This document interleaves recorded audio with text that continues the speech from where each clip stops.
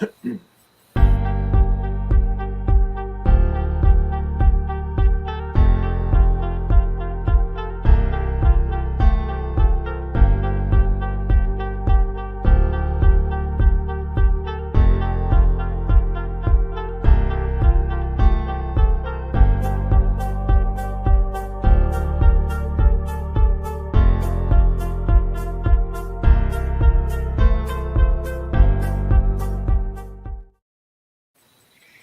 morning, everybody. Ed Evans here. As you can see, we're in the boathouse. We got a lot of rain going on throughout the course of the night and into tomorrow. So instead of fighting with that, which I did today because I went out and got bait, I got it outside of my tank. It was just miserable. I was soaked from head to toe. It's just miserable. So I figured, we'll just do it out of the boathouse. Tonight we have a special guest with us. We have none other than Hooks and Hammocks. We got Chris with us. Telly's, I guess she's sleeping, getting ready for work tomorrow. Chris, how did you get off anyway? This is our normal time off. Telly doesn't work tomorrow. She has a real hard time staying up all night. Okay. I also have Miss Butterflies and Sunshine, and I had Rhonda from Fishing with Whiskers. Fishing for Whiskers. Fishing for Whiskers. I'm sorry. I've been called worse. Don't worry. But not late for dinner, right? I've been called late for dinner a few times too. Wow. You can call me anything but late for dinner. How's that? It works. Okay, so for most of the night, we're probably going to have Chris up on full screen. But I have a little itinerary that I wanted to go through today because I had a lot of questions asked to me. Everybody's watching me fish for carp, and it's something new to me. I haven't done it in a long time. I think I did it when I was a kid, and I actually found a picture, and I'm going to post it for next week. It's a picture of an article from a newspaper of a carp that I caught. So I'll show that next week. That is actually my personal best, and I forgot all about it because I was so young. You'll be able to see it. My hair was as long as Butterflies and Sunshine. Really? Oh wow! Yeah. I can't even imagine. Yeah, but you can't imagine. That being said, I have a lot of people asking me the differences and the similarities from catfishing to carp fishing. And my response was, it's different in a couple of ways, depending on how you're fishing. If you're fishing from a boat, of course, you're fishing with a boat rod. And this is one of my boat rods for catfishing. So you're fishing with this rod, but I have 50-pound test on here because I'm fishing in the structure. Now, when I'm fishing from the bank, I'm still using a Hellcat, but I'm using the spinning type. Now, when you're fishing from the bank, you need lighter line. I'm running 50-pound on that rod when I'm off the boat. I'm running 30-pound off of this rod when I'm fishing from the bank so I can cast further. Both of these rods are identical. They're 7.6 medium heavies. This one here is the spinning rod because of the big eyes. And that one there is the boat rod. So I have 3 of these because in Pennsylvania, you only have 3 rods per person. And I take these like if I go to the Potomac River or something like that and I'm fishing off the bank, I take the 3 rods with me. When I'm fishing off the boat, I have 3 rods, and I always have an extra boat rod in the boat. In case I snap a line off, I can just cast another one right back out and continue to work on the one that's broken. Mr. Ed? Yes. Before you get into detail on the differences and the similarities, can we recognize chat? Sure. All right. Rhonda, you want to do it or you want me to do it? You go right ahead. You didn't get to do it last week. All right. Well, our #1 person in here, first off the bat this afternoon, was Chris Everett. Hey, hi. Good afternoon, Chris, or good morning now. Good morning. And then we had Mike Sampson, Good Sampy. morning, Vin Mike Sampy. Sampson. Kevin Henderson is in the house. Hey, Kevin and Sampy, you both have your wrenches now. Yes, they do. I was able to give them to you. And Sampy, I think I already gave you 2 wrenches. You must be getting a lot of channels or something. I don't know. Either that or he gets unwrenched somehow, but I don't know. Like I said, his avatar is different than Well, he can't be getting unwrenched from me, that's for sure. all right, His so avatar is different. we are actually caught up in chat right now. Awesome. So if you want to continue your Well, first of all, I'd like to apologize for last week. That will never happen again. And I promised everybody it would never happen again because I bought 2 new cords. This one here is going in the truck. And I have the same one on the phone now that's being charged with the charging. So, like I said, it would never happen again. That was a fiasco from the word go. Back to our fishing. People were asking me the similarities between catfishing and carp fishing. Well, carp fishing, you don't need the heavy line like you do on the flathead rods because they'll fight. Don't get me wrong. As long as your drag is set, you'll have no problem. I actually run, and there's a story behind this. If you watch my first week on stand day, carp fishing, these 2 reels right here, I blew them out, meaning I stripped the gears in them because of snapping turtles. There's 2 of them, and the gears are shot, so these are no good. They can be used for like parts if somebody needs a handle or a spring or, the bail or whatever, they can have them. Anyway, I went out and I bought 2 more pens. These are the 4000 series, the LLs. I have 3 of them now because, like I said, in Pennsylvania, you can only use 3 rods at a time. So when I'm carp fishing, I have 30-pound Power Pro on these, which is 8-pound test diameter. So you can cast a mile with these. And you're using method feeders, which actually holds a pack bait. There's a method feeder. I don't know if you can really see it or not. you can see it better without your hand. Yeah, it holds bait in that spring. And what the pack bait is, and people were asking me what I use for a pack bait. Well, I use panko breadcrumbs. And this is just how I set it up, just like this. The way you say it, I put this whole container in a bucket. And then I put a whole canned corn, whole kernel corn in the bucket.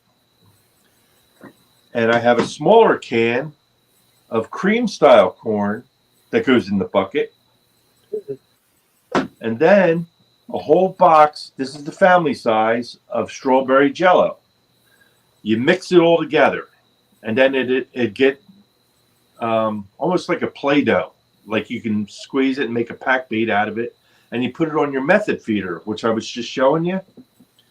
These are the method feeders. So you squeeze it on here, and the method feeder slides up and down the line. So the fish, when he goes to take this, he doesn't even feel that weight because it's on a slider. And here's the hair rigs that I use. Now the hair rigs only have a little piece of corn on it.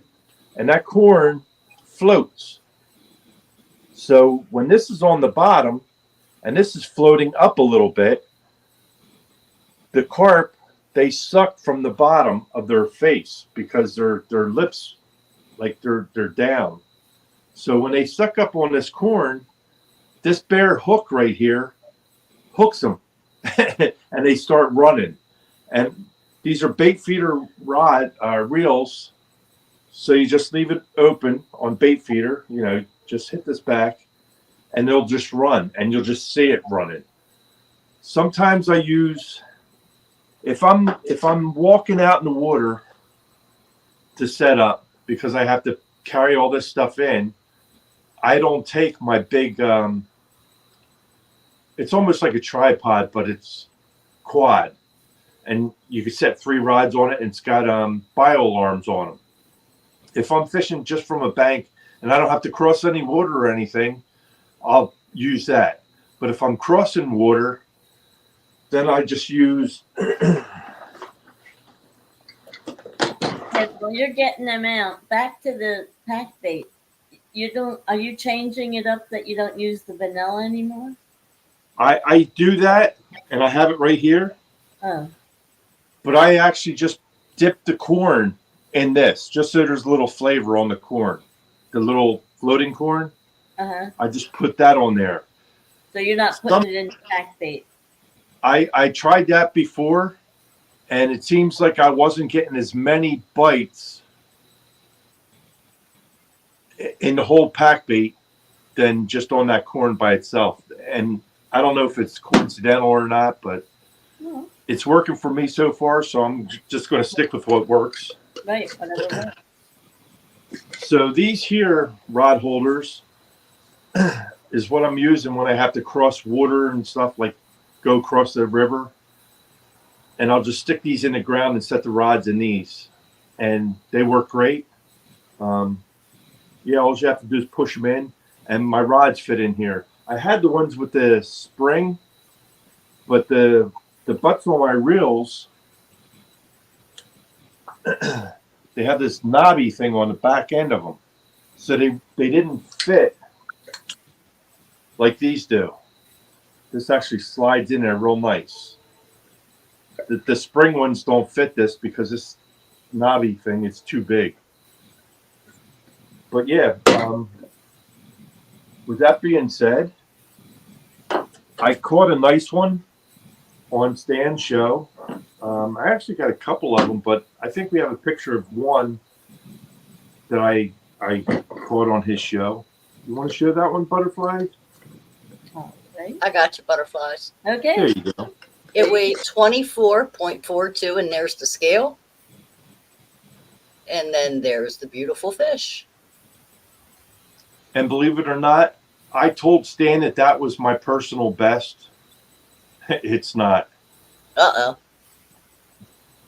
Well, the reason why I'm saying that is because I didn't remember the newspaper clipping of me with the bigger part, because it was so long ago. Gotcha. I'm an old guy here. I'm 65 years old, so there's 2 things that go. Your mind, and I forget what the other one is. But anyway, for the life of me, I thought that this was my personal best, and it's not. And I'll put a picture up for next week of the paper clipping that I have of me holding up this big carp. So, and you can read the caption and all in there. It's got my name and everything in there, so there's no denying it. You know what I mean? I did look better back then than I do now. I gotta remember when I come up on panel to look in the brand. I'm so afraid to hit the wrong thing and delete something or do something stupid that I don't go investigating until Butterflies says, "Did you see?" And I'm like, "Oh crap! I really should have looked at that by now." Damn nabbit. Well, I usually go in earlier in the afternoon. Yeah. And check out the brand to see what might be in and what might not be in. And like I said, with Ed being so busy today, there were a few things we wanted to put in, but we didn't get in, so then he'll have to do that another time. But this is that was your personal best on Stand Day. Yes. On Stand Day. Yes, it is my personal best on Stand Day. It's still part of your personal best. It's your Stand Day personal best. On Stand Day, yes. But I have to get this straightened out because I forgot all about that. Sampy saw the picture and stuff in the paper, so yeah, I have a bigger one, but I'll let you all see it next week, and you'll see how many pounds it was and everything. And it's impressive. You'll like it. Sampy said you're a year older than he is, Ed. I'm older than Sampy? A year older, yeah. A year older? Okay. And Dave Bozarth has entered. Good morning. Yeah, Dave. Welcome in, Dave. Stampy, what I'm forgetting, you'll be there soon.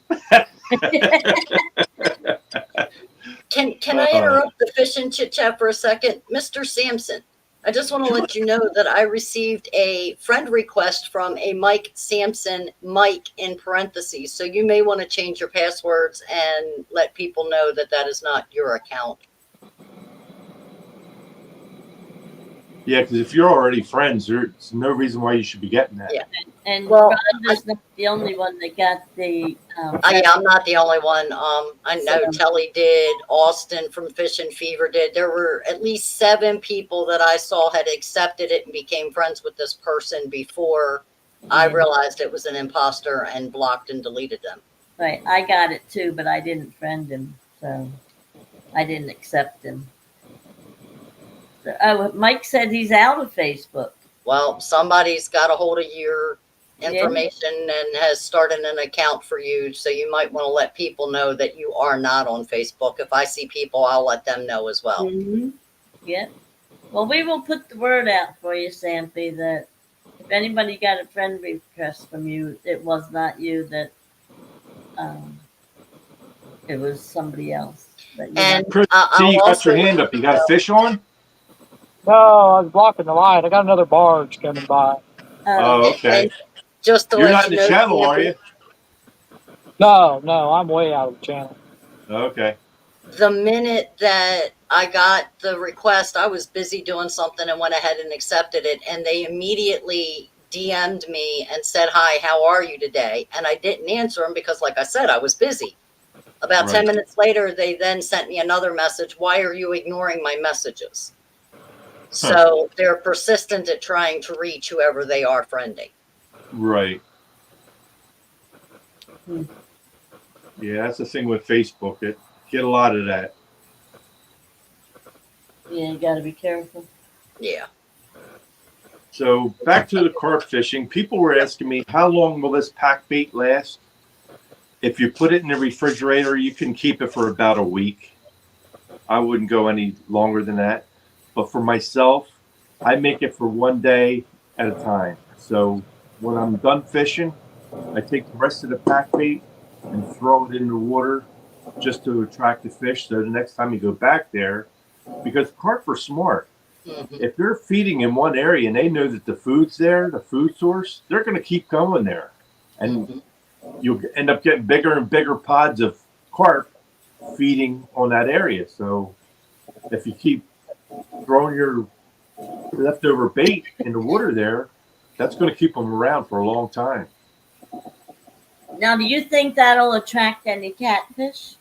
You can catch catfish on them. Yeah.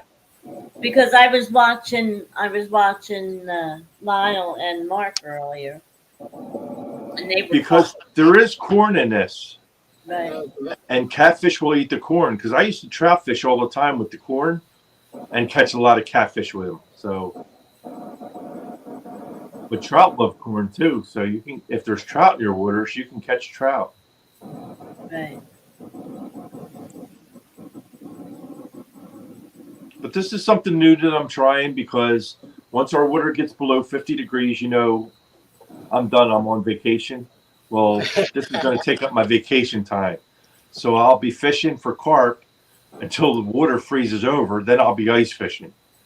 And when I ice fish, it's basically just pickerel and bass. That's basically what we have up here in our lakes and ponds. So, yeah, it's something different, and I really enjoy it.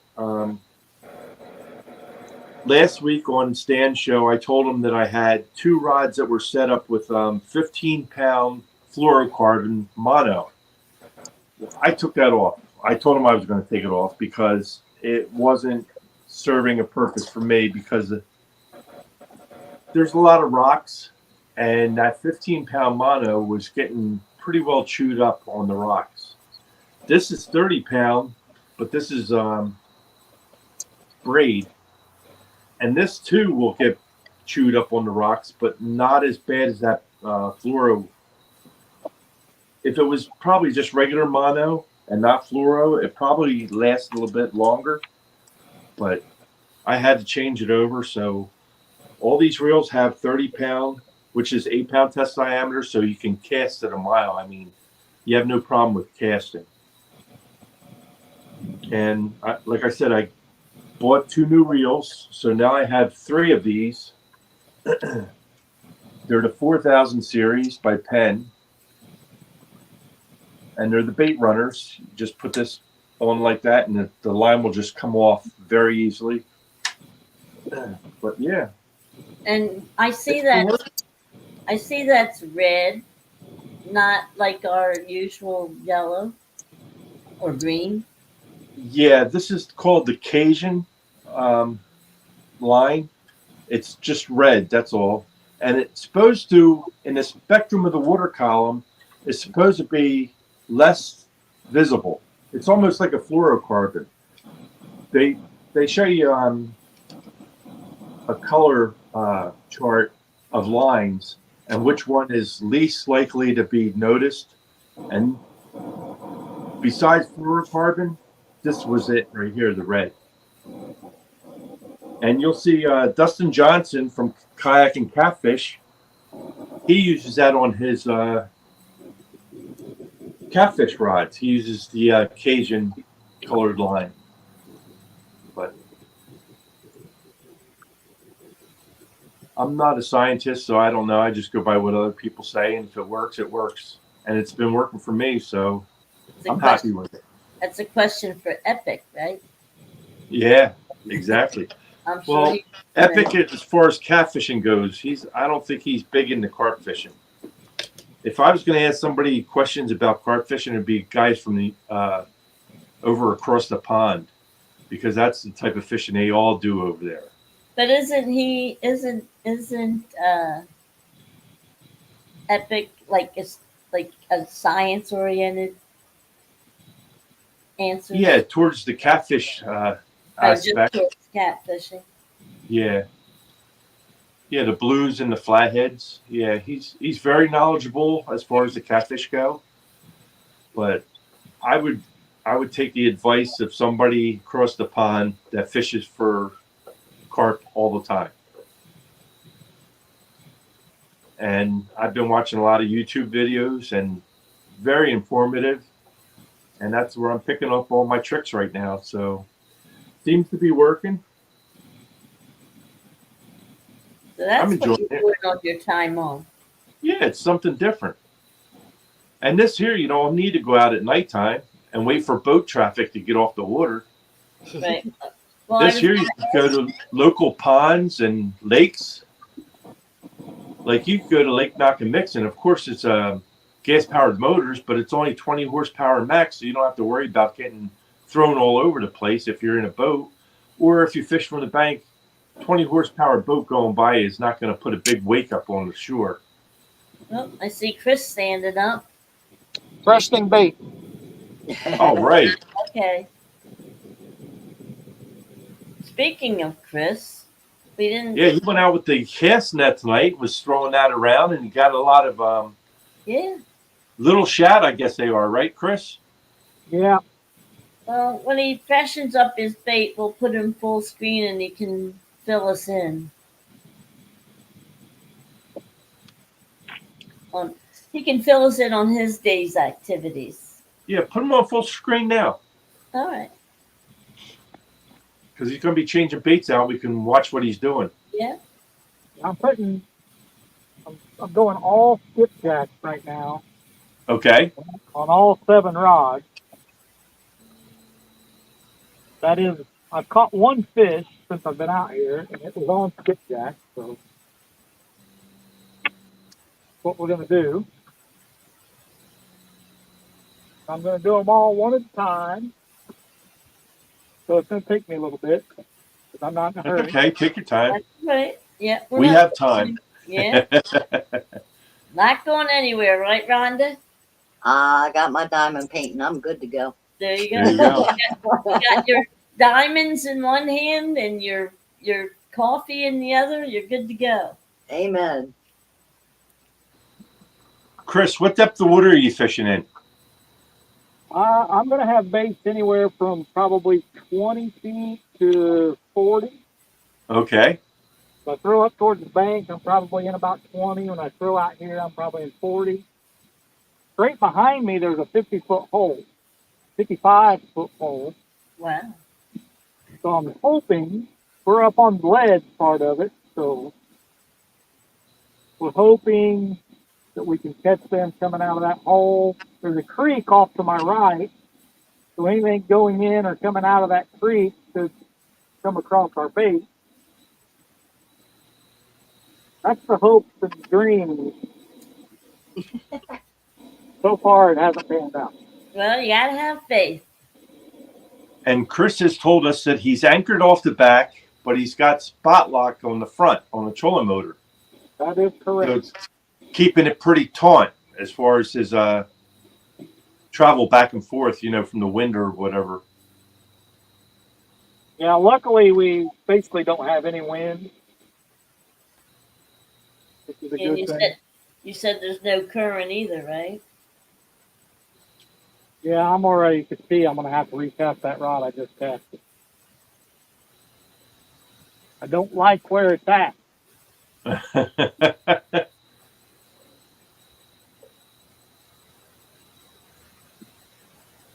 So do you have a rod limit, Chris, or no? On the Ohio River, we do not. If I go up in this creek next to me, I'm in Indiana and it's 3. Okay.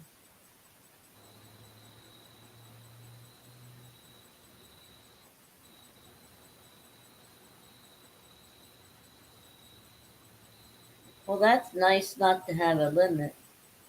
Yeah, real nice. I have to have 2 people in the boat in order to have 6 rods out. Yeah.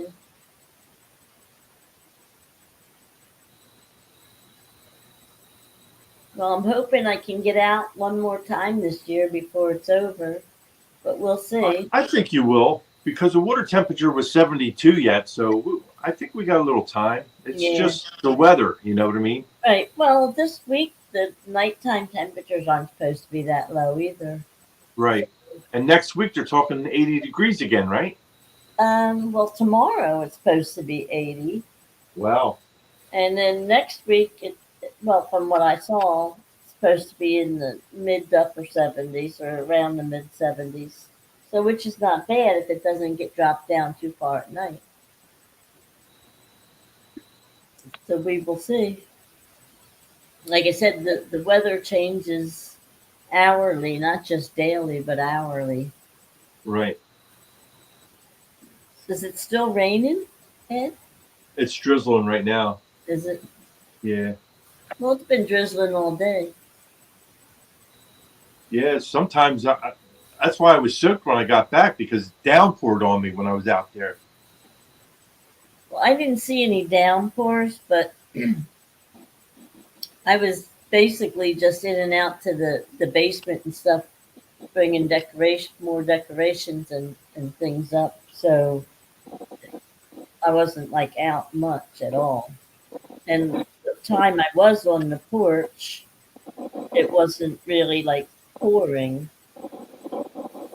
but it was so damp and just miserable. My hair looked like I got caught in the rain, but it really didn't get wet. It just was so humid that it just was terrible. Seen better days, but at least we're not having flooding and stuff like some areas. Right.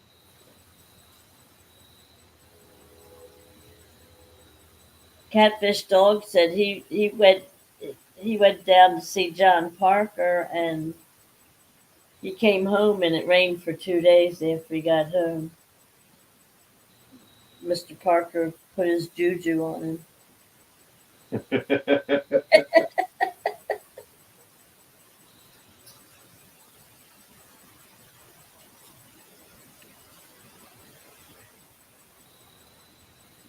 Yeah, he was in on Rick's show earlier.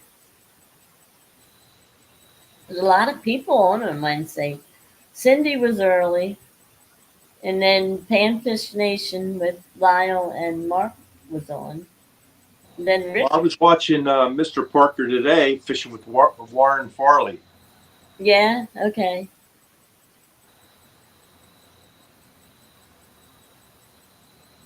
Yeah. Well, Tim said he got to fish with both of them and Dana, There you go. but he didn't get any pictures of the four of them together.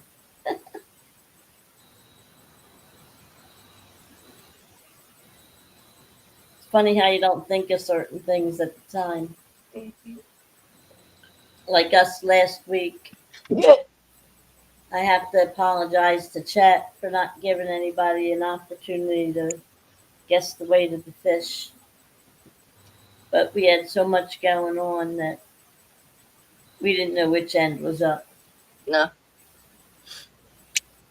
It was either going on or it wasn't going on.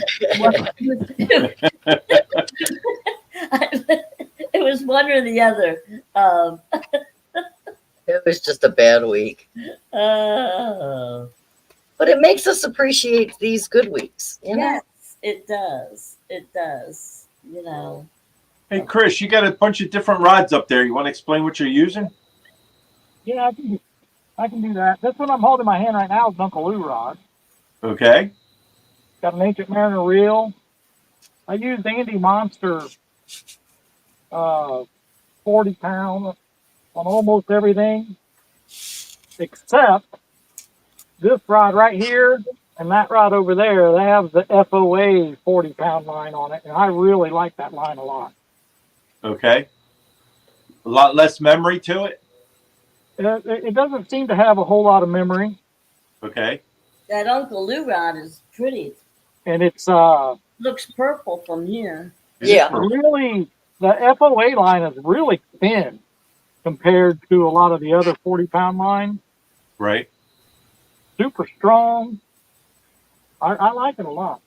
The only thing is, I just wish it was more visible.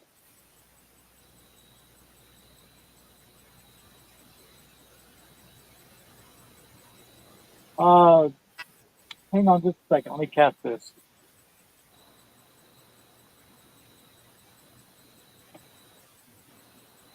Are all your reels Ancient Mariner? Almost all of them. Okay. I have two Abus out.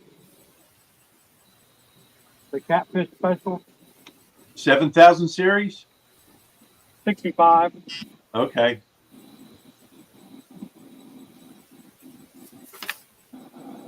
This rod right here and that orange rod are chasing cats rod. The guy in Ohio named Jeremy Chase making rods. He wanted Kelly and I to try these. I got to hang them out.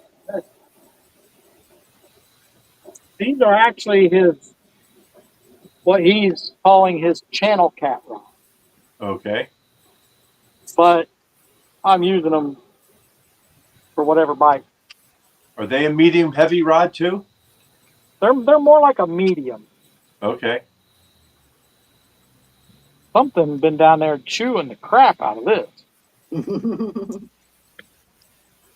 Turtle. Could be. Probably a channel cat.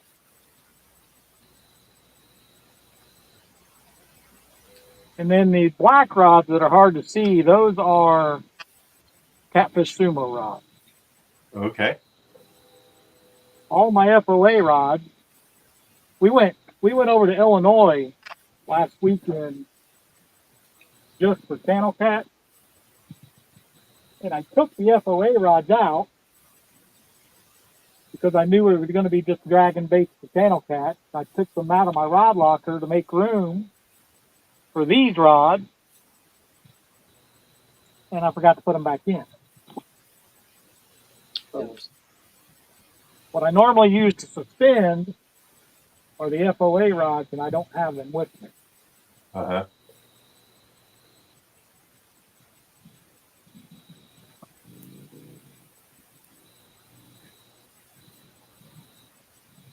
So you have this rod, this purple rod I just casted, that orange rod, they both have Abus on them.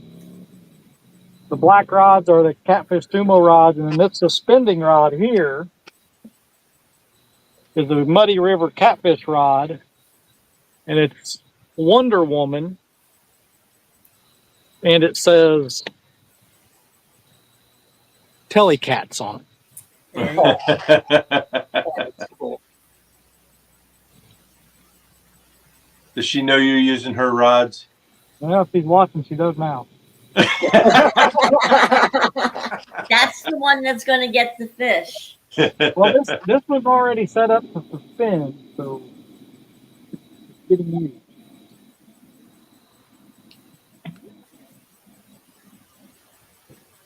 What size Ancient Mariners are you using? I mean, they're, what are they? 6,000s, I think.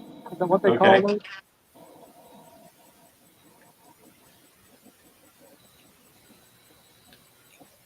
So they do theirs. I think they do them a little different. I don't think they do 65. I think they do 6 and 7. Yeah, 6 and 7. Yep. Mike Chavez is in the room saying, howdy, hi there, friends and neighbors. Welcome in. Good Mike. morning, Mike. We have Chris in here making this a fishing show for us tonight. Ed's working out of his boathouse. Yeah. Weather put a damper on my fishing. I went out and got bait in the rain, got soaking wet, but it's all sitting in the tank, so it's still good to go. All right. Well, we've got fresh bait on everything. There we go. We're all good to go. Just waiting on the takedown. Yeah. Let's see. 12:30. We'll call it 12:30. All right, Chris, we're going to bring up that Vets with Nets thumbnail. Okay. You want to talk a little bit about it? You're a captain, I understand, right? I'm a captain with Operation Vets with Nets. Now I'm not participating in this because I have to work. Okay. So I don't know a lot about this tournament. But Kelly and I am a captain with Operation Vets with Nets. Operation Vets with Nets is a nonprofit organization that takes veterans and active duty service members on fishing trips at no Okay. cost to them. All they have to do is go to Operation Vets with Nets and sign up for a trip, and somebody in your state will contact you pretty quickly. We try to make sure that within just a couple of days, someone is reaching out to the veterans once they've signed up. We don't want them to wait around. You know what I mean? Awesome. Like typically what I'll do is if there's somebody in my state and in my area and I see that they've requested a trip, I'll call them and I do like a get to know you phone call, I tell them who I am and ask about them a little bit, where they live, where they like to fish, things like that. And then I will usually call them back a second time a few days later, and that's when we actually schedule the trip. Nice. So that's how I do it. I don't know how some of the other captains do it. They may do it all right there in the first phone call. I don't know. Right. Yeah, I've taken 2 veterans out so far. It's a lot of fun. Both of them have thoroughly enjoyed it.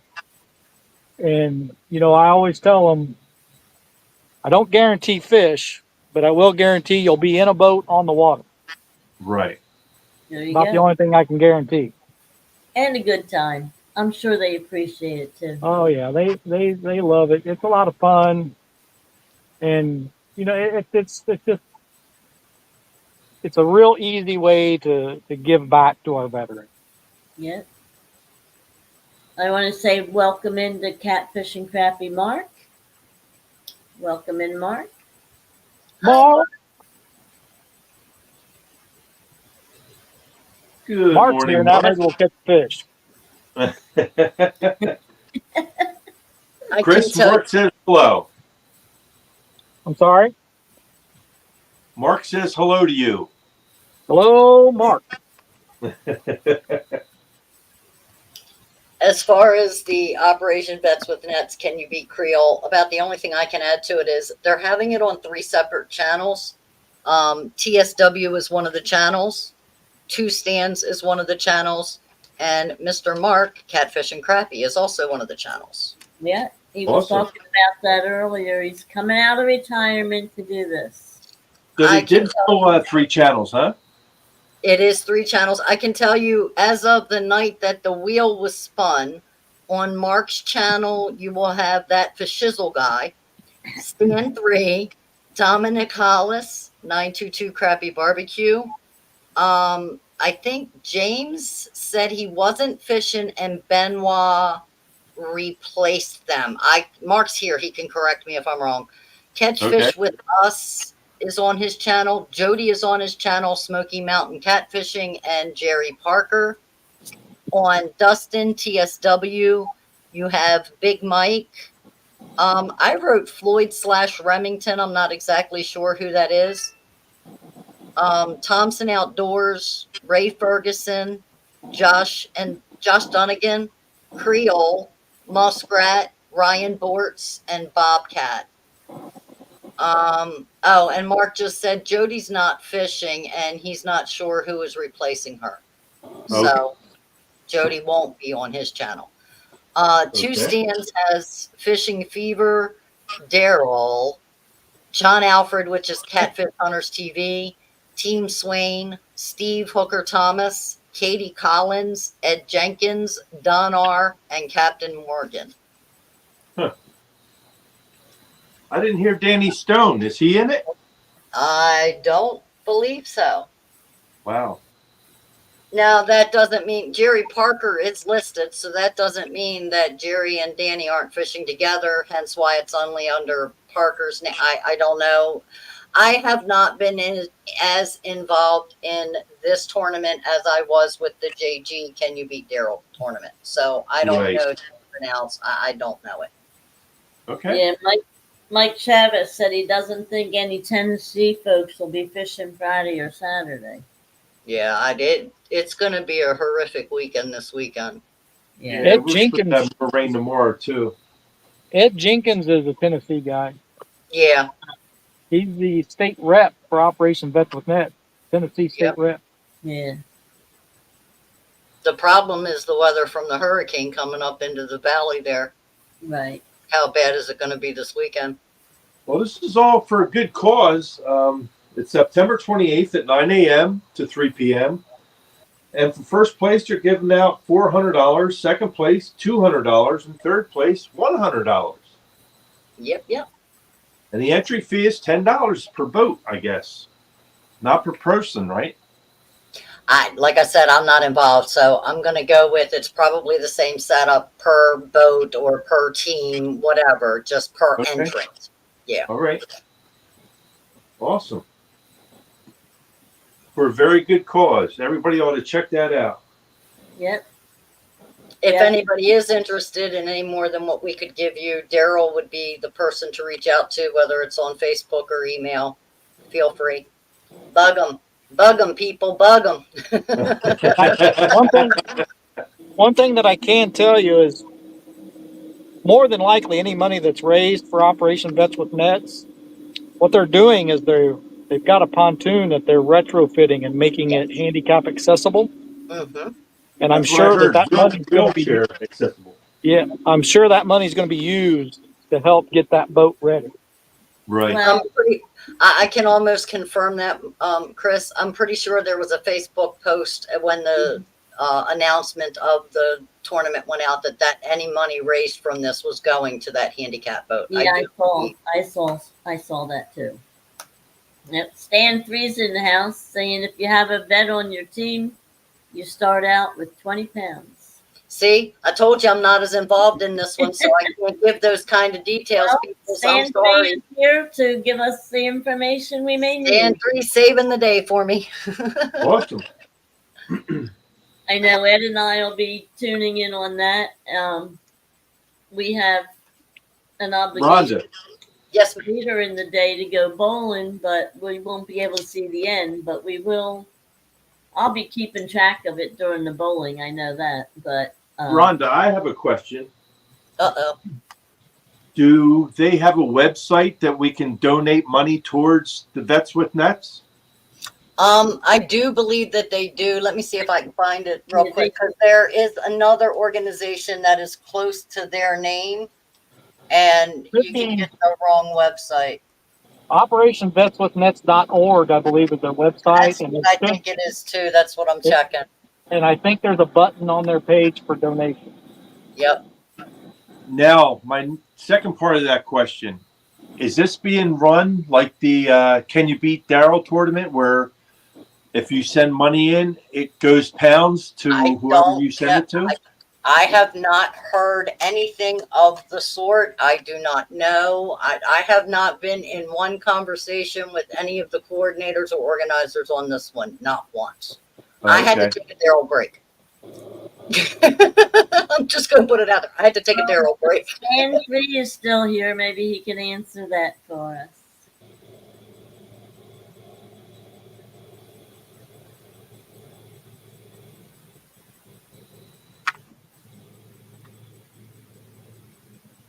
I know, because Can You Beat Daryl tournament, this Butterflies and myself ended up giving some money to Yeah, but Stan said he doesn't think so. He thinks this one is straight up fishing. Yeah, Okay. I don't know how, other than the $10 entry fee, I'm not sure exactly how they were working out raising funds, anything past the $10 entry fee. So I don't know how this one's working. I really don't. Well, they are going to be talking about it again on Dustin's show on Thursday. Yeah, I'm sure. I saw his, it'll probably be on Friday's show also. yeah, I saw his thumbnail earlier. Fish on, there we go. It's on that pretty purple one too. Uncle Lou, right? No, I got to tell you, Pretty purple. Uncle Lou's purple and blue rods. Purple is my absolute favorite color. But when I was at Tom and Michelle's and Tom opened the blue and the purple together, I absolutely positively fell in love with that blue. Oh, the blue is nicer? Oh, I did. I love purple, don't get me wrong, and it is a beautiful purple rod. Right. But that blue it converted me to blue. All right. This is when it's nice to have a Joey on the boat. Yeah. They can net your fish for you. I think it's the same fish I caught earlier. Unless it's you don't let him net anything. No, this one's smaller. It's still a fish. Yeah. Oh, no. Uh-oh. I just let him wrap around my anchor rope. Oh, Oh. no. That's going to leave a mark. Well, I might be messing with this for a little bit.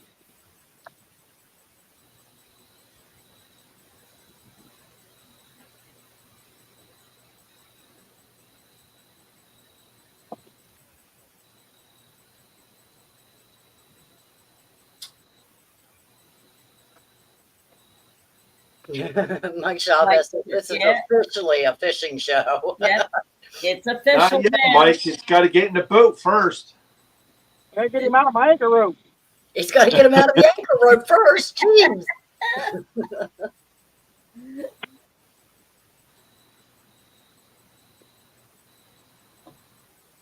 You know, I am so over this rain, Yeah. and I got 10 more days of it. It gets old in a hurry. Yeah, but honestly, we need it here in Pennsylvania. Oh my Our God. water is way down. You can have all of it from here. It has rained every day since last Thursday. Every day. And tomorrow it's supposed to finally be a no rain day, 81 degrees, 72 is our low. And then Friday, Saturday, Sunday, Monday, Tuesday, Wednesday, rain. Wow. Mike said he jumped the gun. It's okay to be anxious, Mike.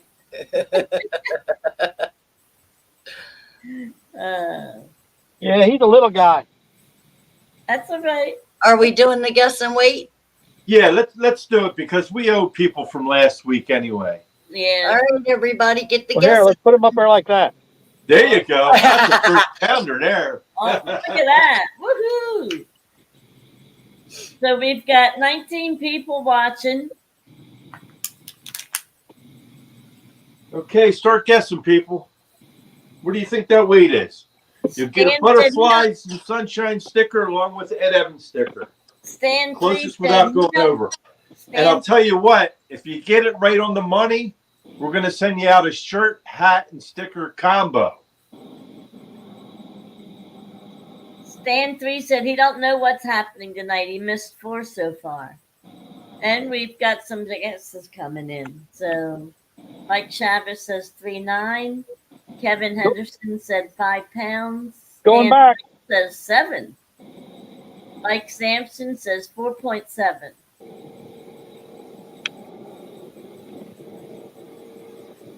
Thank you, Chris. Officially a fishing show now. Now it's definitely official. That's your second one for the night, but the first one on live. So, Right. woo! We're on a roll. Any more guesses? Come on. We got 23 people watching. And Well, only, one of them is my account. So what's that? one of them is my account because I have it open on the television. Yeah, well, that's okay but we still only have 4 people guessing. Yeah, I know. You can put a guess in there, Rhonda. I have hats and shirts and stickers. Let somebody else win now. Sometimes. Rhonda's got it all. Besides, I really truly cannot guess the weight of a fish if it were life dependent. Yeah, I can't do it. I'm either too high, too low, or just way out of the ballpark. Right, and it just wouldn't be right for me to guess my own shirt, hat, and sticker or whatever. Oh, come on now. And I have Ed's too, so. Rhonda, since we've been doing this, we only had one time where somebody guessed it right on the money Yeah. for the the shirt, hat, and sticker combo. Yep, and that was John R. And he guessed it out of the blue without even seeing I was the going to say that was the one that didn't even see the fish. They just guessed it, he and it just was perfect. put a number in there and it came out exact. That was amazing. Stampy says 4.7. Stan 3 says 7 pounds. Kevin says 5 pounds. Mike Chavez says 3.9 pounds.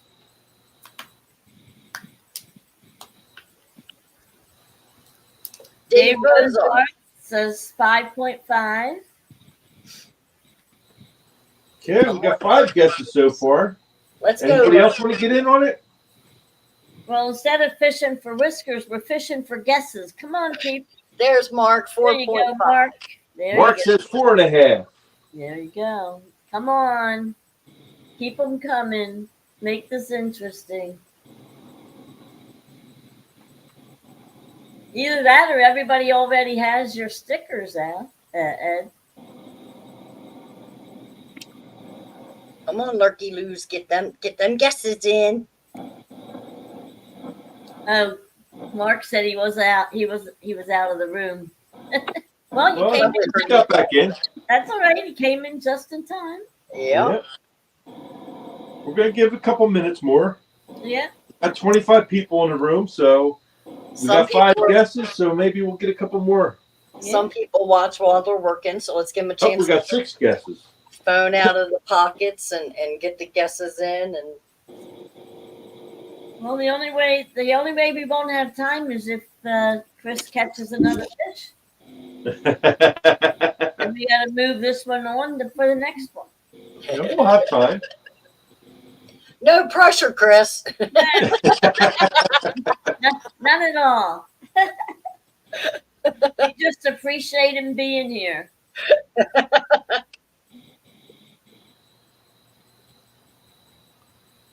Somebody's got to catch some fish. Butterflies, you got a pad and paper there? What's that? You have a pad and paper? Yeah, A pen and paper? I'm sorry. yeah. I want you to write down the name of whoever won so we know who to send it to. Oh, I always do that, Ed. Way ahead of you. Real Good morning, time Mr. John catfish. Parker. There you go. Hello, everyone. You know, Mr. Parker doesn't have a wrench, Ed? He will now. Hey, Chris. Mark would like to know where it is you're fishing this evening. I'm on the Ohio River, just outside of Aurora, Indiana.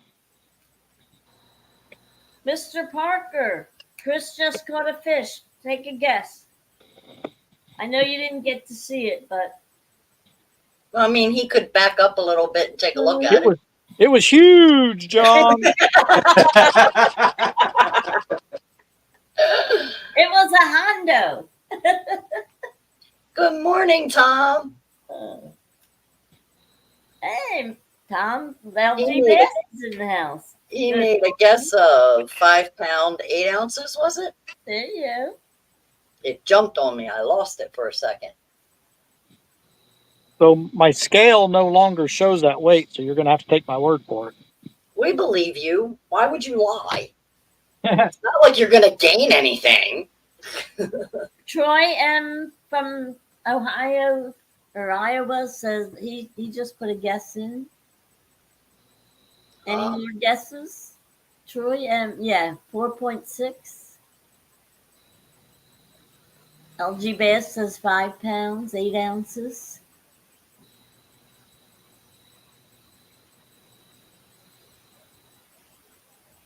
How's it going, Tom? Tom's been catching them. Yes, he has. I've been watching him. Yeah. Off the dock. You don't need no boat.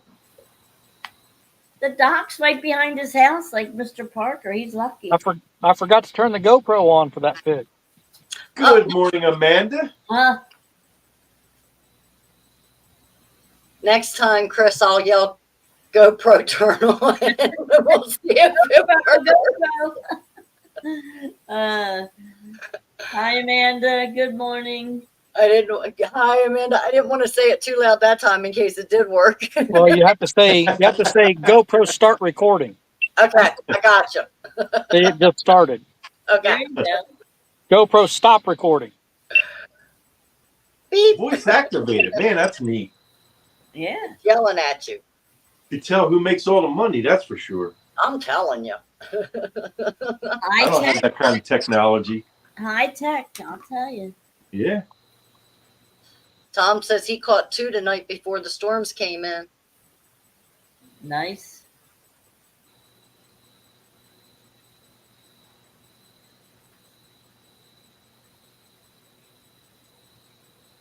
So I put 4 shad, 4 of those small shad on that. Because when I put all the skipjack out, that was one whole skipjack to do all these rods. I didn't want to cut up another whole skipjack just for one rod, so I put Right. shad out there. That's weight.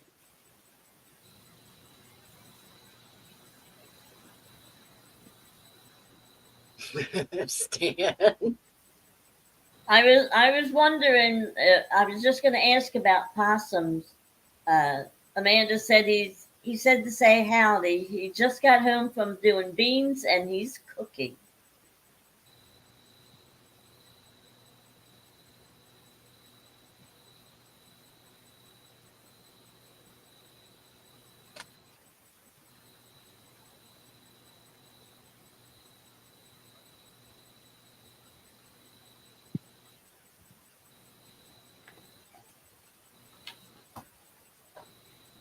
Okay, Chris, what was the weight?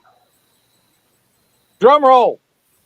4.88. 4.88. I'm sure. I think we had a 4.7. I just don't remember by who. We did. Mike Sampson, 4.7. Would the real Mike Sampson please stand up? Well, Troy had 4.6. Yeah, it was close. Mark had 4.5. Yep. Mike Sampson, 4.7. Yep. Yippee. Okay. Mike Sampson, congratulations, buddy.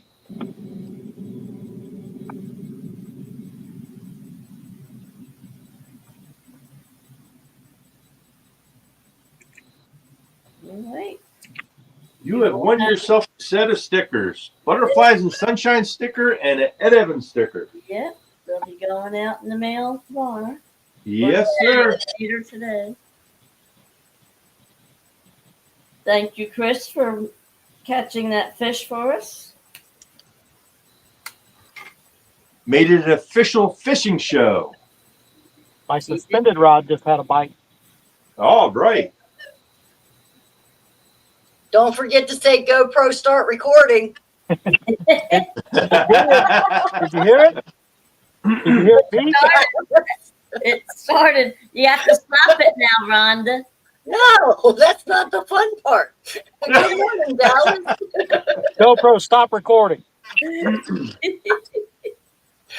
Poor Chris is going to hate me by the end of the night. It's saying, make up my mind.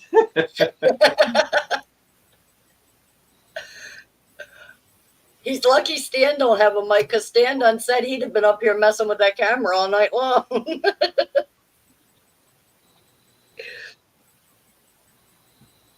You're welcome, Stan. For everybody new coming into the room, welcome. Good morning. Thank you for stopping in. The reason why Ed Evans is sitting in the boathouse is because of the weather.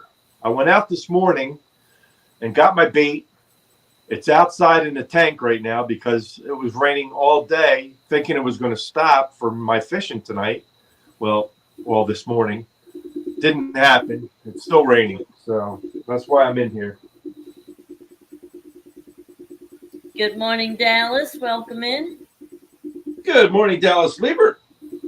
How you doing, buddy? You just missed Chris's fish. He's going to get another one. We caught a fish. Show's over.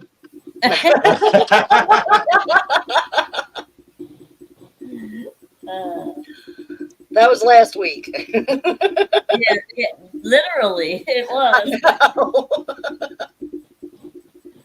Yeah, right at the end and behind the scenes, and you name it, it happened last week. I still can't get over we're live. No, we're not. Yes, we are. 20 minutes later, hey guys, I don't think we ever went live. and had Mark not said, "Is Ed okay?" I would have never thought anything about it, because people were talking, and I don't know. Well, Right. Yeah, well, when you said that, soon after you said it and we did go live, Amanda asked me, is Ed going to go live? and I wrote back to her, check again, because I think we are, but let me know if you don't see us. It was a bad. Mark, we were live, so I thought. Mark said he was worried. Well, we thought we were live. Yeah. We thought we were live. We had started the show. We went through introductions. We said hello to chat.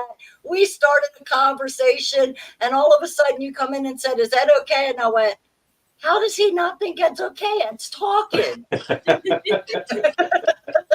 Red flag. So I went and I looked and I went, "Oh crap, we aren't live."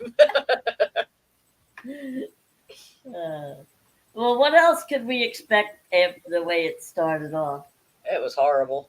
It was just a bad week. And let me Well, say as I it. promised everybody, I went out and got 2 new cords, so that will never happen again. Let me say it for you, Ed. It's never going to happen again. That's right. The betting side of me is sitting here going, "I bet you $20 it happens again." Well, I meant the charging part. Because I got the cords for that.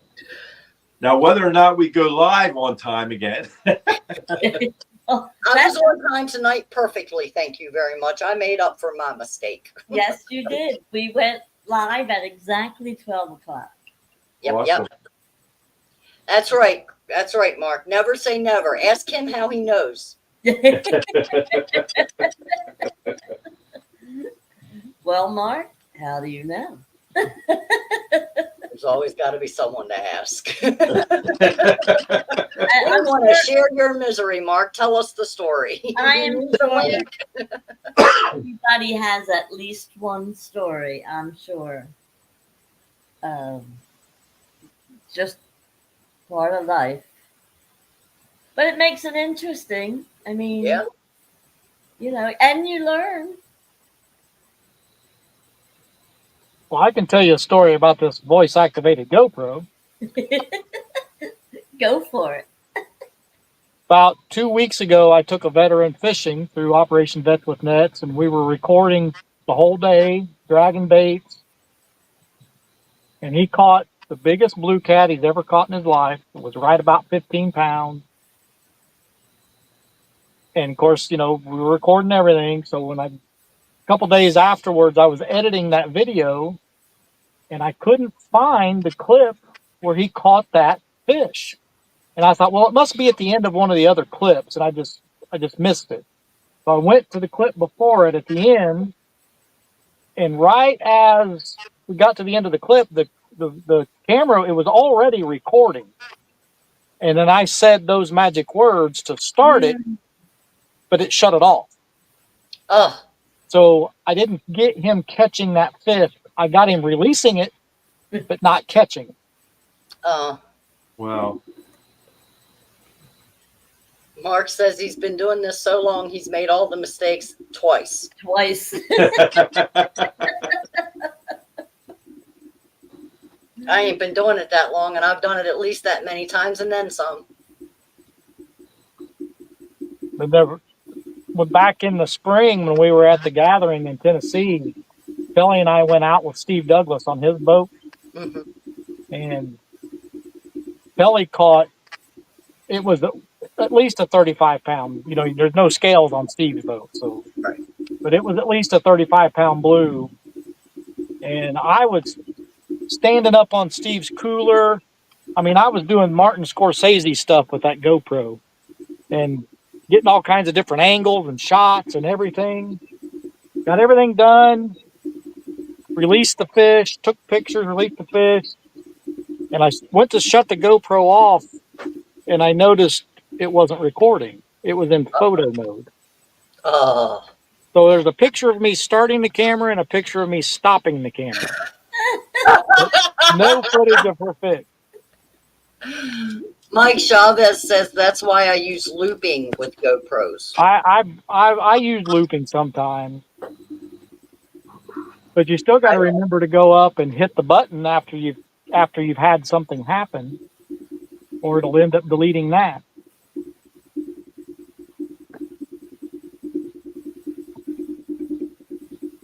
And it takes a lot of a memory card to just let it run, doesn't it?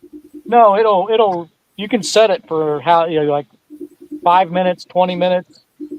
No, I mean if you just turned it on to record your whole time out. And it'll record the whole time, but once it hits, say you set it for 20 minutes, once it records for 20 minutes, it'll do 5 clips, I believe, or depends on the setting you use, but it'll do, say it does 5 clips, then it goes back and records over clip 1.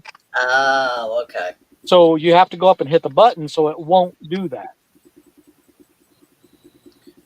Fishing Mike Chavez says, true story, bro.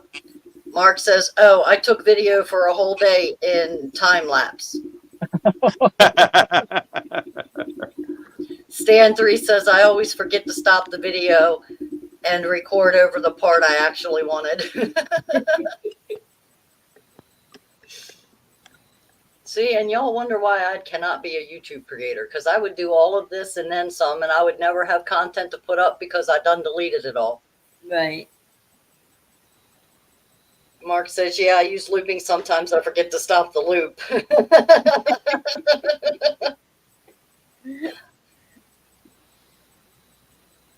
you ever feel like you're going in circles?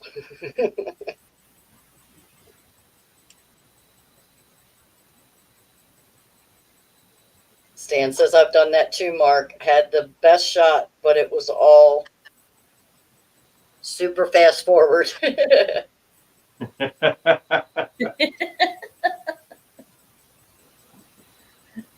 Well, you just worked quickly that day. Lots of coffee, lots of coffee. Speaking of, it's almost time for a refill. Oh, I was going to say, are you running low? Yeah, it's getting there.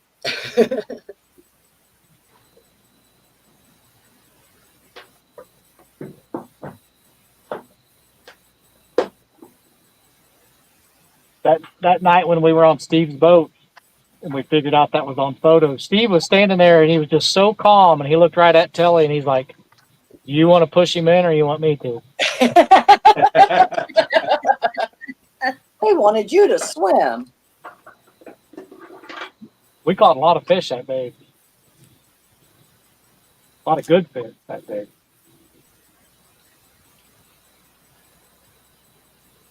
Well, there you go, Mark. At least he got to use his footage. He used it for an intro.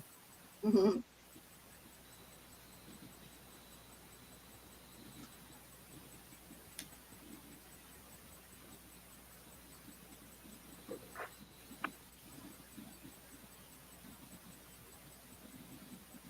If there's somebody in chat that has caught a lot of gar, I would like to know, do they always stink really bad?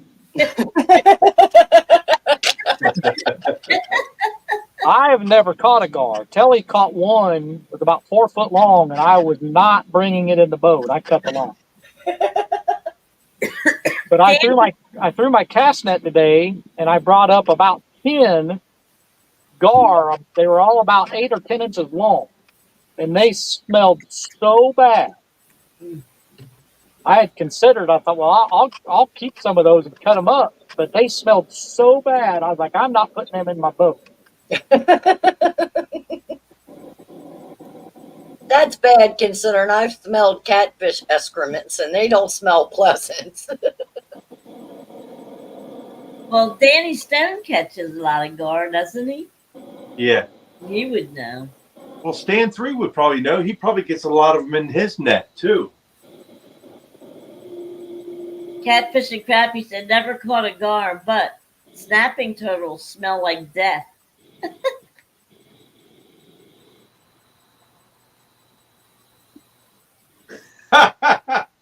Stan 3 says, Chris, that was not a gar. That was your upper lip. That's not true because I don't smell it anymore. That's his story and he's sticking to it. Yeah, Stan 3 says they do stink. They were awful.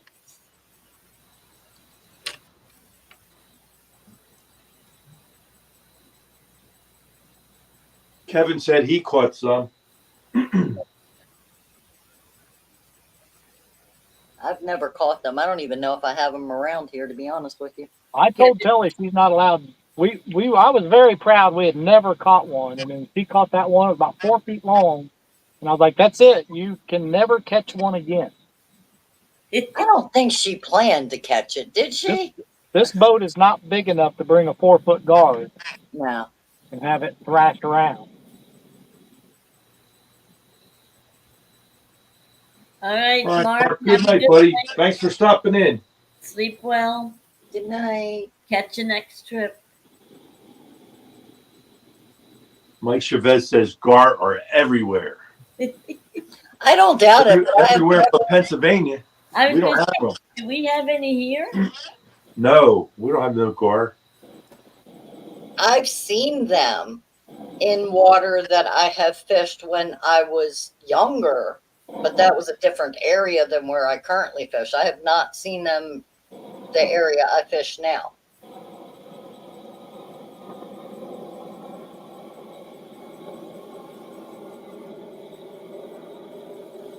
So you say you're taking Eric out this week? No, Hope he's to? still working too many nights a week.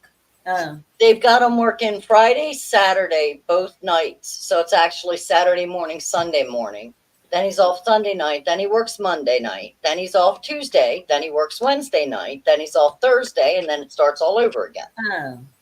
So That's I a don't weird get. schedule. I can't get a day in to get him there because if I take him off of his schedule to go fishing, Yeah. then he won't be ready for work. So Right. It's a pain in the butt. Kevin said he's in Ohio and they have them. They have gar. I'm sure they're here. I just don't know. When I was younger, I'd fished more bay areas, so it was more saltwater. I don't know if that made a difference or not, but I used to see the small ones like Chris was talking about on the top of the water around the pier where we fished. Mike Chavez says gar must be a southern thing then.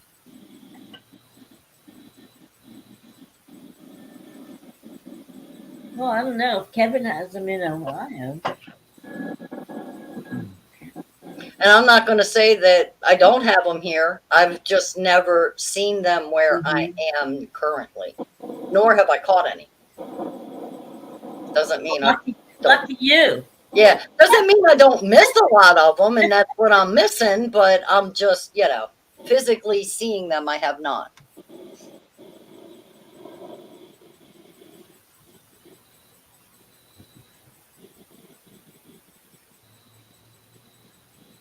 Of course, I have a lot of eel. I don't know if that matters.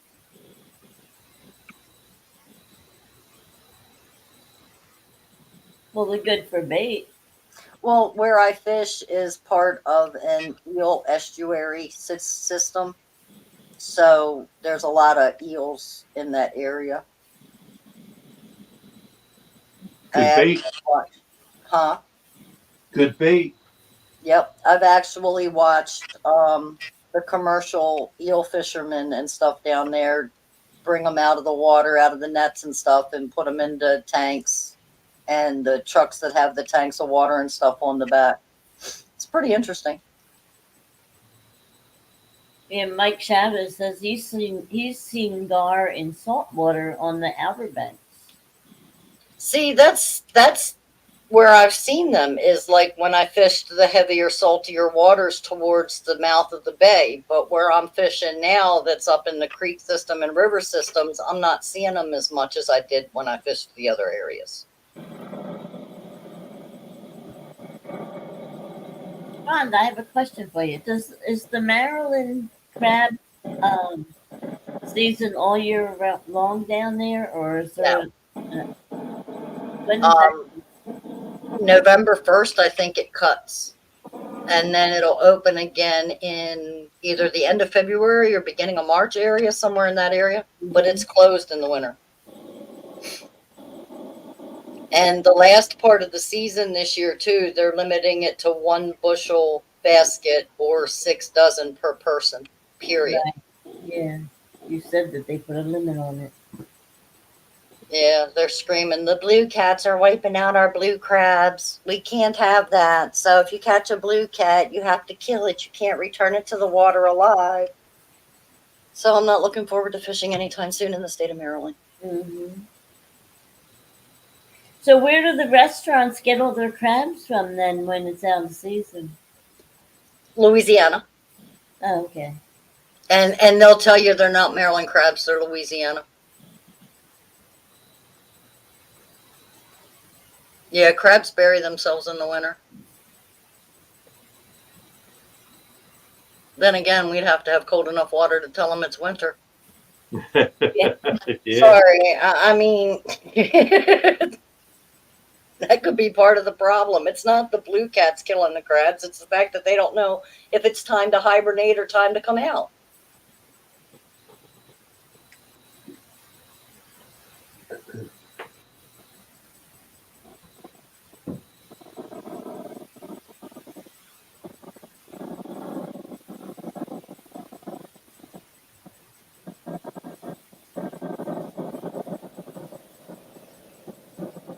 So Ed, do you want to say anything about Jeff's show that he's going to be doing? Sure, you could bring that back up.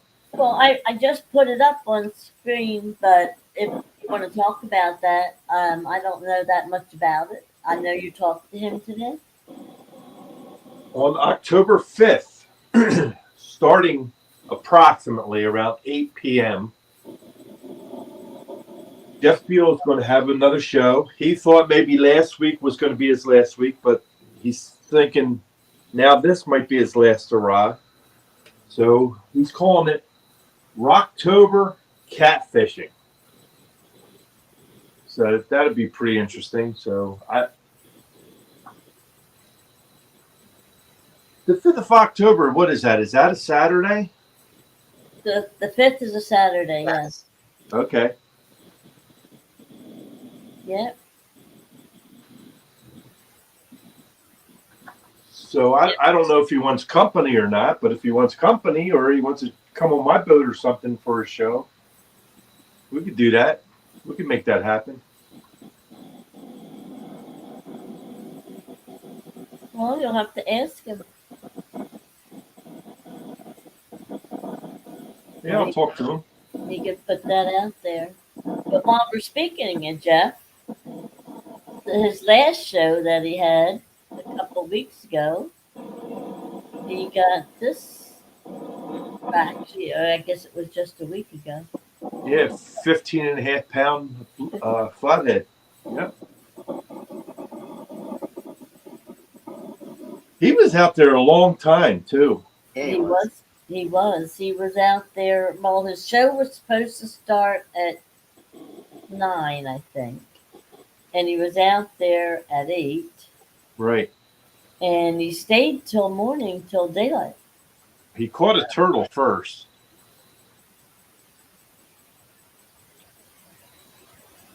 But And then he got the flathead. And then he didn't get anything after that. Right. It's been tough But out he was there. out there a long time. It's been tough Well, out butterflies, you know how to sit out there all night long and not catch a fish. I have done that before. Several times too. And even though I did catch some fish this year, I broke my personal best. Actually, the one I caught last week was bigger than my personal best originally when the year started. Right. Then I got the 35-pounder, which really blew that other one out of the water. So, Yep.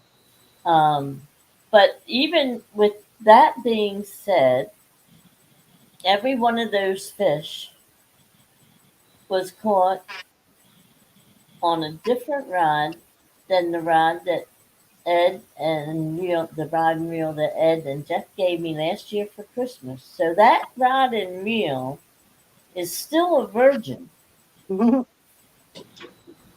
So I am trying to break that personal best, hopefully with that rod and reel before this year ends.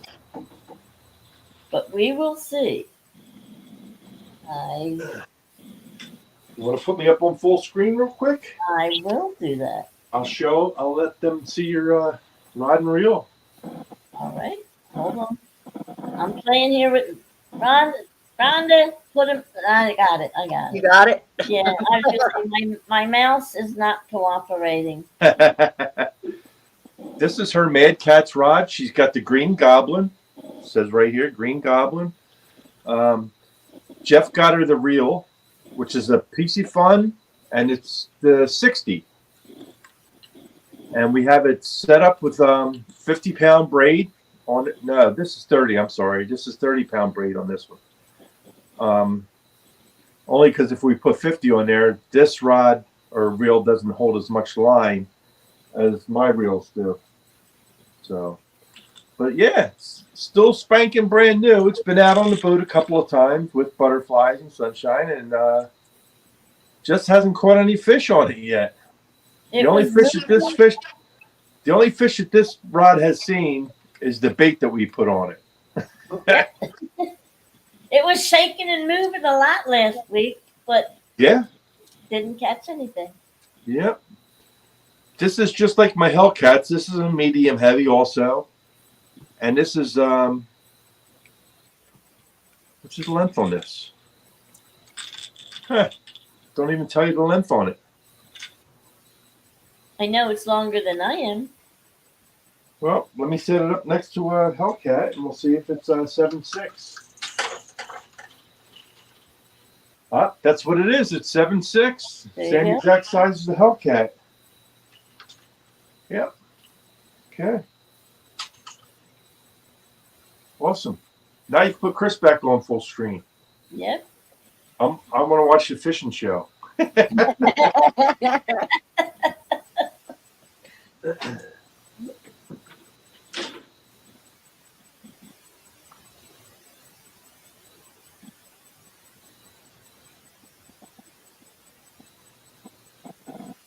Chris, you have skipjack on all of them?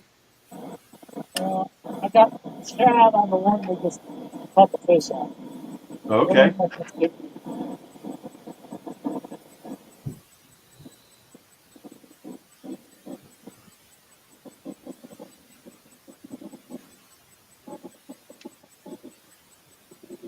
Yeah, Chris was throwing the cast net, and he's getting a bunch of little shad, I guess they're called, and they're like about 3 inches long. Yeah, a whole bunch of them. So yeah, he's got a like gallon-sized baggie full of them, and it's all fresh bait, so that should be pretty good. I would put like 3 of them on a hook or something. I put 4 on them. 4 on? Okay. He wanted to give them breakfast, lunch, dinner, and a midnight snack to go. Right. Why not? A Happy Meal. There you go.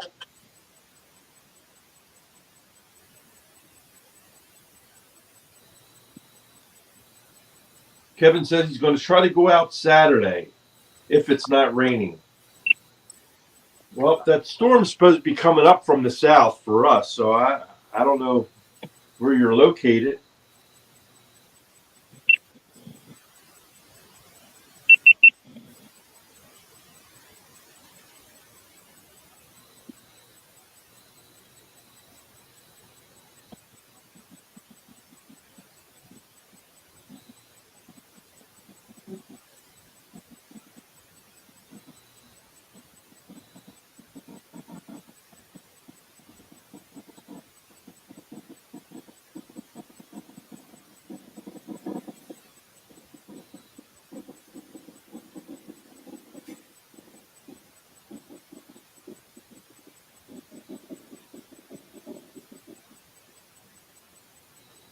How come I don't hear anybody? He's from the southeastern part of Ohio. We're all here, Chris. We were just quiet listening to your little beep beeps. Chris, can you hear us? Yeah, I hear you. Okay. Yeah, we were listening to your little beeping going on over there. Yeah, for some reason the GOPRO started by itself for some reason. Oh man, I'm disappointed. I didn't get to start it. I already shut it off. Chris says you ain't on it no more either. Chris says Daryl told me about you. You want to give him a nervous breakdown.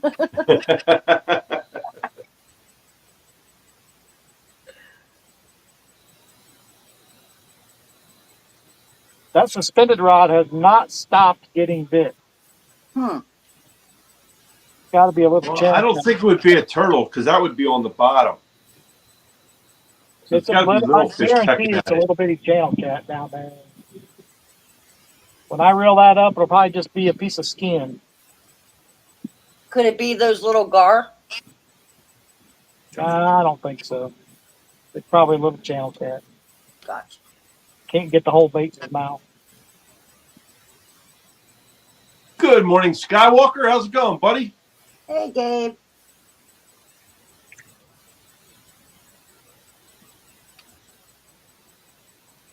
Were you out fishing, Skywalker?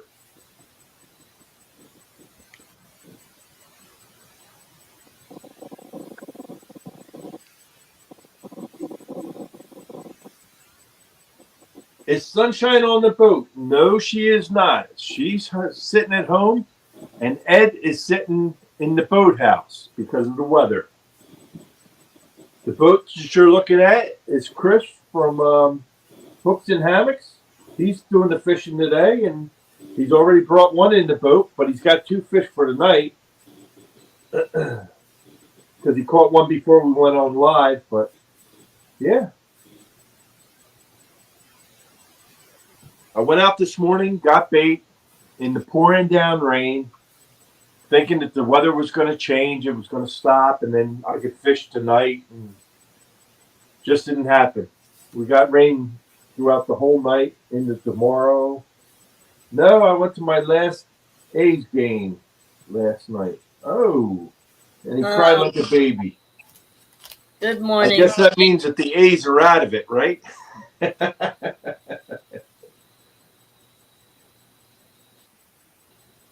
Skywalker said, "Great job, Chris. Thank you, thank you. Making it a fishing show. Gotta love it."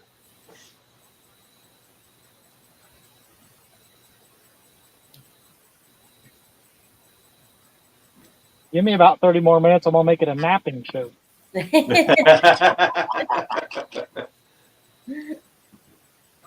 They're leaving Oakland. Where are they going?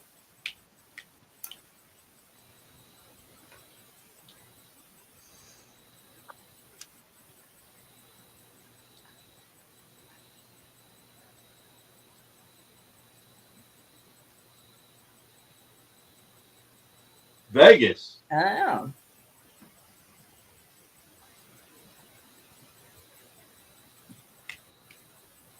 So instead of being called the Oakland A's, they're going to be called the Vegas A's. Could be.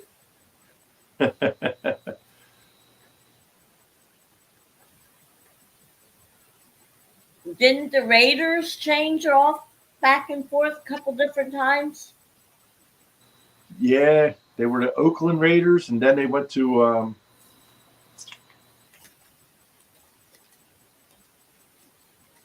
Didn't they go to Cali for a while? they might have.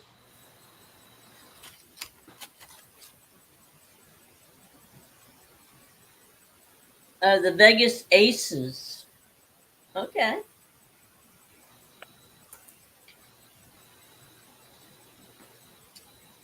Are you still going to be your? Is it still going to be your team, Gabe?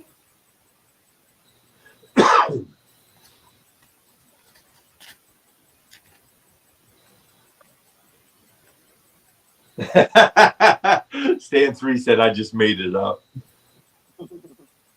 Oh. But, Okay. but that's a good name. Aces, Vegas, Yeah. gambling, card tables. Why not? I think that's where it came from.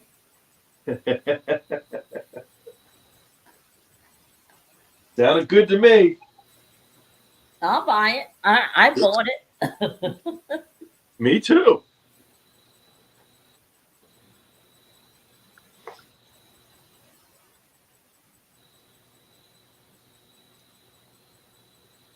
Mike Chavez says he heard McDonald's is leaving Oakland too.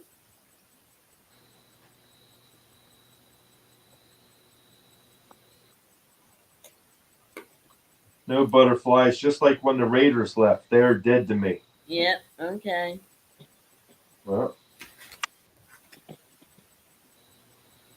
Well, then you have to get a new team.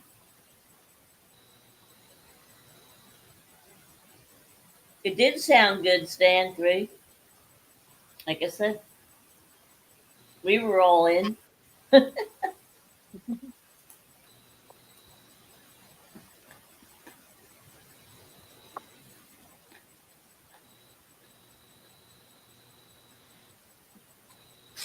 So I didn't hear your answer, Gabe. Were you out fishing this week?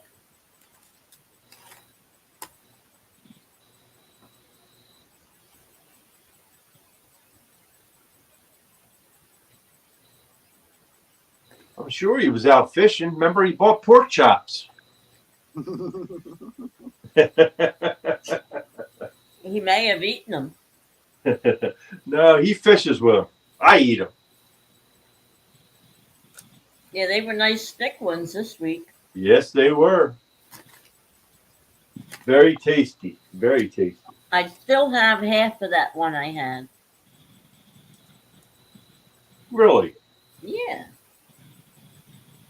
Well, I ate the two you put on my plate, and then I ate the extra one you gave me. The same day? Yeah. And what was this like?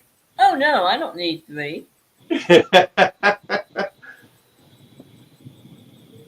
Well, you didn't need it. The first two were so good, I hadn't had the other one. Well, that's good. That's good. Didn't go to waste like mine's probably going to end up going in the trash. Ooh. Kevin Henderson said he uses pork chops sometime. There you go. Well, Skywalker had me try pork chops, and I didn't just do it one time. I did it 2 times, and the only thing that catches is turtles. I didn't catch no fish on pork chops. So just think, I threw away 2 good pork chop dinners to try to fish for catfish with pork chops. And I still have that one pork chop left in the freezer. I gotta throw that out. It's done by now. Probably got freezer burn.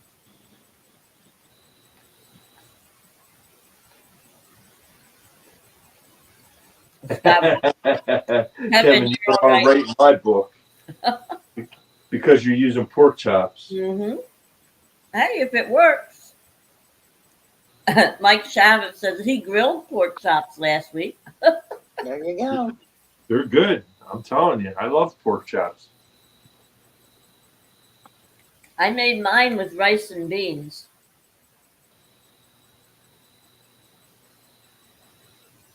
I know you don't eat either, so that's why you had the other. But Right.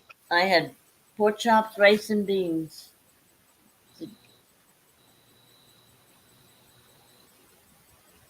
And I had more of the rice and beans tonight.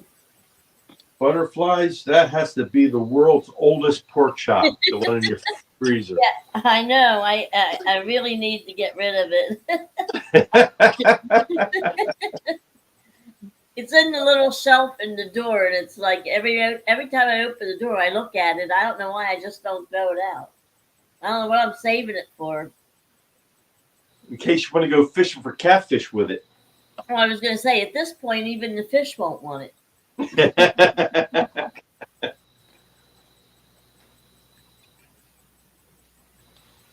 Yeah, I don't think I ever had a pork chop in my freezer that long. It's like the shrimp. They come and they go. Oh, see, Kevin says he cuts them up and puts them in a baggie with strawberry jello Oh, okay. or garlic. Now, when we used them, we just used them plain, remember? Yeah.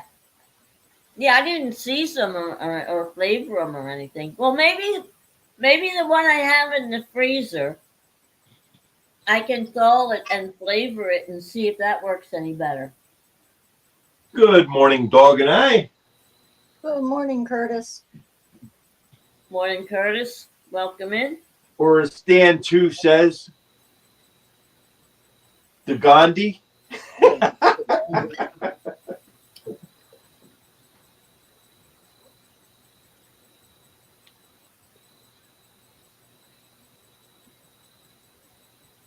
Well, they're both correct. All depends on which way he wants it said.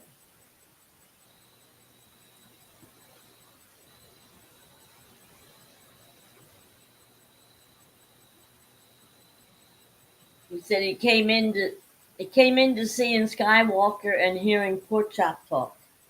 Stan 3 says, if you thaw that pork chop out, it might turn into dust.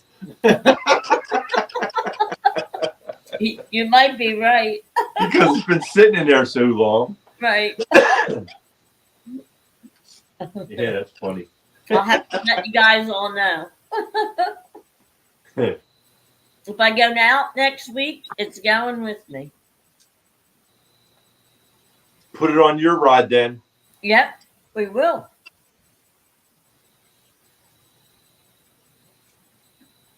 That might do the trick. Yeah, you'll catch a turtle. Well, it'll be the only thing that rod ever caught.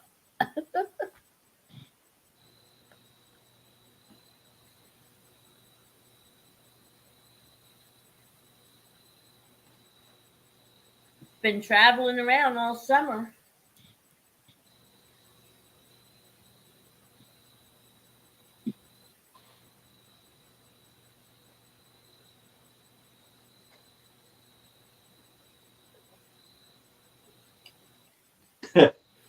throw it in the cooler and use it as an ice pack.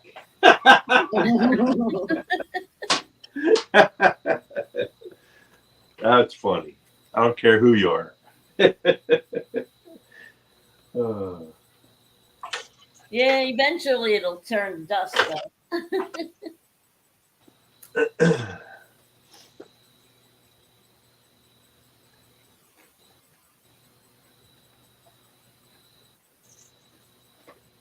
Well, I'll give it a try. You just never know.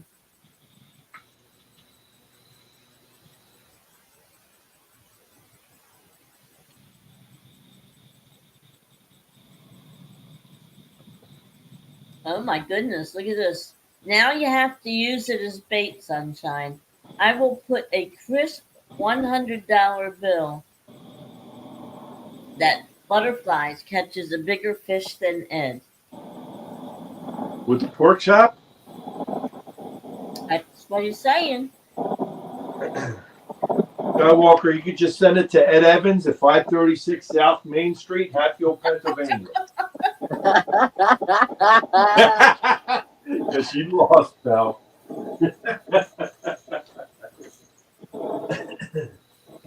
Yeah, don't put an apartment number on it though, because then the mailman might put it in my box.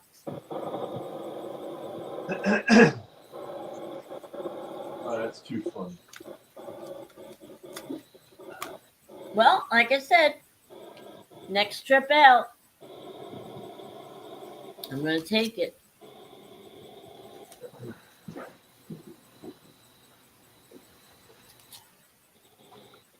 Give it a shot. I'll put some flavoring on it.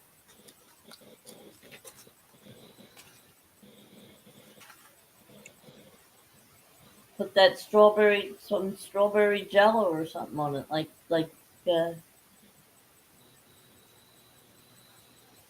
they said. Might work.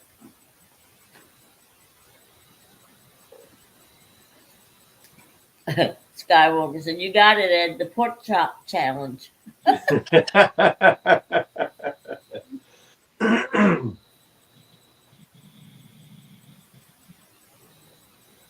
Don't make too many of them bets, pal. You'll go broke. Well, you don't know. You never know. Oh, I know.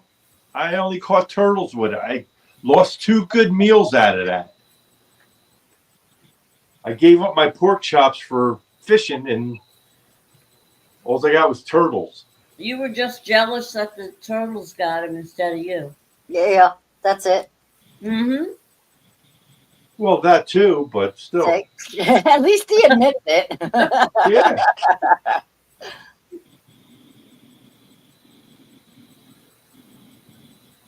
Van Life Fishing Adventures.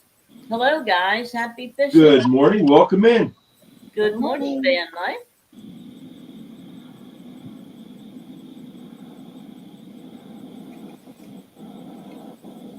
That's a new name.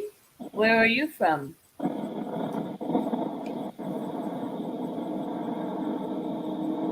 Skywalker said, or he could get rich.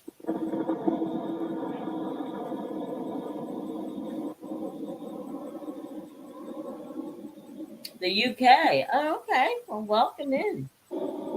Fish on! Yay! Hey. Way to go, Chris! Yeah, he's got a bend in that rod. Look at that.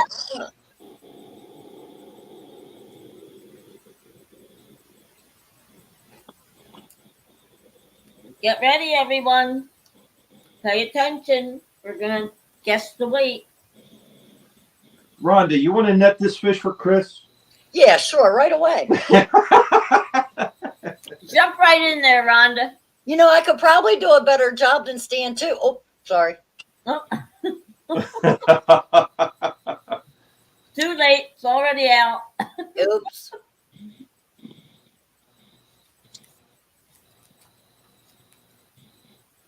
It's on the shad. Hey. Oh, crap, I forgot. GoPro. He shut it off anyway. I can't yell GoPro start recording for him.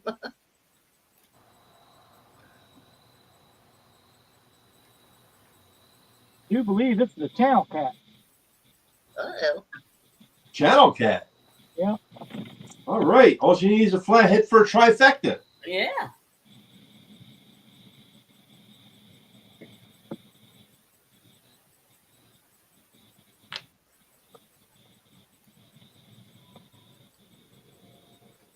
No, he shut it down, he said earlier, Stan, because it turned on or off or something was going on with it. So he shut it completely off. No, it's not completely on. Oh, I thought you said you shut it off. I was going to turn it on for you and forgot. There you go. Yeah. All right, everybody. Very, very skinny. Well, I didn't know that, Stan. Sorry. There you go, gang. Take your guesses. Closest without going over is going to get Butterflies and Sunshine and an Ed Evans sticker. And if you get it right on the money, I'll send you out a hat, shirt, and sticker combo. How's that? Mike Mike says, Chavez says 3.2. Stan 3 says 3.3. Man, he cut you off, Mike. you never know. If Mike gets it right on. It's huge. Oh, look at him. Huge. Look how he's grown. Sorry, didn't mean the price is right you there, Mike. Yeah. 3.5. Dan says 3.5 pounds. Kevin says 4. Skywalker says 3.1.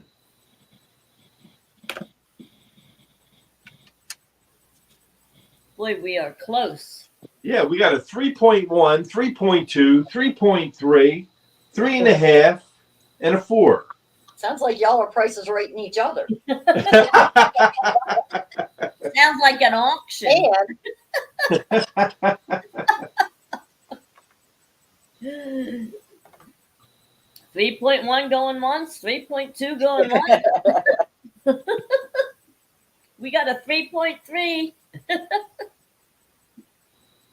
the way it's going, you might be sending out a combo there, Ed.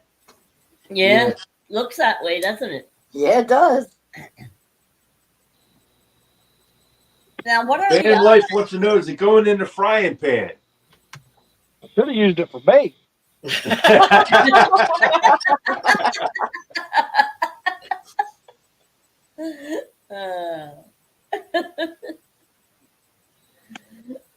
The catfish in California will only eat premium pork. Oh, good googa mugga. Go Oh, figure. Dave Park pulled right in there with a 3.25. Wow. You go, Dave. So he divided Stan 3 and Mike Chavez. He's right in the middle of them two guys. Holy mackerel. You talk about cutthroat. Holy mackerel. Well, yeah, but now what are the chances of not hitting it right on with one of these guys? Slim to none, right? I mean, really?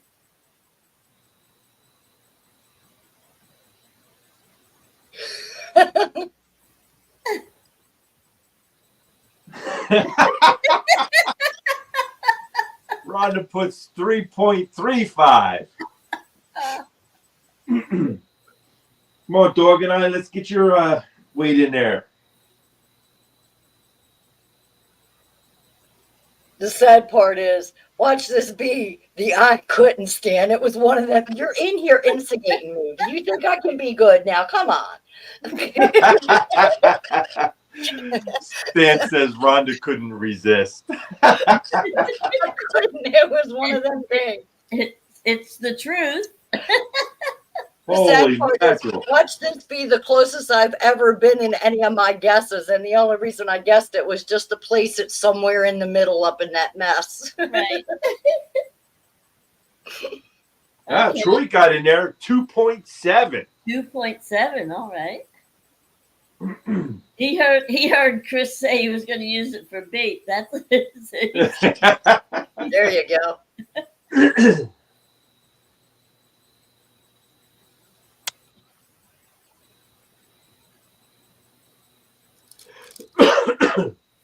I'll tell you what, Chris, you get a flathead, That's a trifecta. That's worth a hat, shirt, and sticker combo. Now, isn't that the second one he got on that rod? Yeah. Yeah, Yep. that's the purple rod. Yeah. Yep. The fish like that purple rod too. That's an Uncle Lou rod. Yeah. Yep. Uncle Lou purple rod. So Chris already has under his belt a blue cat, a channel cat. If he gets a flathead, that's a trifecta. That's worth a hat, shirt, and sticker combo to a lucky person in the audience. Stan 3 has said, is that the only rod with shad? Yes. Yes.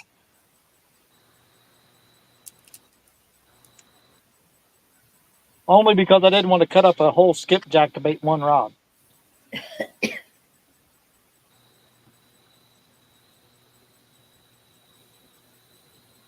Well, maybe you want to put shad on another rod then. You got 7 rods out there. What time is it? It is 151. 151. Yep, about that time to start seeing some baits out anyway. Good eye, Stan 3. Good eye, brother. Anybody else want to guess?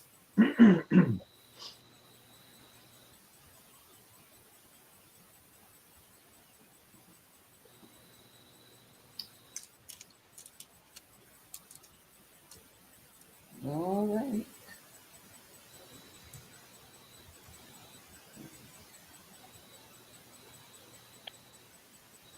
All right, Ed. Okay. We're gonna. Chris, what was the weight on that bad boy?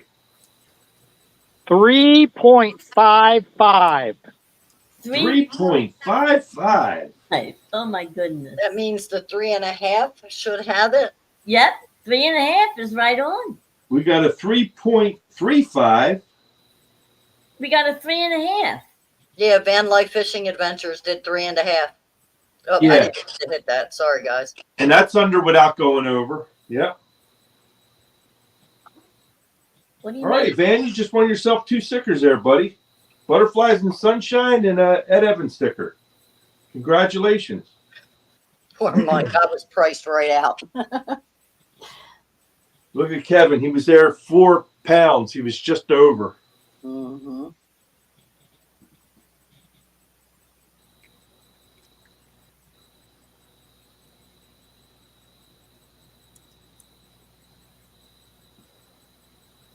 There you go, Van.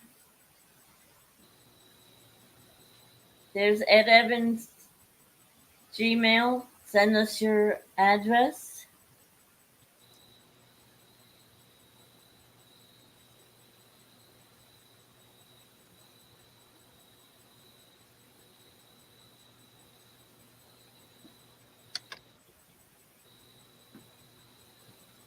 That rod did not have shad on it with the first bit. Gotcha. Just that. That's our first fish on shad. There you go.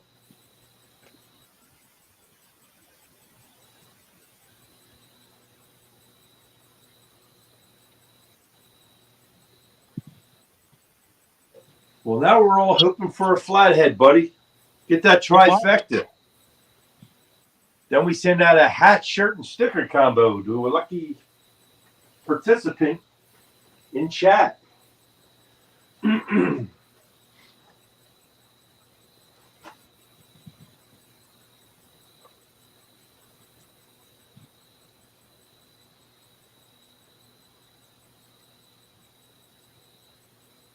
don't have any live bait on the boat, do you? Nope.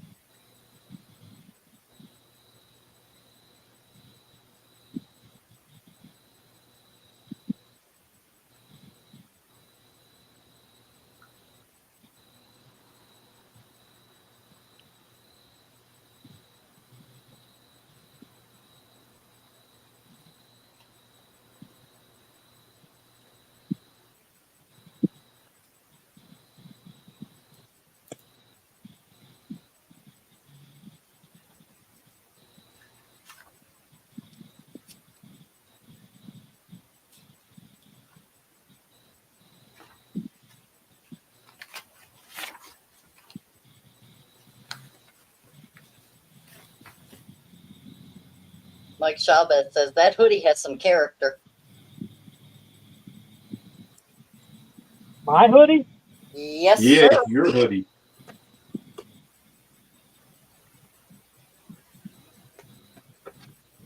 I'm gonna Gonna make have a, some moves. I'll check in a little later. I'm Stand gonna three. have a You on the cel- water, buddy? I'm gonna have a celebratory cup of coffee. Here you go. I'll go make us a fresh pot. Got some right here. There you go. Stand three. If you're on the water, if you want to come in, pal, just let us say. Butterflies, you want to throw our link up there on the thing in case you want to come up? I can do that.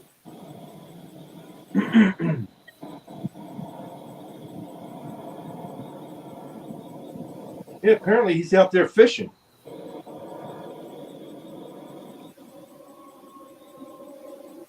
Said he's going to make some moves. I'll check in a little later.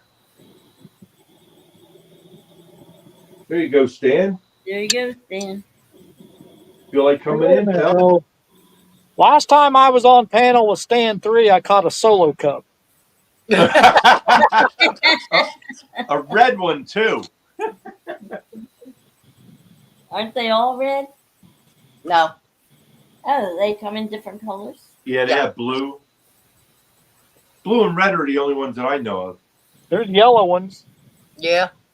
I've Okay. seen green. I believe Yeah, I've for seen Halloween they do orange and black. I believe. I could be wrong, but I think they do.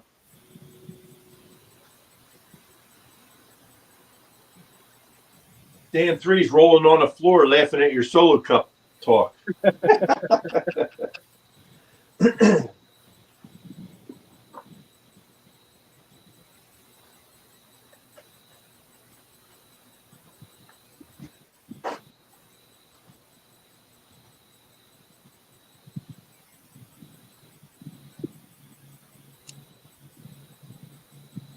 Come on, Flatty, let's go.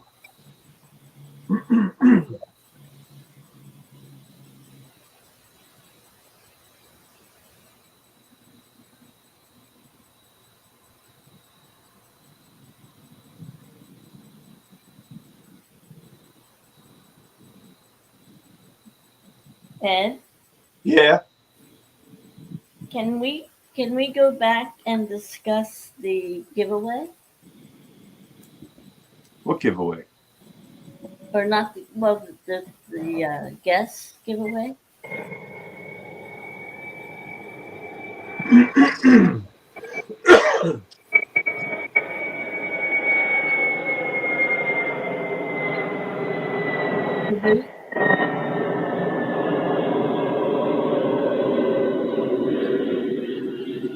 Sounds like Redfish is going to drop a flyhead off to you there, Chris.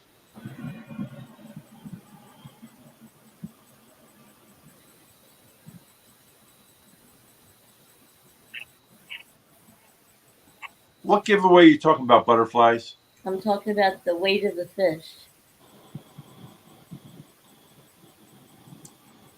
Yeah.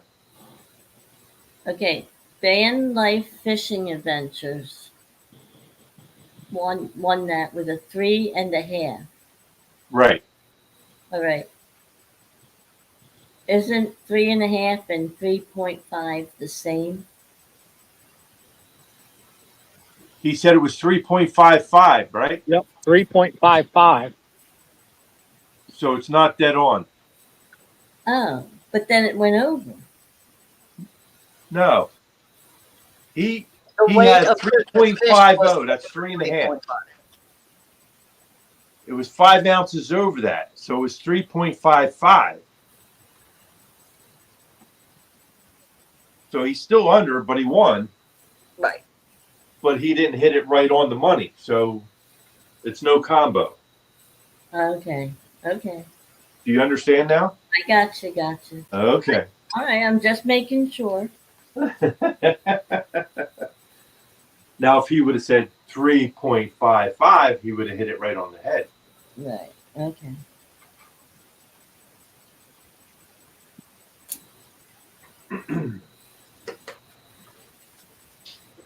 And that was a channel cat? Yeah. All he needs is a flathead to make it a trifecta for the night. Yeah. That'd be awesome.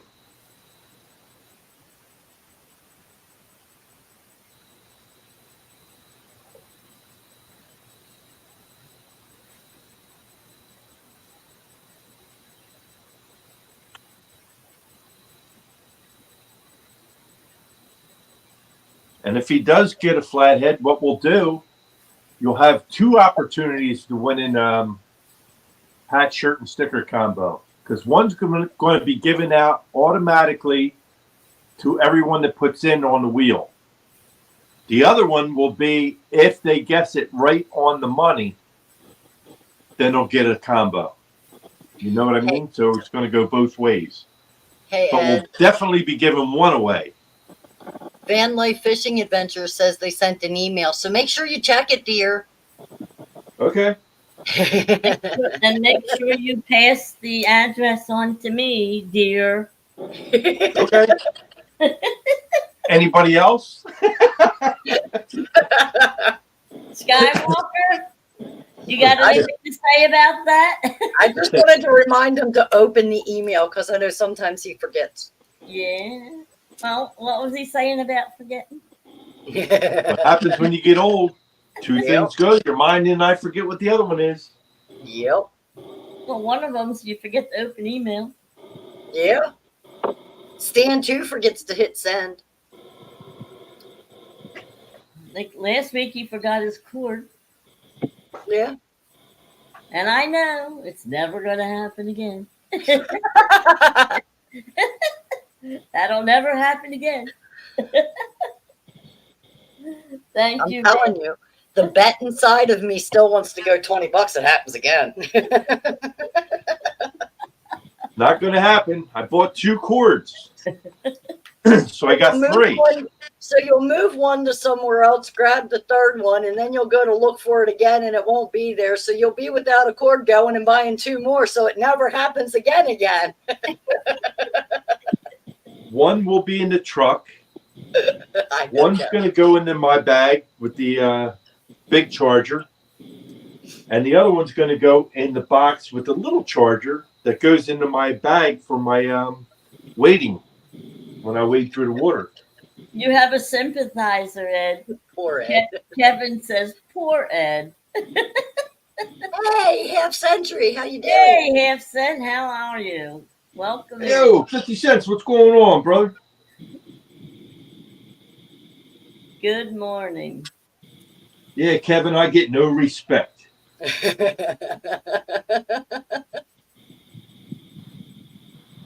Women have nothing else better to do than pick on me. Well, see, if you'd have said, remind me to get my cord, we could have reminded you to get your cord, and it never would have happened the first time. It's like me. Every week I look at his sunglasses sitting in the thing in the truck. And I'm there like, you going to take your sunglasses? Yep. We get on the boat. You got your sunglasses? Nope. Nope.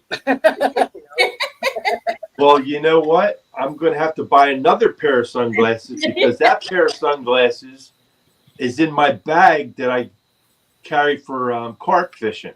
Oh, Good, googa booga. so maybe you should buy Never gonna 2 pair of sunglasses. So you can sight fish, you know what I mean? Yeah. Because they're polarized and they look, you can see right through the water with them. Right, well, that's why I said maybe you should buy 2 pair. One to leave in the truck, one to leave in the boat, and one to keep in your knapsack. So you're telling me now I need 2 more pairs of sunglasses. Just like the cords, yep. So it never happens again.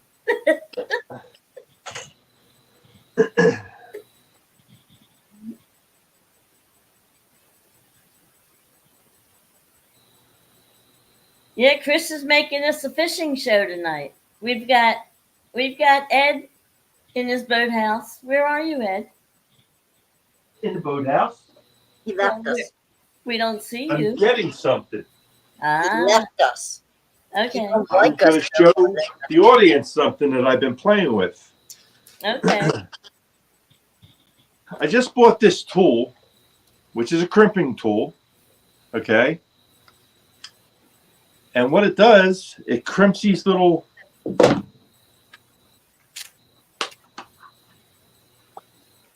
crimps. I don't know if you're going to be able to see them or not.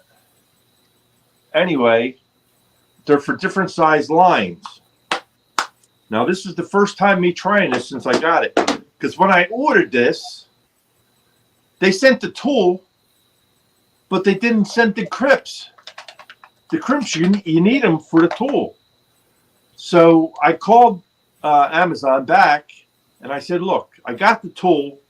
You forgot to send the 350 pieces crimps. And they says, all right, we'll send you out another one.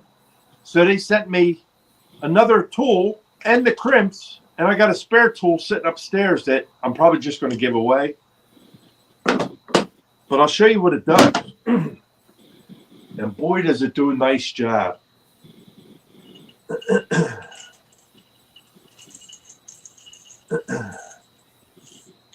me try to get closer to the camera here so you can see it. Okay. Up here, next to the barrel swivel, there's a crimp. Okay, it's right here. Right there's the crimp. And then if you come down, just before my float, there's another crimp. Right there on the front of the float. Keep bringing the float back. On the back of the float, here's another crimp right here.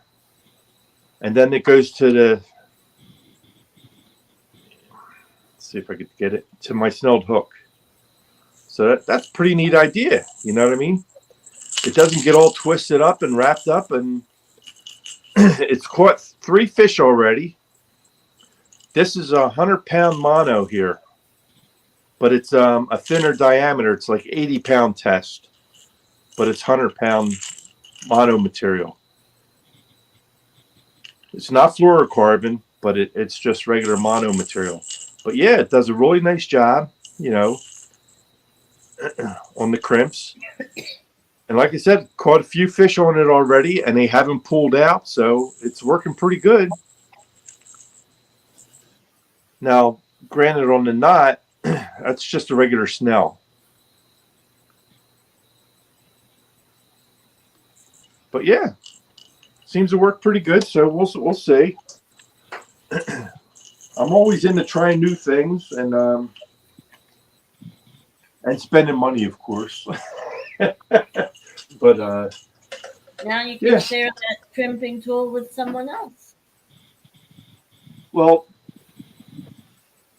the extra tool that I got, the brand new one that's sitting in the package upstairs, when I get to my 500 subscriber giveaway, it's called the mega giveaway. Once I hit 500 subscribers, I have a gentleman that offered to put out 3 fishing rods from Mad Cats of your choice. You pick any one you want, and 3 Ancient Mariner reels that the individual that wins can pick any color they want or whatever. But I think he's going to do them as 6 different prizes. He's not putting them together.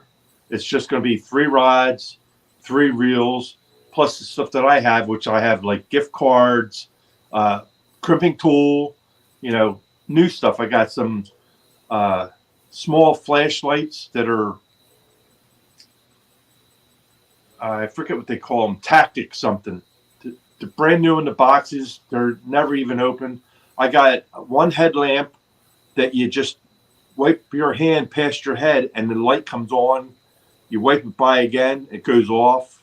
I got one of those that I'm giving away. I got all kinds of crazy stuff that I'll be giving away. But that's during the mega giveaway once I hit 500 subscribers. So you got that to look forward to when we get there. Yeah, well, when you get closer, we will put that out. And then if I get to 1,000 subscribers, the guy that's donating the rods and reels and stuff, he's also going to do something with $5,000, and he won't tell me what it is. So I can't tell you what it's going. If it's going to be cash, if it's going to be divvied up, or if it's going some other way, I have no clue because he won't tell me. But he said once you hit 1,000 subscribers, I'll do something with $5,000. So that's not bad to take. You know what I mean? $5,000. I don't know how he's going to do it, but Very generous of him. Mm-hmm. I know whoever don't hit that's going to be awfully mad. I know I will, and I don't even get a shot at it. Well, that's what I said. Once it gets to be a little closer to the numbers getting closer, you'll have to do a thumbnail or do something to put something out there to promote it. You know what I mean? Well, I already told everybody about the 500, subscriber giveaway. So once I hit 500, we'll have a mega giveaway. Like I said, there'll be 3 rods, 3 reels, and a lot of other stuff. I got gift cards.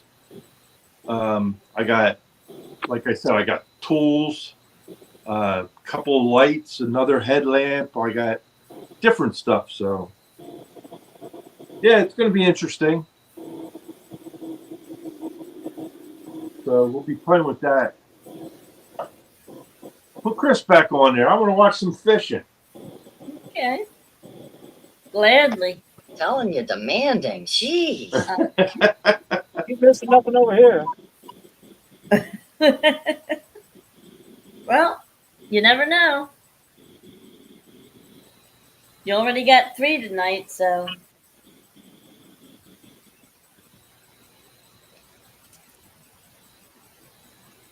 I'm glad you came up, Chris. You made it a fishing show, buddy. yeah. What was the first one you caught, Chris? It was a blue. It was probably about 7 pounds. The one before the live? Yeah. Yeah. It was a blue. It was about 7.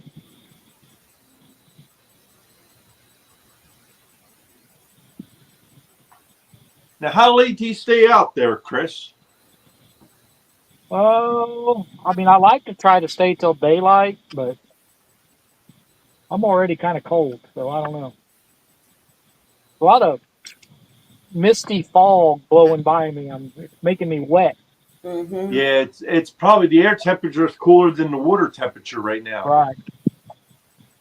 And you get that fog and haze on the water, and that makes a lot of condensation on your boat. Well, that's when it gets uncomfortable, when you start to get damp and it just goes right through you. Mm. Yeah. That's why I put the heater on the boat, just to get the chill off you, you know what I mean? And that's something new Butterflies and I just did this week. Well, last week. We bought stadium seats that are heated. Battery operated. Yep. 3 different settings. Yep. Just like the vests. Low, medium, and high. Just like yep. Granted, last week when we got them, we didn't have a chance to fully charge the battery. So whatever charge was in there, I think it lasted, a couple hours for us? About an hour and a half or so. Yeah. And it, like I said, it only had maybe a quarter charge in the batteries. Right, but we wasn't had charged. it on medium, right? Yeah, medium. We had it Right. But I mean, they're charged now. I charged the batteries completely all the way up, so they're good to go.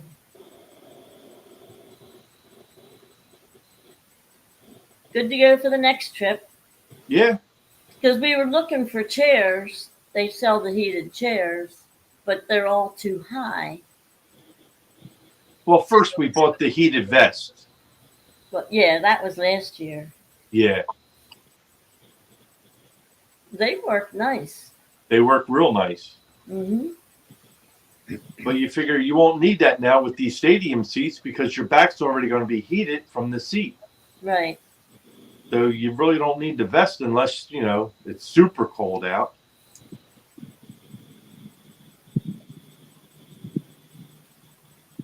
Well, and plus, I don't know if we want to use 2 lithium batteries that close together.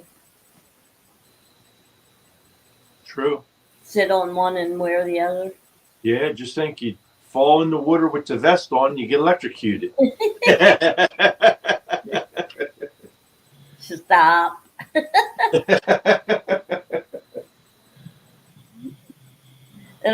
It'll be like, yeah, okay. Where is it?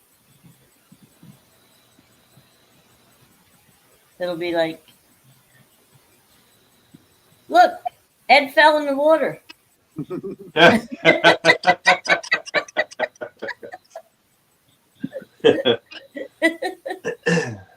Zap.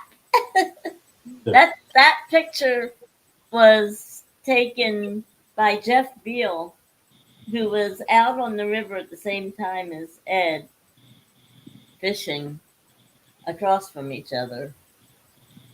And that turned out to be a really cool picture with the reflection on the water. Yeah. Jeff did an excellent job with that. Yeah.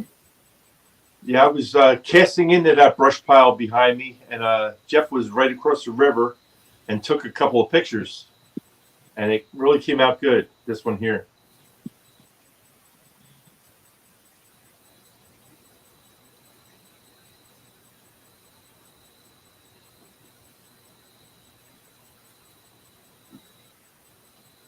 And he said he used to fish that area a lot. Right. So last week we asked the chat if they were interested in seeing some carp pictures, because I've been fishing stand day now for carp. And I ended up getting one and having a picture taken of it. And Butterflies, you want to bring that up? Yep. Chat decided that they'd like to see the carp also. So this is a secondary fish that I'm going to start fishing for. Well, I have started. And that was 24 pounds something, that one. That one was 24.42.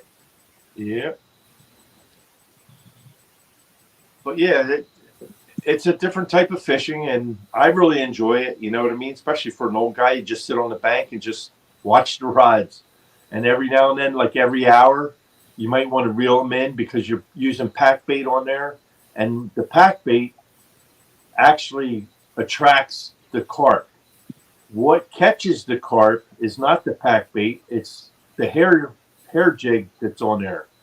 On the hook, there's a little piece of line that comes down, and you put some floating corn on it with a little scent. And I use the vanilla extract stuff. Do you want to show them that again? I know you showed it earlier to the people who were in chat earlier. Sure.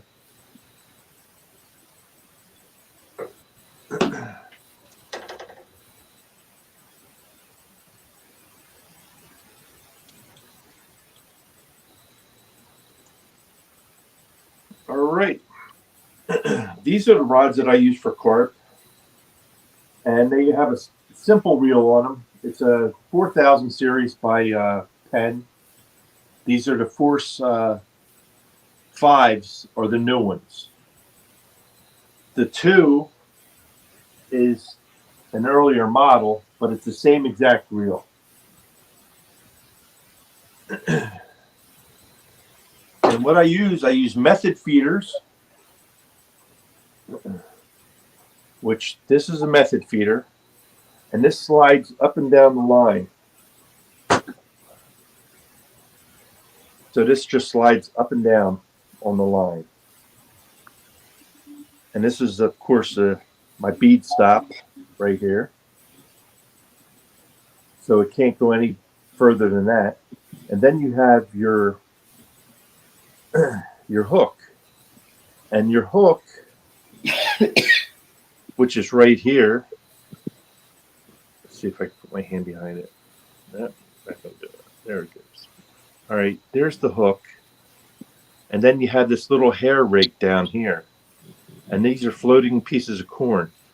And I just dip that in the vanilla, and that gives the corn a little bit of scent.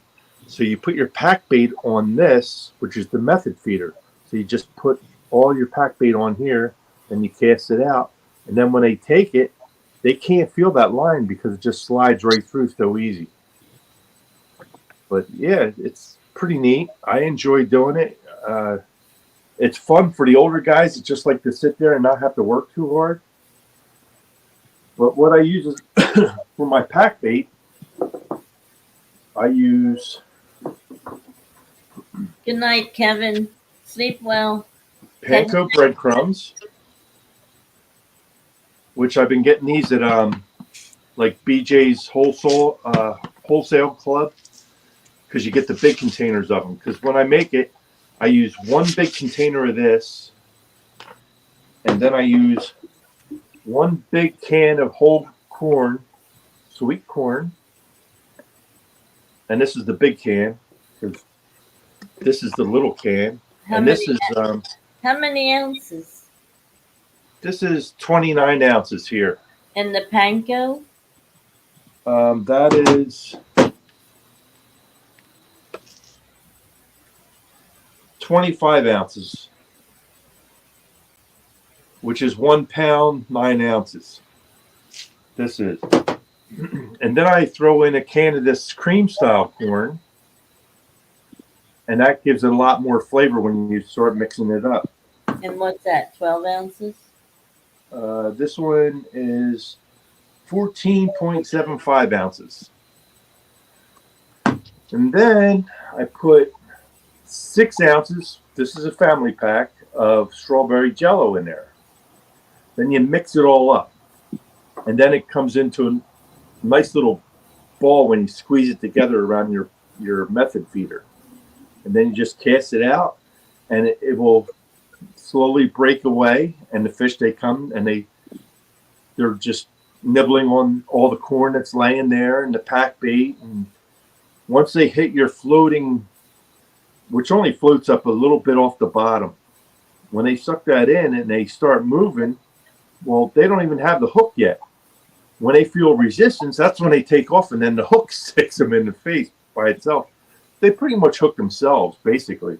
And they're not circle hooks by any means. They're just a number 4 hook. They're just J hooks, but they're super, super sharp. And then this is the vanilla extract that I use that I dip the corn in. This stuff here is more expensive than all that other stuff. Just for that little bottle. And I have a bunch of these bottles, but like I said, this is what I use for one outing. I just take this, put it all in a bucket, mix it all up, and then it packs real nice. You pack up on your baits and just cast them out and just wait until they start running, because they're all bait runners. So the line will just come off the reels with no problem at all. They don't feel any resistance. When you see that reel starting to go like this, it's time to pick it up. And as soon as you turn the handle over, or you can just push the button on the back.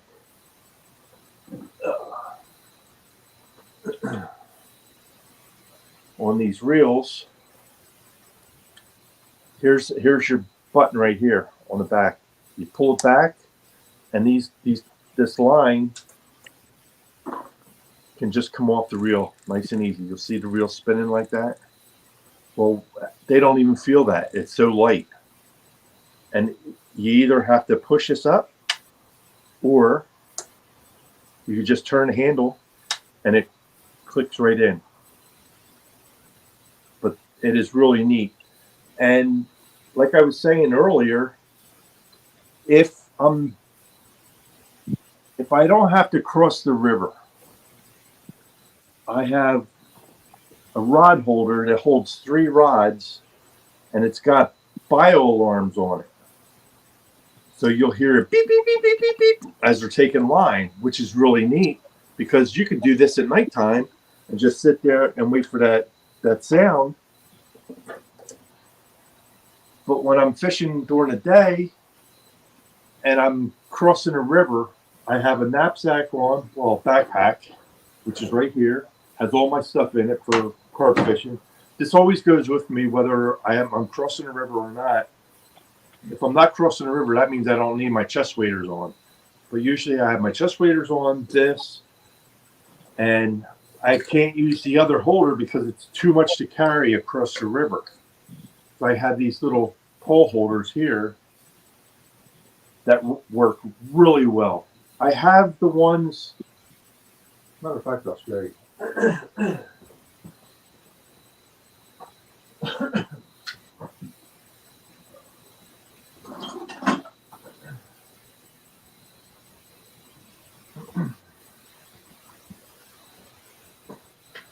A lot of guys use this style here, rod holder. But the problem is with this,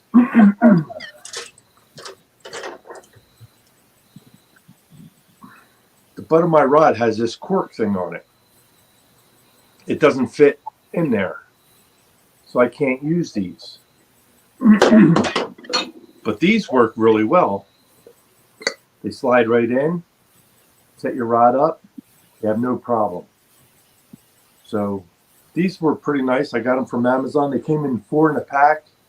But like I said, I can only use 3 rods in Pennsylvania, so I only carry 3 with me in my backpack. But I have these. I got 3 of these, and I can't even use them because the spring is too tight. The wind on it is too tight. Didn't you have some like that in green? No. This is what you know is in green. That's No, what no. I thought you had those spring kind. no. No. No.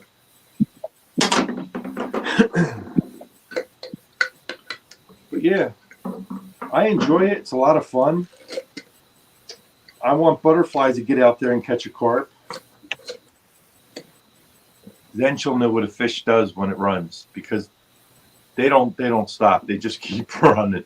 Oh, it's gonna just like pull me in from the bank. No. No, because you already caught a 35.7 pound flathead, and that fight's a lot harder than these 20, 25. Yeah, you almost pulled me overboard.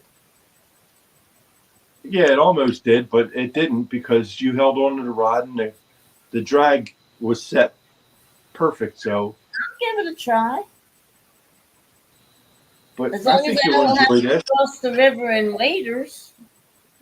No, I wouldn't take you there. I would take you to the other place that we were looking at, Oh, okay. where we saw all the carp swimming around. Right. Take you over to somewhere like that, or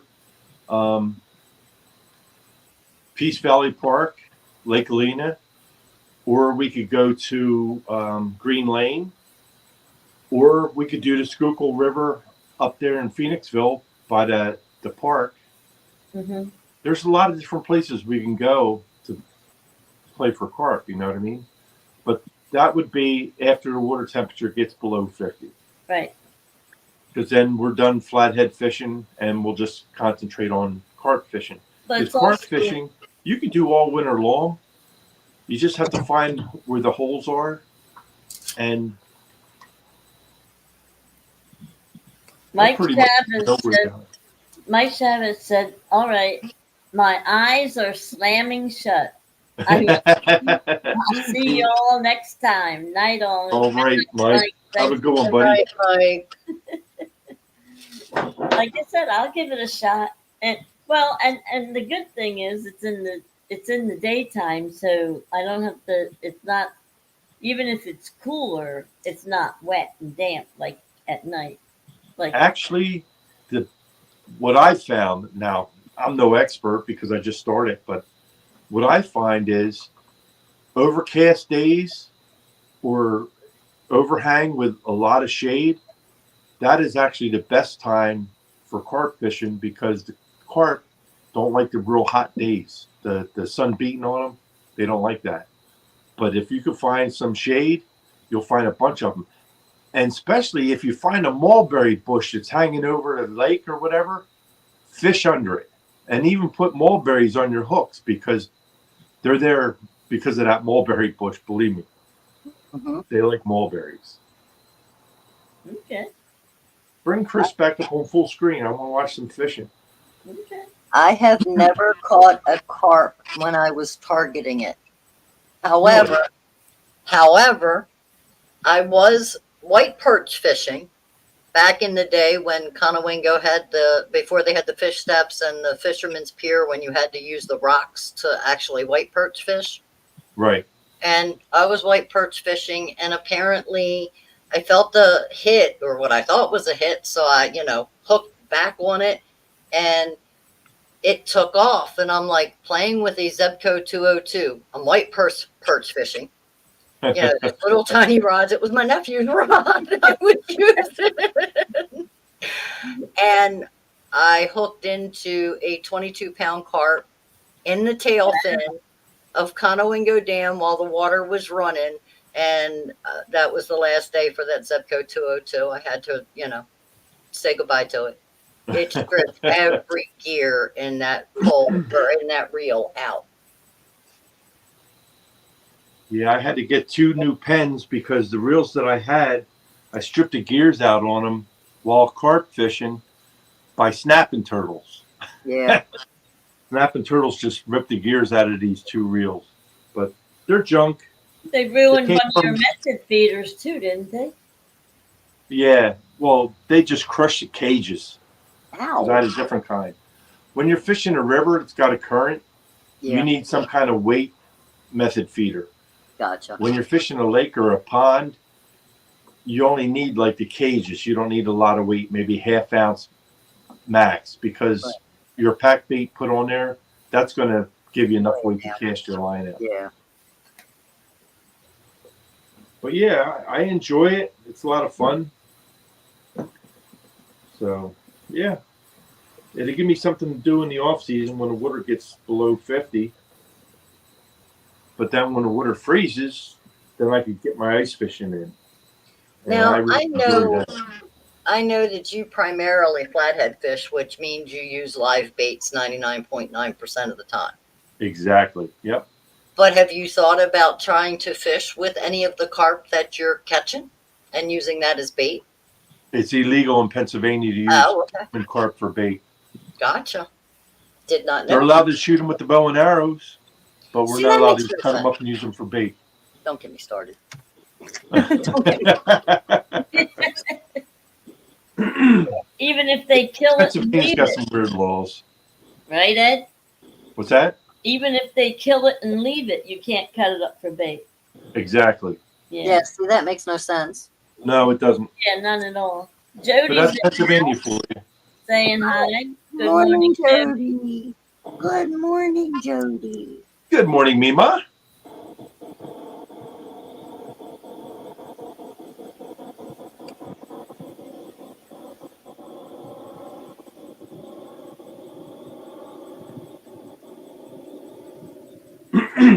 Jody's probably wondering why she's watching Chris fish.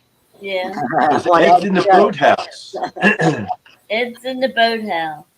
I went and got bait today, and I got enough. I got a baker's dozen. So all plans are going out, and then it started raining again. And now we're going to have rain throughout the night and into tomorrow. So that put a damper on things for me. Don't let him lie to you. We punished him this week because he messed up so bad last week. That's right. Hey, it sounded good. He's grounded. Hey, it sounded good. Jody said she was talking to the screen. Hey, talk away. That's Just all right. don't get red. That's what we were doing last week too. Yeah, Jody. we were.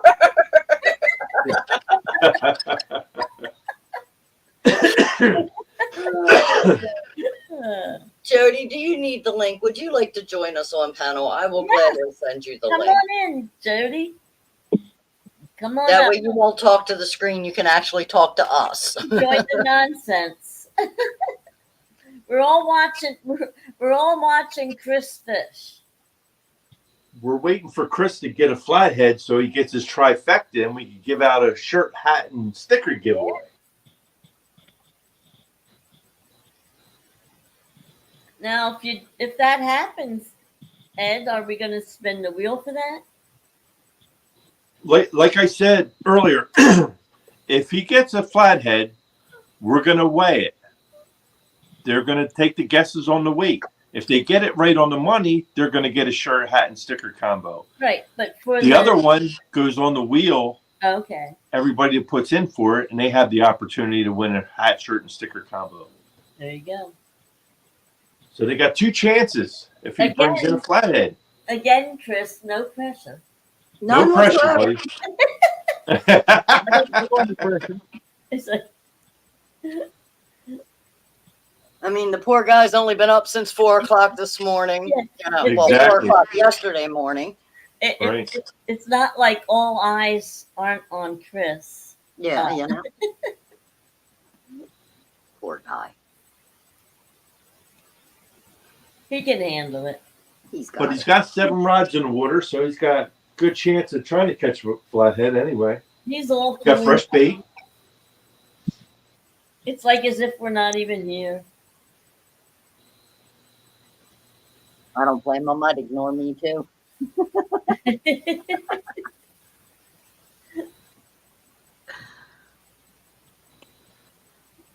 We're just glad to have you, Chris. Glad to be here. Yeah.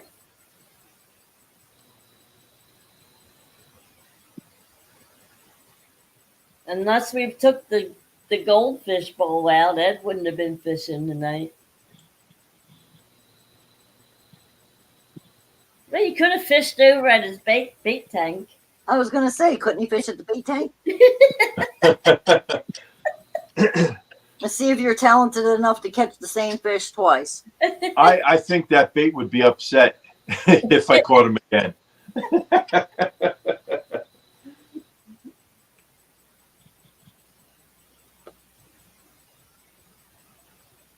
Yeah, they'd be like, didn't I just see this guy earlier? How is the worm situation? I finished the ones that were in the garage, and then I went halfway through yours, I think. Halfway through mine. Yeah. The pack you just bought, put The my one I freezer. just bought. Oh, okay. Well, it wasn't mine. It was for both of us. Well, you bought them. Well, you Half kept of them were gone. Okay. Well, I just wondered because when, like I said, I only bought one because we had so many left.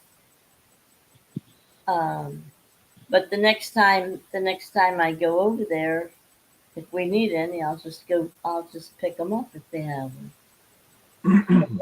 They were well stocked that day I went. But I didn't know how long they might last.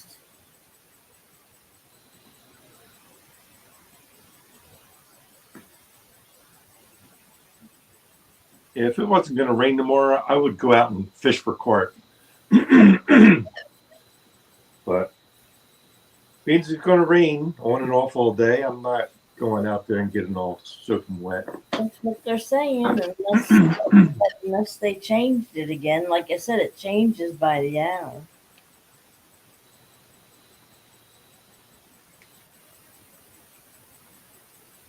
No, they're showing rain most of the morning.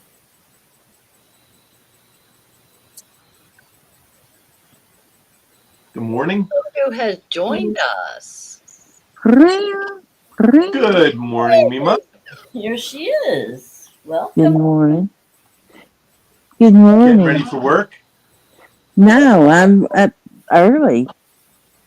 Ain't It is 2:30. Well, 2:40 Yeah. almost.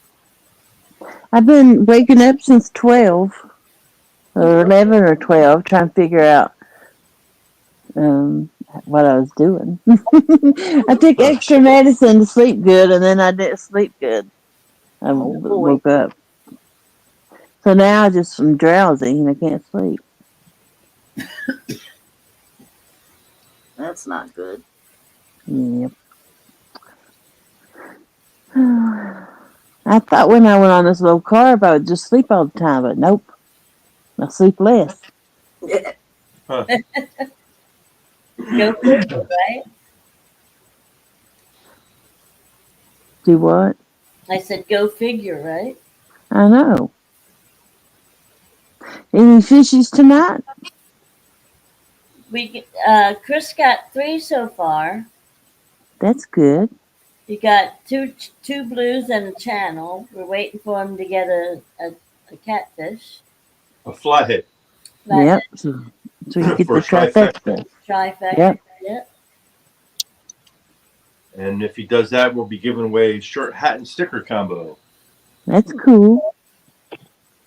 And then, of course, Chad has the opportunity to try to win a hat, shirt, and sticker combo on her own by guessing the weight right on the money.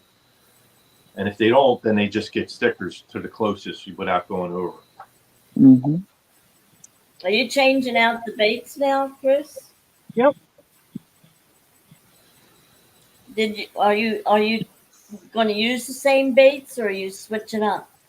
Just put out some bluegill. All right. I thought that was Telly. He's at home. Yeah. So somebody's got to work. He's not working. He's asleep. He's the smart one of this group. Missy Kennedy's Morning, Missy. saying howdy. Good morning, Missy. Good morning, Missy. How'd your fishing go this week, Missy? Jody, what's your weather like there? You got a lot of rain too? Yeah, James said I probably won't be fishing the next 2 days because we was getting that real bad weather from the hurricane. Yeah. Yep, Did it batten hit down the hatches. Yeah. Did it make landfall yet, Jody? Have you heard? Tomorrow, I believe. Mm. Tomorrow, they're saying in the afternoon between 5 and 8 p.m. I thought it was that it's supposed to make landfall up around Apalachicola, I think it's pronounced, or something in that area. By the Panhandle. Yeah, Yeah. up in the Big Bend, as they call it. Oh, okay.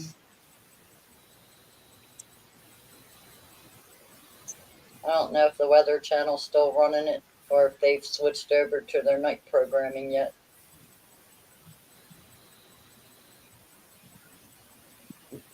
Sounds like it's coming in with full force, though. It was Category 1 this afternoon, and it's expected to make Category 4 possibly stronger by the time it actually hits. Wow. Missy said she hasn't been fishing. It's been rainy, windy, lightning, and they've had a tornado watch all day. Yeah, South Carolina's had it bad today. One day. Wow. They had a bunch of tornado warnings. West Virginia was bad too. They had a couple of, and they're like all mountains and had tornado warnings this afternoon. Really? Yeah, Ryan Hall was live for quite a few hours putting them out there. That's kind of odd. I don't like the wind. No, Yeah, but isn't that a little odd for the tornadoes to be in the mountains like that?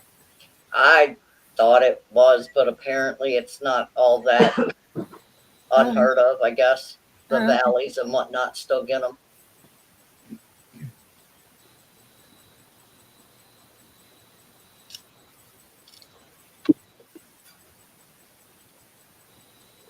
Yeah, well, stay safe, Missy.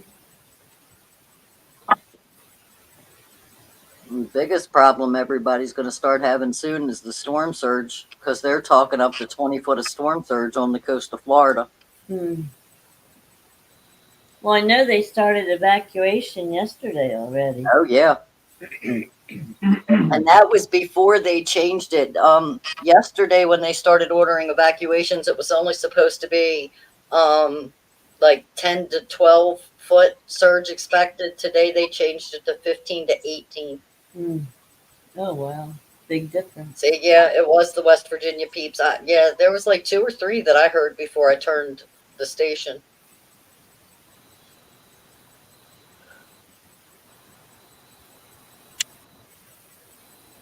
They already started dropping the lakes here in preparation for it. Yeah, there's a lot of rain. Apparently, whatever the disturbance is currently in the Midwest area there is going to suck the hurricane up into it, which is going to turn it into a massive rain thing because it's just going to sit there and turn and turn and turn over Tennessee. Yep. Well, our water level's really low here. We definitely need the rain, but we don't need it like a torrential downpour. You know what I mean? Because that just runs off. Hey, Ed, tell them to reverse Conowingo. You can have all our rain. My God, I'm tired of it. It rained the last 4 to 5 days. It's been rainy. And then tomorrow it's supposed to be decent. And then we're supposed to have rain for the rest of the foreseeable forecast every day. Yeah, that gets to be a bit much to deal with the dreary weather. I'm just tired of it. You love it? No, I'm tired of it. Oh, I've had enough. I can handle 2 days of rain, but after that I get moody. I need the sunshine. Missy said it was about 16 miles from her. Yeah, that's ways too close. And that storm in West Virginia, it started way far away from where it ended. I mean, it ran, I would say, for a good hour and a half, that storm system ran, and they had that tornado warning on it saying it was radar indicated. So that tornado ran for quite a while through West Virginia.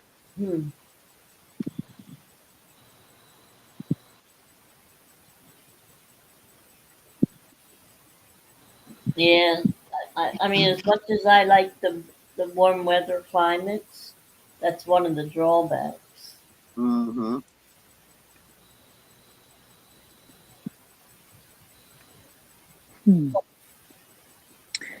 If I can't fish Friday night, I might do a cooking show. There you go. God. What are you cooking? Who's going to be the taste test dummy? James. Oh, good luck, James. Is his life insurance up to date? I just have to figure out something I can make that won't kill him. Good. What are you thinking of cooking, Jody? Well, I got to make something that he would at least try to eat.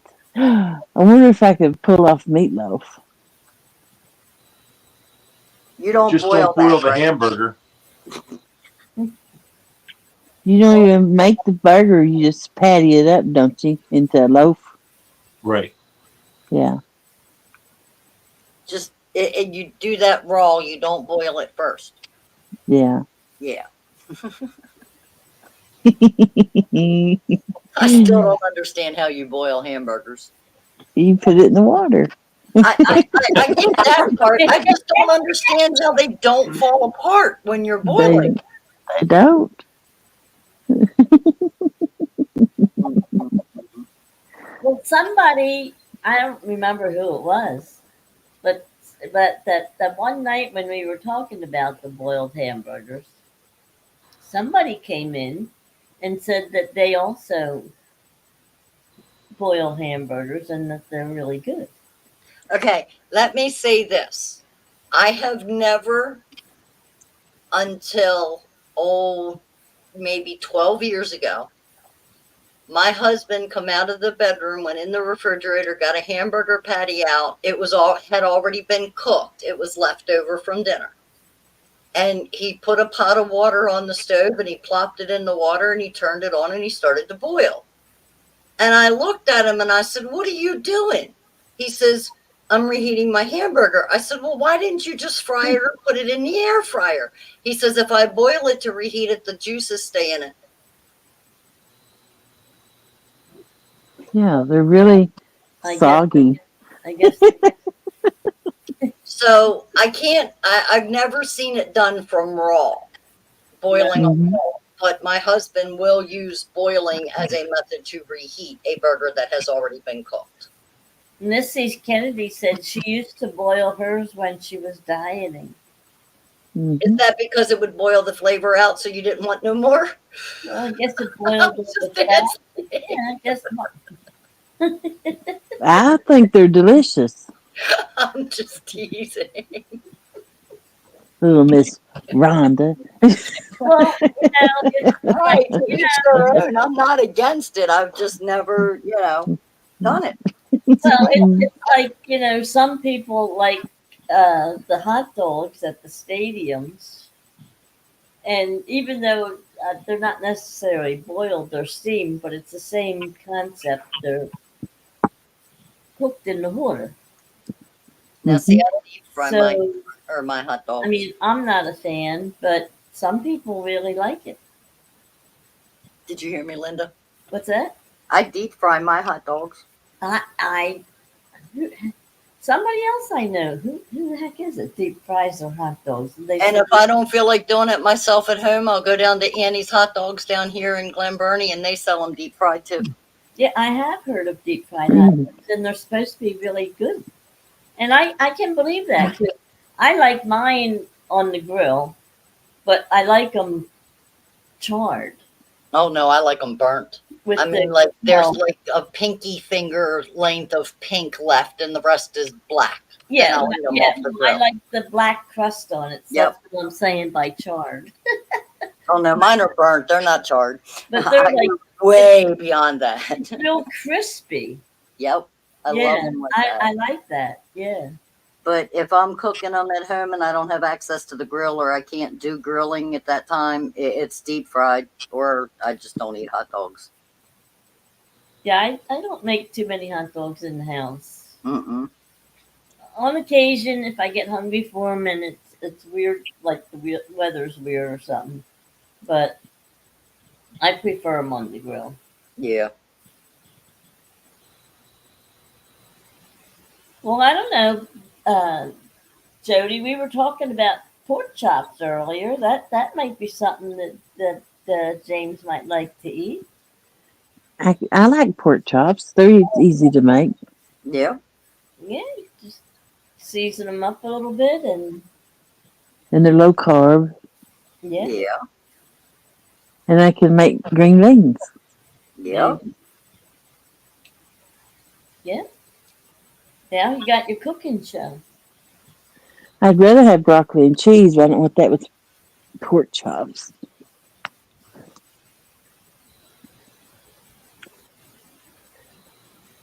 Well, you can do. I don't know. Poor Chris is sitting on the boat with no food, and you're talking about food and making him hungry. I'm sure my cooking is not making him hungry. Yeah.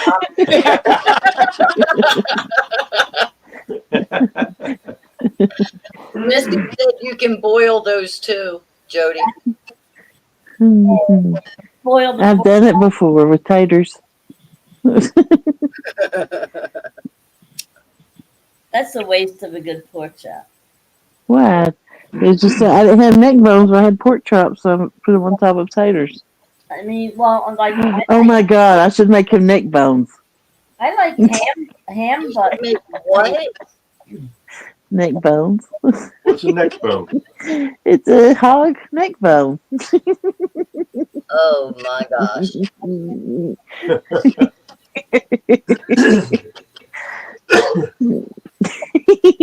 I just hope his life insurance policy paid up. I would eat the carbs to make him neck bones, taters, cornbread. Oh, good mugga. so you're gonna make a 5-course meal, or Probably not. It's just that much more to throw away.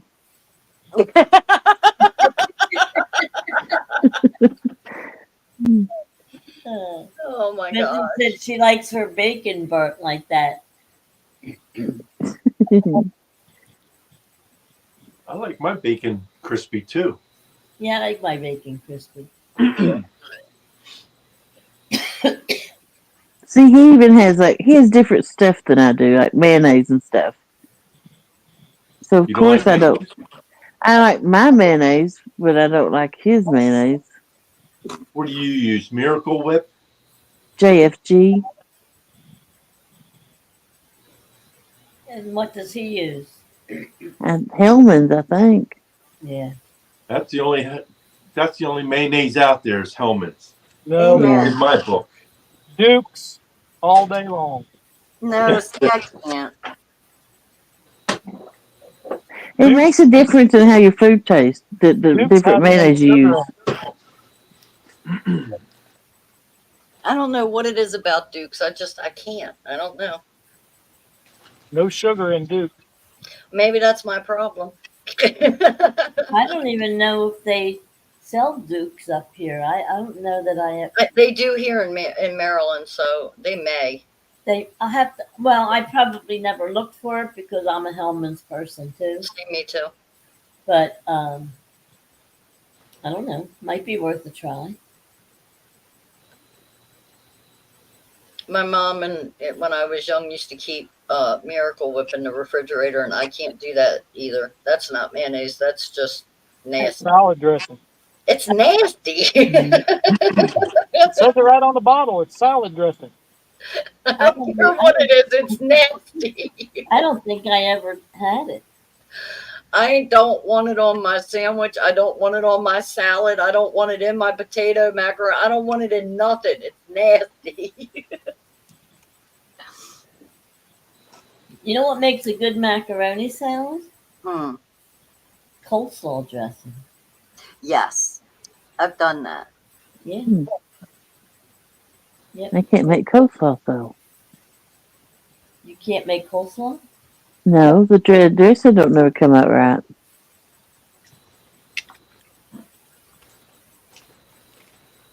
My mom just makes it for me when I want it. Well, They have already made dressings.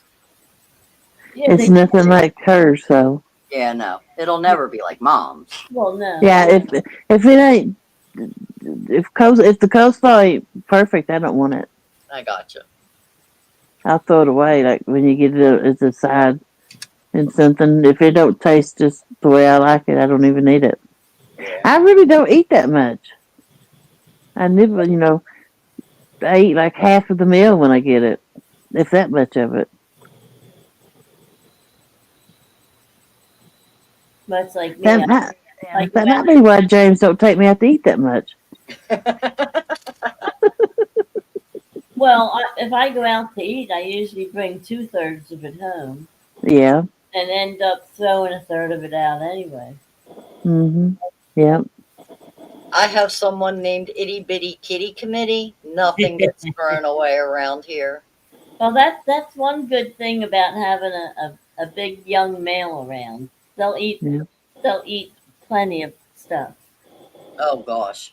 I mean, like it's almost like a bottomless pit. Yeah, I can attest for that. Yes. It's hard to believe that he weighed 5 pounds 10 ounces and was 2 months premature, and at 20 years old stands 6'4", 350 pounds. That's a big boy. Yes, he is. Well, that's like my son was just a little over 2 pounds, and he's not as big as Itty Bitty. He's good size. He's a good size guy. I think when they're premature, they're born with the attitude, I'm going to grow. Well, he got caught up to normal weight within the first year. Yeah. Which was amazing for being that small. Well, it was amazing he even made it. That's because it was good mamas. Well, he was in the incubator in the hospital for a whole month. Yeah. Until he was big enough to come home. Yeah. Well, his lungs weren't developed yet either, because he was so premature that his lungs weren't really developed. So he had to stay, in the hospital for a long time. Yeah. But he made up for it. Oh. They surely do that. And quickly, too. Oh, yeah. Yeah.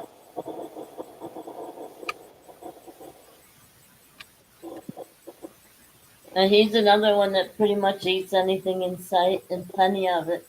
Mm-hmm. He's very adventurous when it comes to food.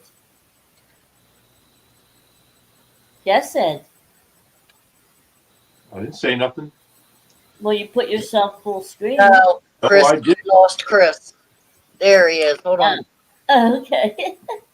Because I was going to say, I know I didn't do it. Does Ed have rain? Is that why he's in the house? Yeah, Yeah. it's raining up here. Yeah. Rain all day. He got his soaking wet self all day bait fishing. I went out and got bait. It's all sitting outside my tank now.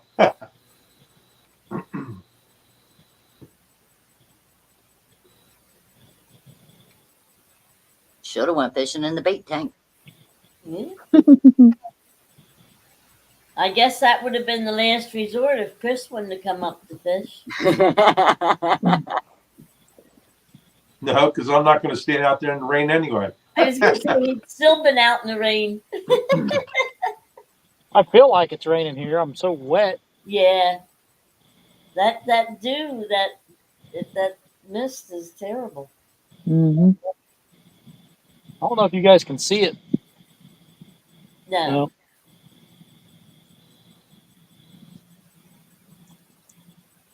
but like when his boat, when the dew comes in like that, the boat looks like it was rained on. Everything is soaked except Yep. under the bimini top, but everything else is just covered with water. Can you see this was laying up under the ledge of the boat. I don't know if you can see how wet that Yep. is or not. Yep. Yeah. Yeah. Yep. And it's up under the gunnel of the boat.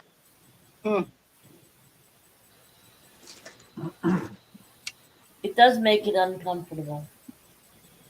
So what's your temperature there, Chris? It's in the 60s, I think. Probably 65-ish, 62. It's still when it's wet, it's still cool. Uncomfortable.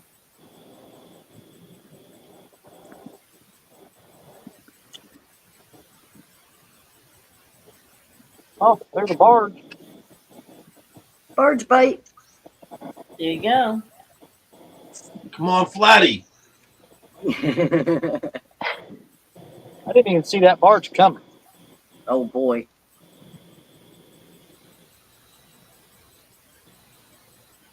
That's not good. Well, as long as they see you. Yeah, that's Oh, true. he's on the other side of the river. We're good. Oh.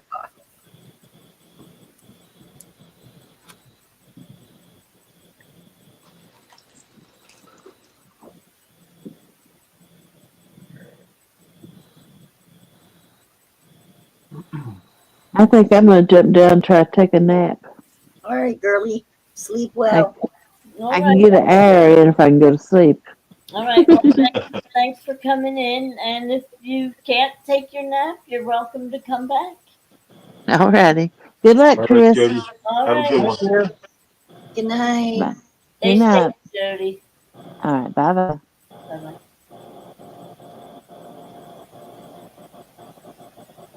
She sounded tired. Yeah. Yeah. What time That's do you one end thing this I never at? had problem doing, sleeping. 4 o'clock, Chris.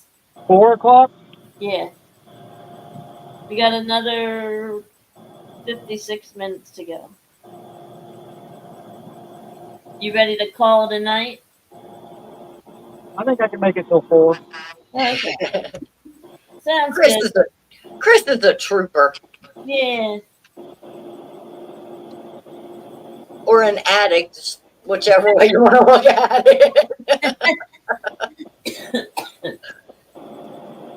Well, there's a lot worse things you could be addicted to. Amen.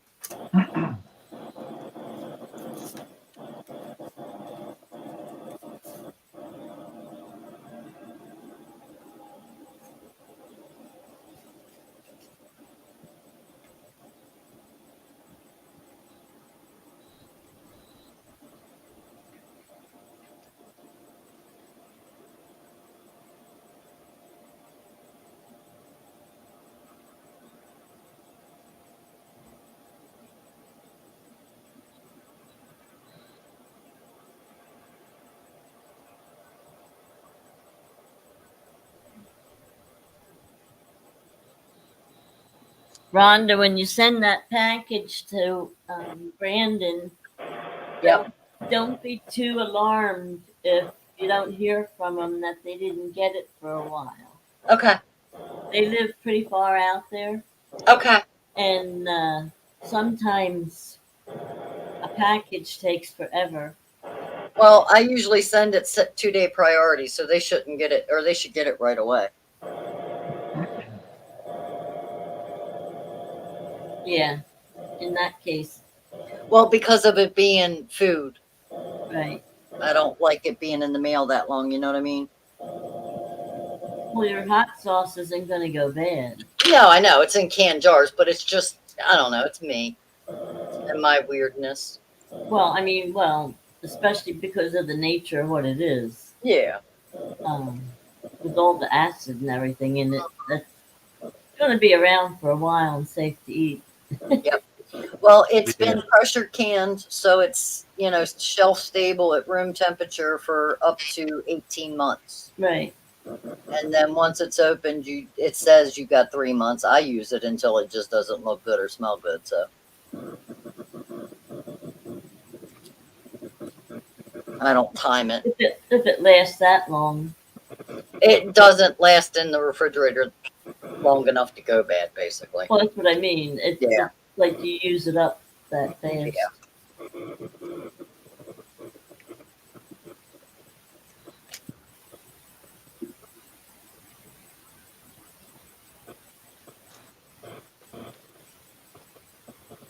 Well, Jody's show should be interesting on Friday then. I just hope James survives it. Poor man. He's a trooper, though. He keeps trying. I got to give him credit. That poor man and bologna sandwiches. Ugh.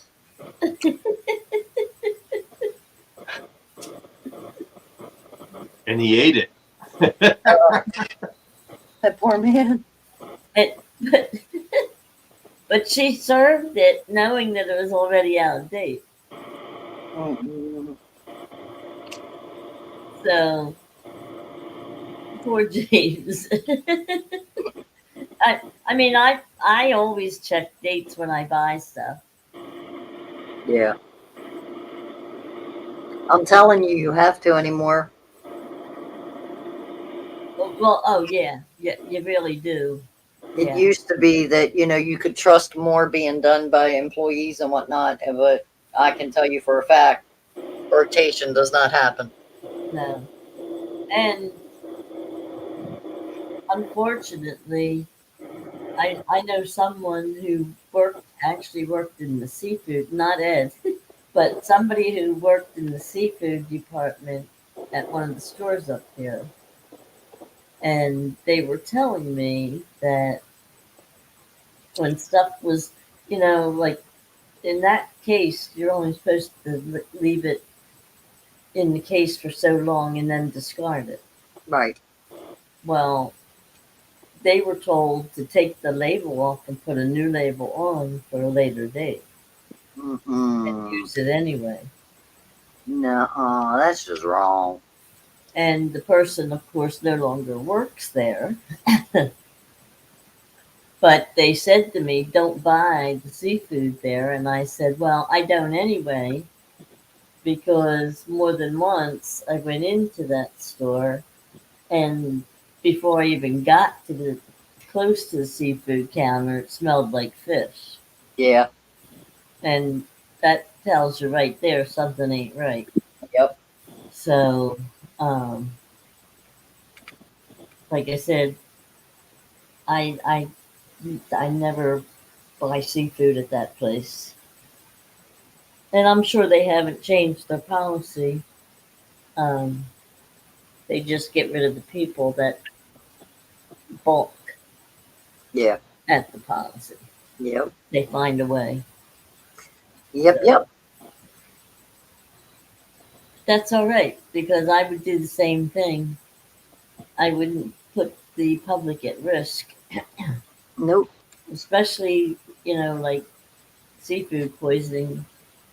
That's I mean, any kind of food poisoning is nasty, but seafood poisoning can be really a serious thing. Yeah. See, like, we have a grocery store here that sells Potomac River blue catfish. $6.99 a pound. But Potomac River has do not eat advisories and limitations on how much you can eat out of it safely. Right, and that's So- why it's only $6.99 a pound. So how is it legitly being sold without any type of warning on it? You know, you don't see a sign that says, okay, we're going to sell it to you for $6.99 a pound, but here's the warnings that come with it. That's Well- not being done. Well, yeah, but I guess because it's a public safety known fact that you shouldn't eat more than a certain amount if you eat it at all. It's up Right. to the individual to monitor themselves with that. Well, if I wasn't a fisher, I wouldn't know that those do not eat advisories are there. Honestly, I wouldn't. If I was not an angler that is actively fishing areas that should not be eaten from. Oh, I I'm not saying it's right. I'm just saying that could be how they can legally get away with you not being liable if somebody gets sick. Yeah, I don't That understand. is public known information, and that's up to the person. I just don't understand I don't how, know. like, the USDA or whoever it is that, you know, oversees that. I don't see how that's even allowable, though. You would, well, that's what I said. It's not right, but I guess there's a technicality there that it can, that they're getting away with it. It doesn't seem like it should be done. No, it doesn't. And there again, if I was the person working in the seafood counter, when somebody You're came, working there long. yeah, because when somebody came to buy that fish, I would make sure they were aware. Right. But then again, I have a conscience. Yeah. And with Potomac River, it's only like 6 ounces of catfish per every 2-week time period or something. I mean, it's a minuscule amount, and Uh-huh. they're selling it by the pounds, you know? Right. Well, Ed, are there any restrictions on any of the rivers up here? I think we do have some, don't we? Mercury and PCBs. Yep. And the state stock trout that have it too. And they tell you only eat X amount of fillets a month. You know what I mean? Right in the game laws. Right. But if you weren't an angler, you wouldn't know that because you don't see the game laws. Right, exactly. Right, but yet they do sell it in the stores. Yeah. And there again, there's no other than the warning about eating raw fish. I don't see any other warnings on any of the fish that's around here.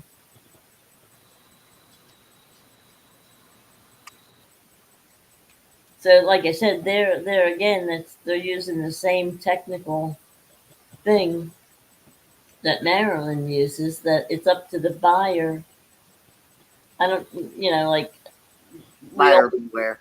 well, the buyer beware is up. It should be up to the store to make the buyer aware. Right. But they're saying that it's up to the state to make the buyer aware, and it's up to the buyer to monitor themselves. Right.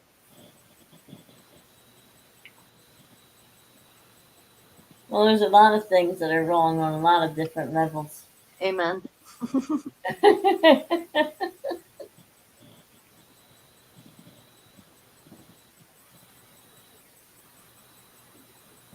Makes you wonder. Yeah, it does. It really does.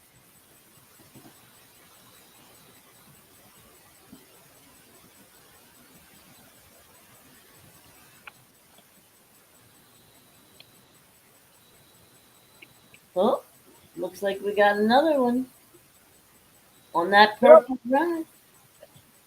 Wow. Lucky rod right there. Uncle Lou showed up for the party. Wouldn't it be nice if it was a flathead? It's not. Yes, it would. It's not. Not? Okay. Shh, Chris, let us dream. Oh, by the way, uh-oh, Uh-oh. What's going on? the light just went out. Oh yeah, his light just went out.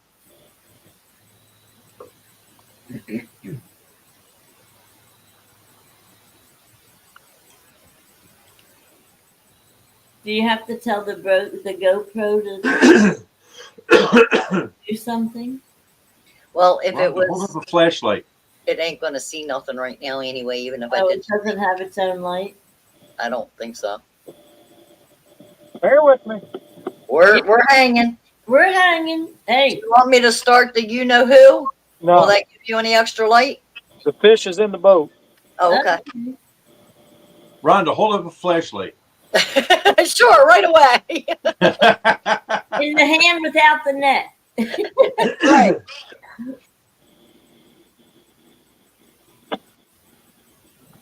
The struggle is me. real, guys. Not only does he have to net the fish himself, he's got to do it in the dark.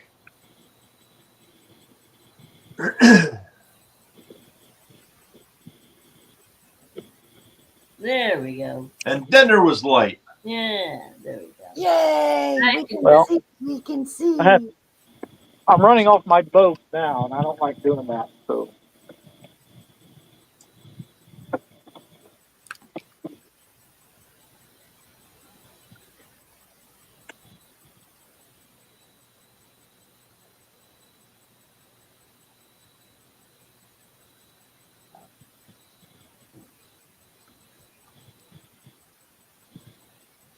Was that a flathead, Chris? no, it's not a flathead.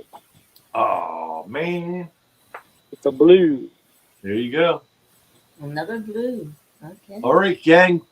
Take your guesses. All right. Closest without going over gets the sticker pack. And if you guess it right on the money, it's a hat, shirt, and sticker combo. Put your numbers in.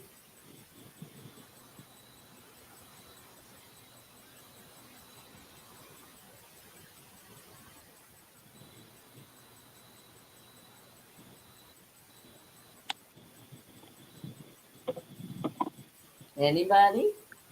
I guess Anybody? everybody's sleeping. I don't know. Didn't get any guesses. Not yet. Put No. everybody to sleep. We got 8 people watching or listening or lurking, but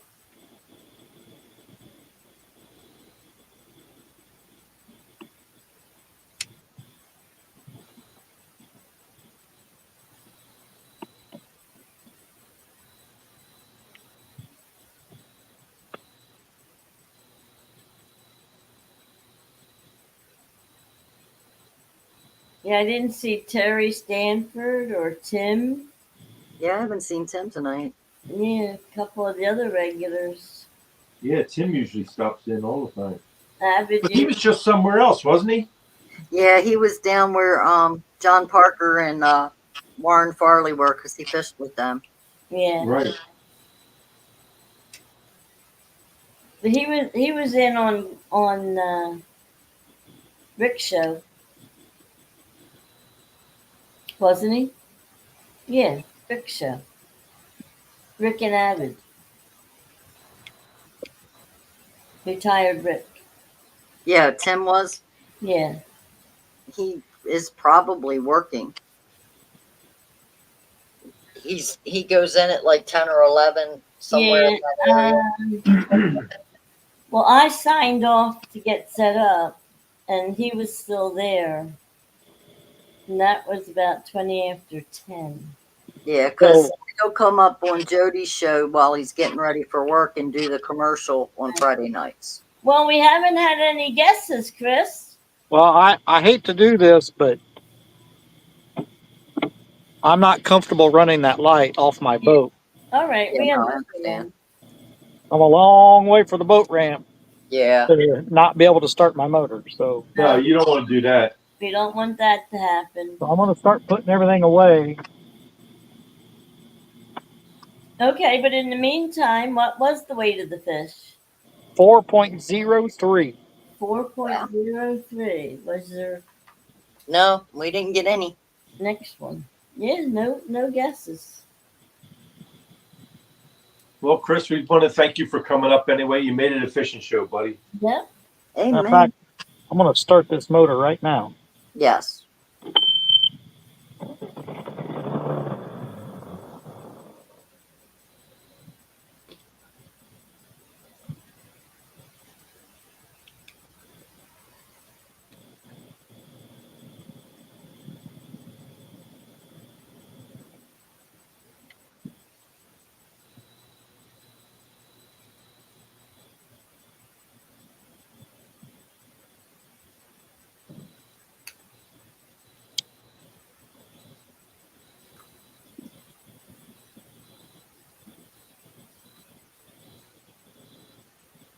Well, thanks for making this a fishing show for us, Chris. Thanks for allowing me.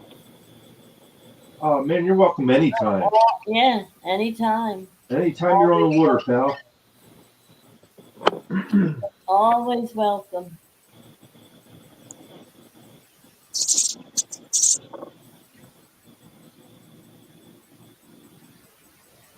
You'll be glad to get in and get dry too. Yes. Oh, I'm loading the boat. I'm laying the seat back in my truck and going to sleep with the heater on. There There you go. At least you'll be inside. There you go. Inside, warm and safe. Yep. I'll probably sleep for a couple of hours and then I'll drive home. There you go. So how far are you from home? Hour and a half. An hour and a half. Yeah, it's nice to take a little nap.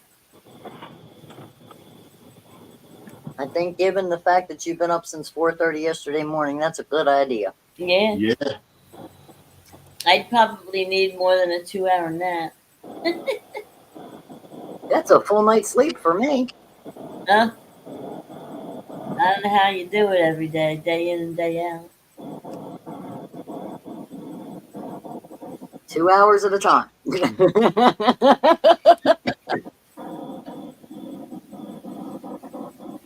That's why I said to Ed, I said, regardless of the weather or what, I wasn't going to be going out tonight because I have a 10:30 doctor's appointment tomorrow morning. Oh, yeah. And I don't want him walking into the exam room with me curled up on the exam table sleeping. Oh, come on. It'll make the visit go faster. You're like, what? What are you doing up there? I said, taking a nap.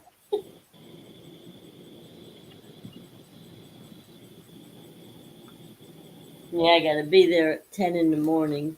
So I'll get at least 4 hours sleep tonight. And if it's that dreary, who knows? Maybe I'll get lucky. When I come home, I can put my sleep mask on and go to sleep. Might be able to sleep if it's that dreary. Right.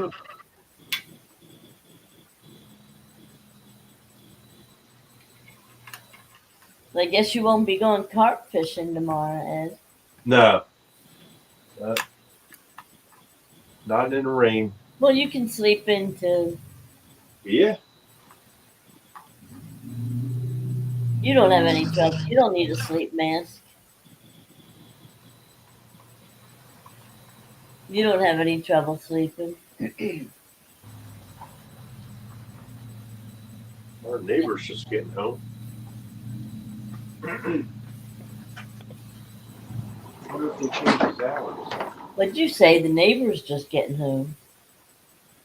Yeah. Oh, yeah. Well, I think they changed his hours. They do change your hours? Okay.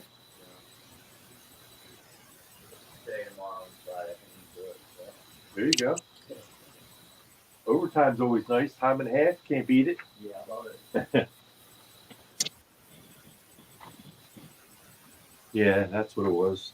Yeah. They gave him overtime. Yeah. Well, I thought I saw he went in later too. Though. A couple days this week he left later than usual. Yeah, he said Friday and Saturday too. Good for him. Yeah. You know how that works. Oh yeah. Nobody has I to used, you. I used to take all the overtime. Yeah, I know. I'd work every holiday and every Sunday too. Yep. Triple time on the holidays, double time on Sundays. Can't beat that. There you go. Well, paid off for the long Everything run. on Saturday was time and a half, and everything over 8 hours was time and a half.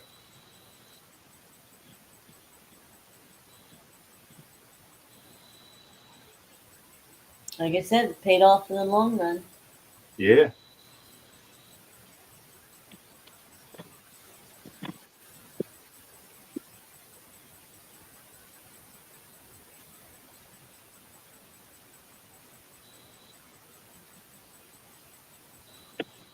So that purple Uncle Lou rod was the star of the night.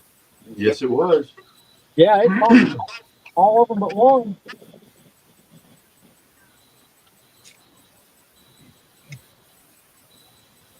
That's what I was going to ask you if the first fish was caught on that one. No, it was caught on one of the catfish singles on it. Okay.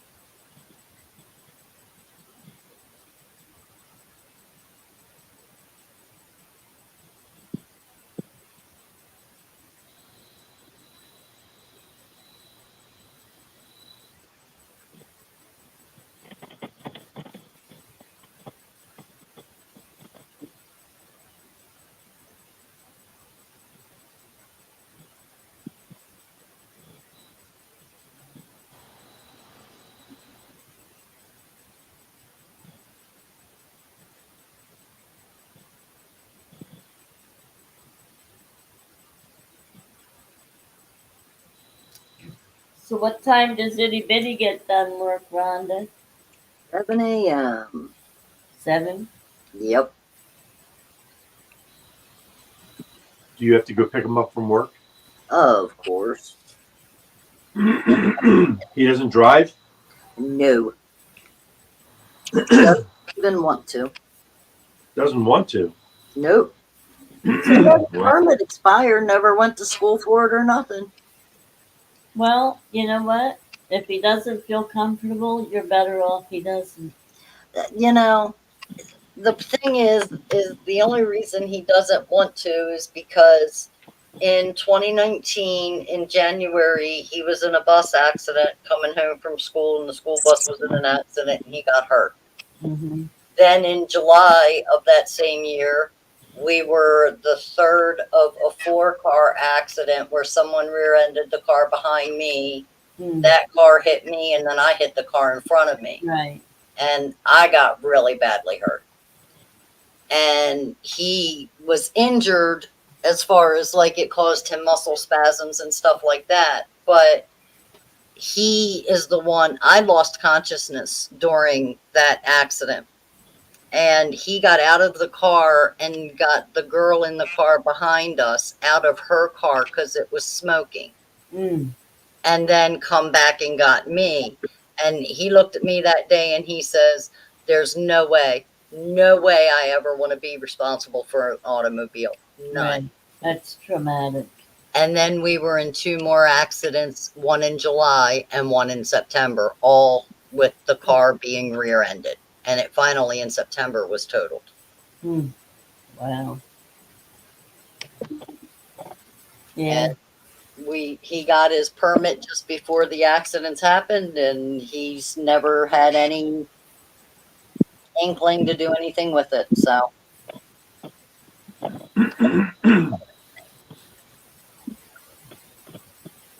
Well, like I said, if he's not comfortable and he's not ready, it's better off. yeah, but my thing is, I'd like him to have it because, God forbid, something ever medically happened to me behind the wheel. At least he could legally do something and not have to worry about it. You know what I mean? Right. That's the only thing I worry about.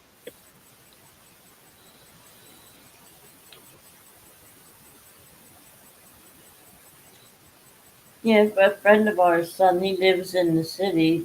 Always lived in the city in Philly his whole life, and he never got a license. My oldest boy is 28 years old and has never had his driver's license. Yeah. I mean, Now, he went through the classroom hours, but he never did the road hours with the school and never got his driver's license. right. Like I said, Mikey never even had the interest, never even had the desire to get a license. Took public transportation for everything. Mm-hmm. And if he needed to go anywhere in a car, his dad, our friend, his dad took him, you know, and, you know, to this day, he don't have a license.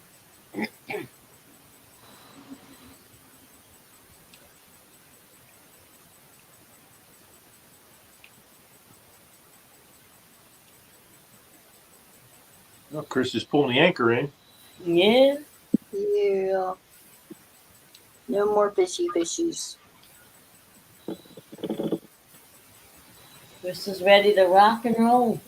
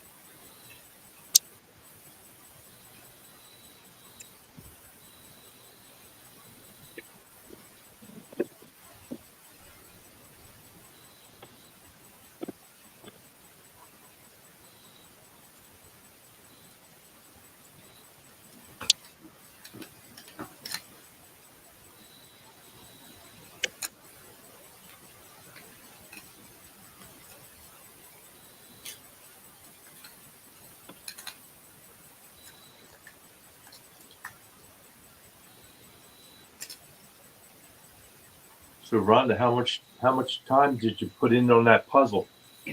I've been playing with it here and there. Okay. And I am on color number 17 of 25 in that section that I uncovered tonight. Well, you're better than halfway there.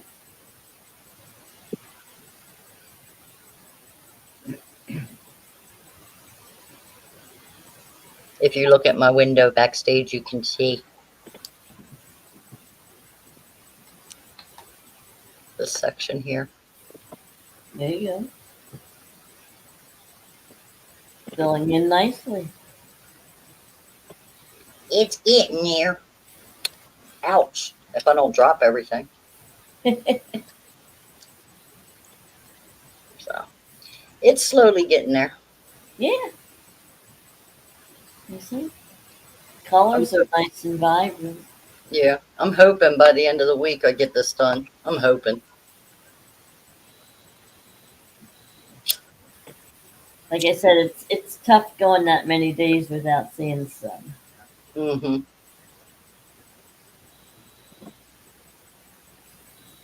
I sat down and did that portion last night and then did the whole other little derpy turtle that I showed you. Uh huh. Let me see if I can find him again. There he is. That guy. So I stopped and I did him. It took me about 3.5, 4 hours to do him.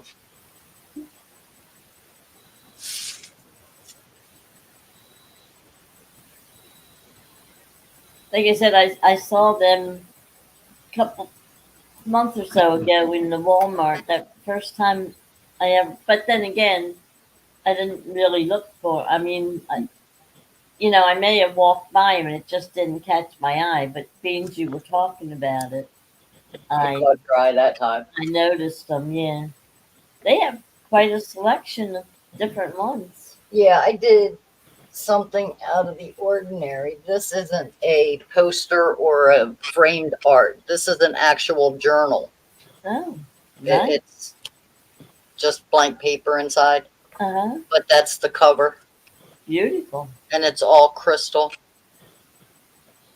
Good morning, Rebel River Cats. Now was that? Hey, Doug, welcome in. Good morning.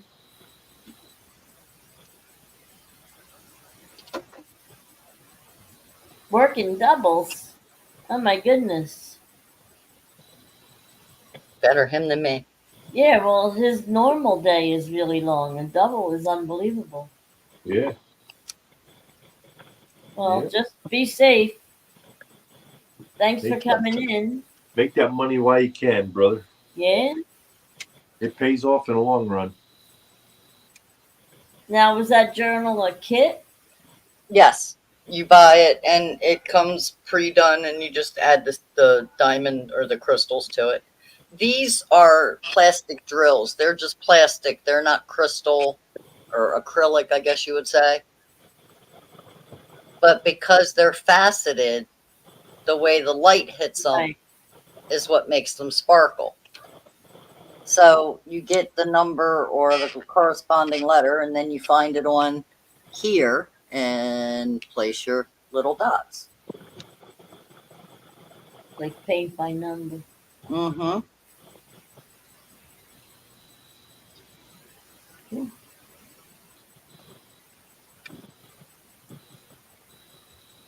And this whole paper, I don't know if you can hear that. The little tacky. It's like, you know that alien tape, space tape or alien tape that they talk about or sell? It's a double-sided sticky tape. Well, yeah, I've seen the double sided. It's spongy and sticky. So you press down, and when you press down, it sticks into the sticky. Okay. And then when you're done, you put polyacrylic on top of it, and that seals it down so that the diamonds don't fall out of it. Right. Pretty cool. Yeah. Now, are you capable of doing like a custom made thing on your own, or you have to have the numbers to follow? You can take any picture and add the tape to it and diamond paint it. You would have to purchase the diamonds separately, and that gets more expensive than buying the kits. Mm. But I gotta tell you, the kits that I've done, for example, these bags right here are all different beads that or diamonds that I've had left over. Left over. Okay. So, like after I do X amount of paintings, if I have a lot of these, I could do a custom painting using the colors I have without purchasing more. Right. But you can purchase just the colors you need. Now, I'll be honest though, I had thought about trying to do like logos and things for the community, but lettering does not turn out that well. And I have something exactly to show you. Let me take the plastic off so it doesn't glare. This is supposed to say, don't worry, be happy. Can Oh, you read it? I can read Don't Worry. That's supposed to be happy. Oh, That okay. blue, green, black area, that is Uh, supposed to say be happy. Oh, So you lose detail when you try to do right, the lettering and things like that. You also lose detail in portraits. Facial expressions and right, skin tones are difficult. So that's why a lot of times you see I do cats, dogs, right. you know, Makes sense. they can be fantasy and, you know, fun. Like I did this one, get the plastic off. And that's a little kitty cat Uh-huh. with her little orange tiara. Right. I was gonna say with her crown there. Yep. But when it comes now, I have this one that I did that the lettering turned out beautifully, and it really shocked me because I did not expect it. Oh, nice. Yeah, that's perfectly clear. Hmm. So I think it has a lot to do with maybe the sizing, Mm-hmm. and from watching other people that talk about it or that do convert any day picture into a portrait of diamond painting. Uh-huh. A lot of people say that the larger, the more detail, the more color chips or codes. Like you can see here, I know you can't read it because it's small, but let me see if I can pick it up a little bit better. There's codes here, and it'll Oh, tell yeah. you bag number 1 is this color, and the symbol is 01. I don't think it's going to focus any better than what I'm getting at that. Right.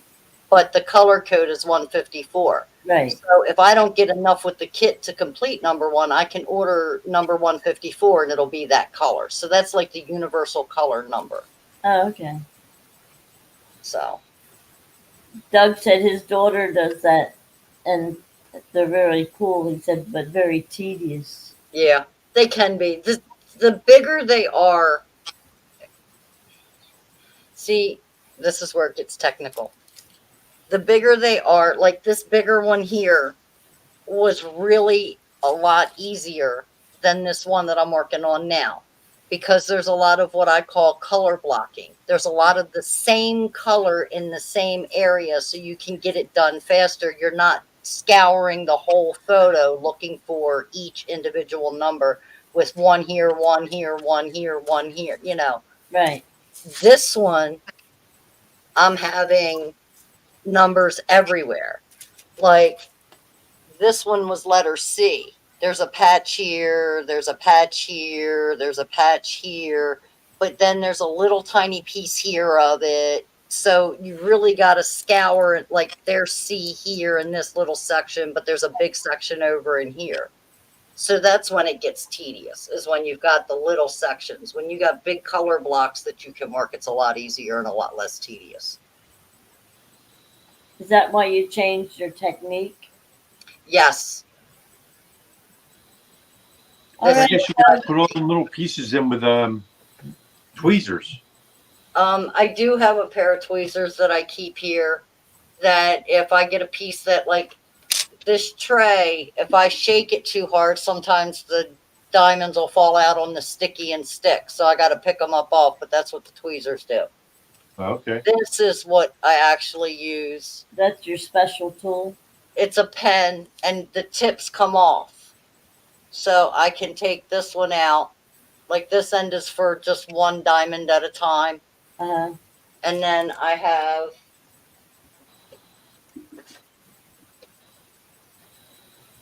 different tips that I can place 7, 8, 9, 10, 11 diamonds at a time. This is a straightener to keep them in a row. And then some of these tips, oops, that's the straightener, are longer and can hold more. For your bigger areas. Yeah, that's a 9 placer. But I like working with the 3 because I can keep moving pretty straight and not mess up too much. Right. Like right now with me doing little sections, a lot of these aren't straight, but you can see down in this section where how straight it is once it's finished and everything's clicked in.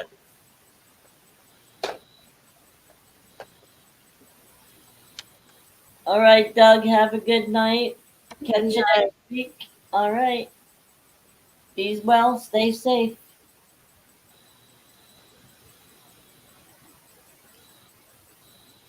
So, Well, I have to admire your patience, especially on Here, that little Doug. sleep you get. but I don't know how clear. Let me turn it this way so it's right for the camera. That's the finished product. That's what it's supposed to look like when it's done, yeah. I couldn't do that. I had most of that on the floor. I have to keep this covered like this, and then when I'm done, I have to put pieces over what's done, because if not, my male orange tabby will come up here and legitimately lick this until the Oh. glue is gone. They love the glue. And the wax that is used, this little blue stuff, well, it's pink, blue, it comes in all kinds of different colors. But that's what goes into the tips of the pens to pick up Right. the drills. He'll eat this if I leave it on the table. Oh, something in there they like. I think they just like driving their mother crazy, is what I think.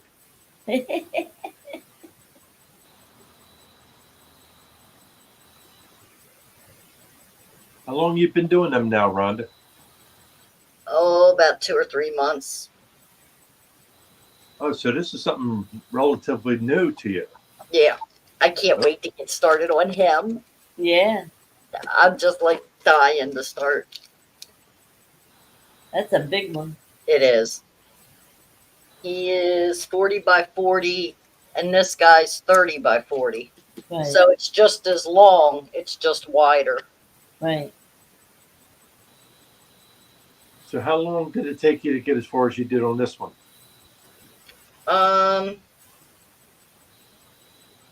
I'd say I probably got about 10 hours in it.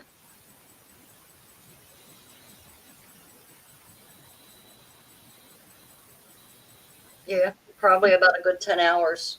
Is Because that Wow. when I first started it, I was doing the whole picture. And I was looking for every little number one. And then when I got them done, I went to number 2. And that seemed to take me forever. And it was just getting to me. So I started sectioning it off into little sections and just doing the little sections. So now I feel accomplished because I get a section done. I'm like, oh, goody, I got that done. right? That seems to be going a lot faster. Yeah. Well, it's not so much you're searching; you're wasting all that time Yeah. searching for the big area. And when I started this at the beginning of the show, 1, 2, 3, and 4 had been done when I did the searching. Right. But I've done from 5, and I'm currently on 18. Yeah, 18. Yeah. So I got to finish up 18. I'll have 19, 20, 21, 22, 23, 24, and 25, and that section will be done. And then I started again on the next section. Right. Moving along good, well. Yeah, Can't wait to see the finished product. I can't either. It looks like my little Doc Kitty. Yeah. Now, are you going to frame that for him? Yes. They're all going to end up framed. I just haven't figured out how or what I want to do or how I want to do them yet.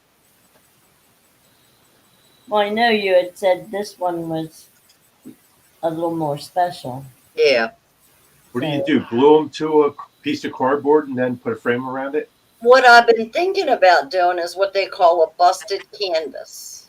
You take a flat canvas, like an artist canvas, the stretched ones with the boards, Right. and you glue it to that.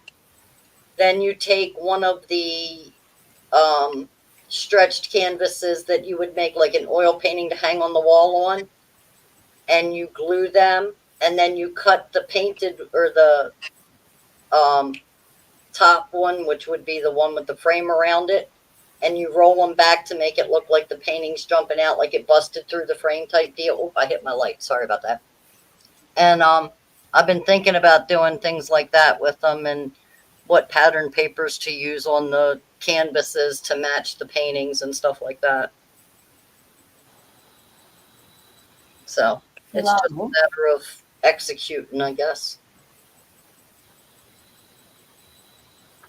That keeps you out of trouble. No, because it usually gets me in trouble with my rental office. Oh, Because they don't like it when I take my stuff outside and spray paint and, glue, and they get really upset about it. I don't know what their problem is. I have one of those, when you go camping, you get a tent or bathroom tent, I guess I don't know what they're called. yeah.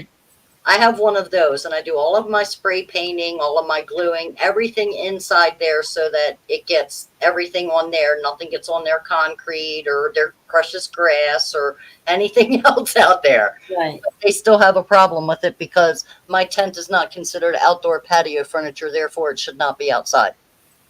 Huh. Even if I'm just using it and taking it back in, Right. they have a conniption fit. So I do it, let them yell at me. I pay my rent on time, throw me out, get somebody else that doesn't pay rent.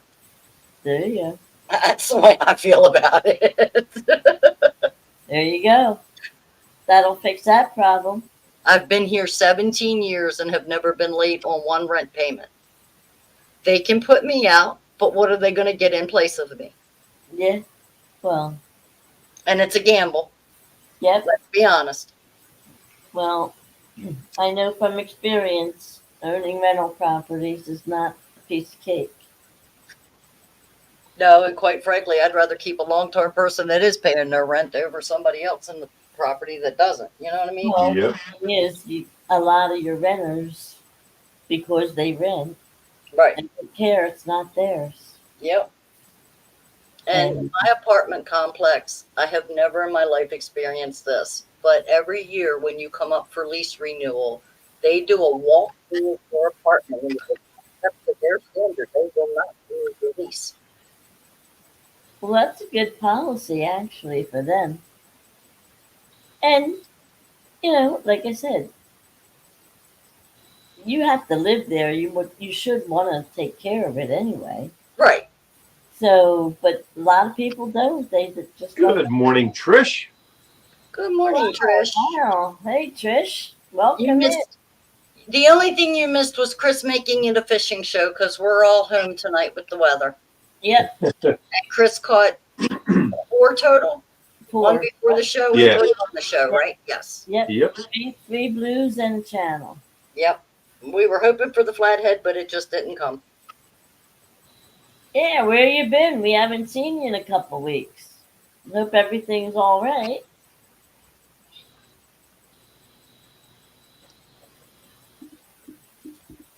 Yeah, you didn't miss anything on our end. Ed's out in the boathouse, and Rhonda and I are in our living rooms, or I don't know where Rhonda's at. Are you in the? Living room, dining room, it all the same. She's in the common area. And In and, the room doing my diamond painting. and Chris from Hooks and Hammocks is going back to the dock. He was our fisherman tonight. Yeah, he made it a fishing show. Yeah. And he did a good job. Yes, he did. Got 4. Yeah, can't beat that. Not bad for the person that when we started the fishing show and you thanked him for making it a fishing show, he says, "Don't thank me yet." Yeah.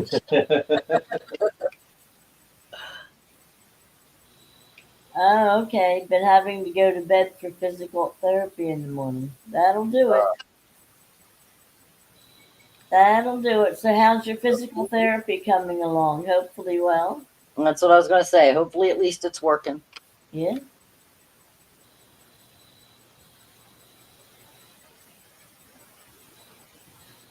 Did Oh, you yeah. ever get your bed moved there, Trish?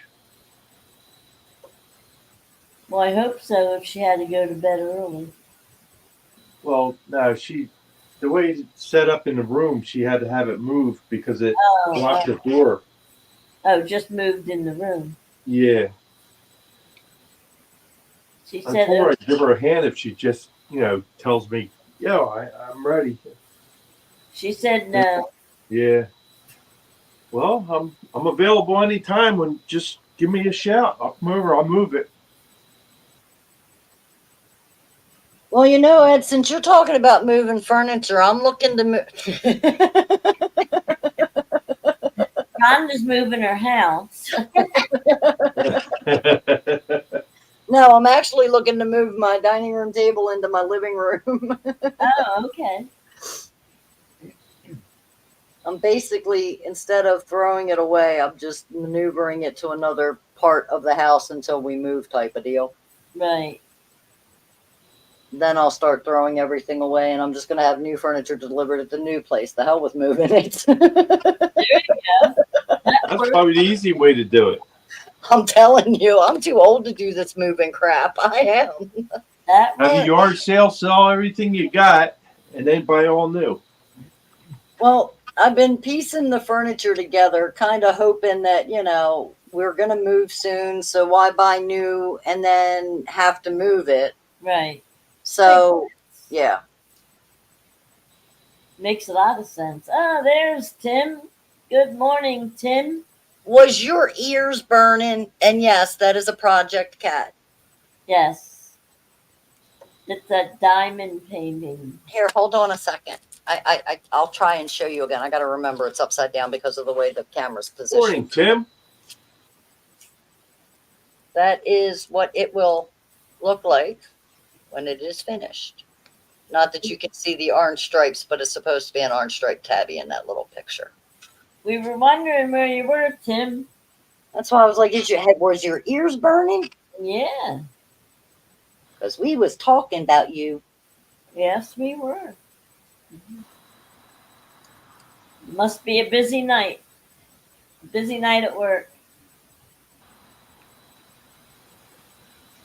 Well, we got 3 minutes, guys. Is that all?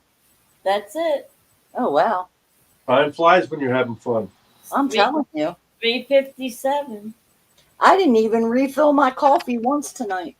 Really? I haven't left my desk. I've been working on this painting and watching chat and talking and chilling.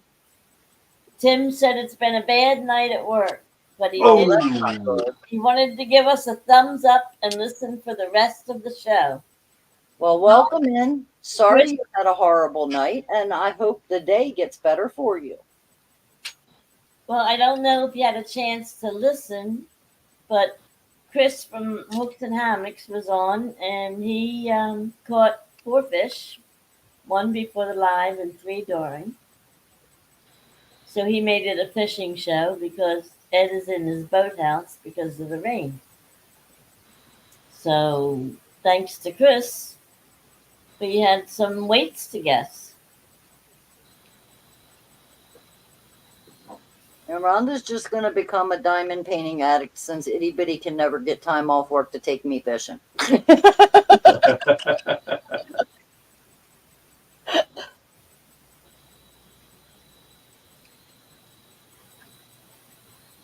Like I said, I have to give you credit.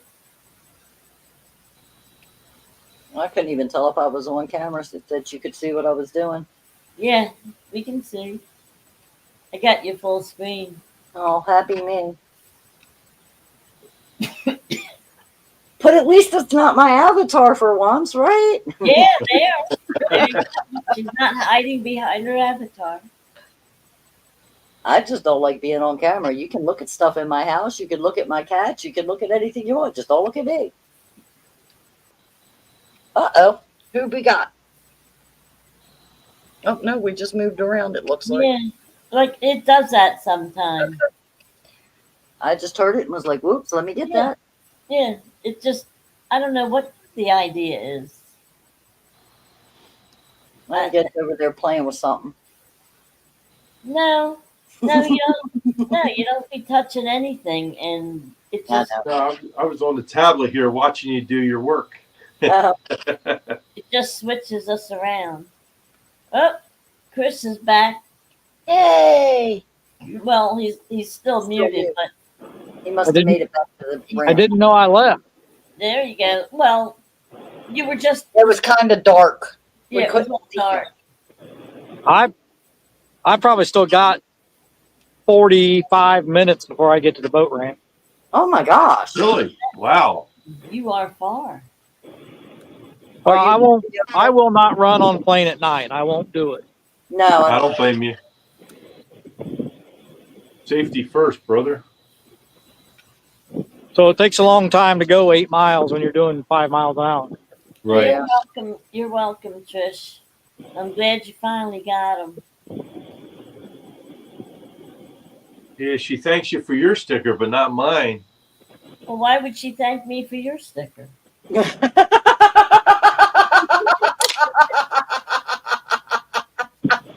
She probably thanked you when you gave them to her. oh my God, that was good. I mean, am I right, Trish? I think she said it's about time. Well, yeah. Well, it was about time. I mean, she was only speaking the truth, right? Well, yes, you waited, what, 3-4 weeks, maybe more? Yeah. Look, I got tired of waiting for Two Stands to send me a t-shirt, so I went and bought my own. Well, yeah, well, remember back when, oh my gosh, Josh's granddaughter.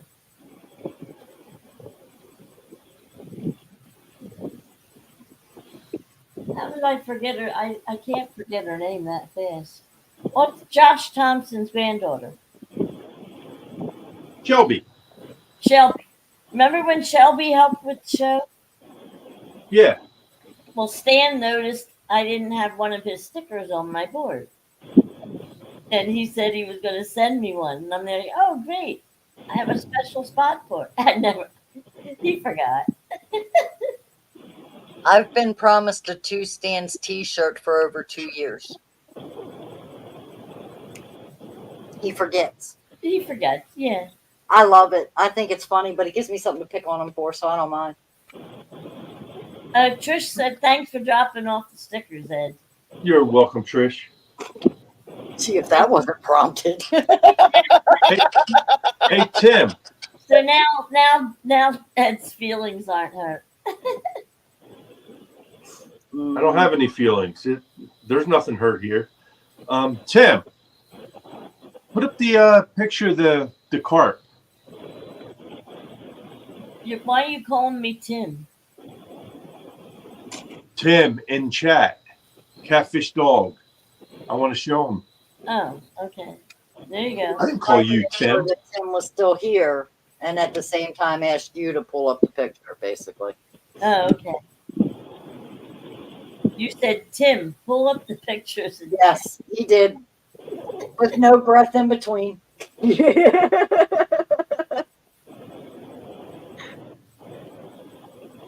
There you go. It's up.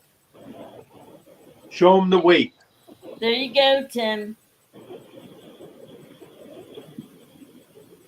It's a nice big fat cart.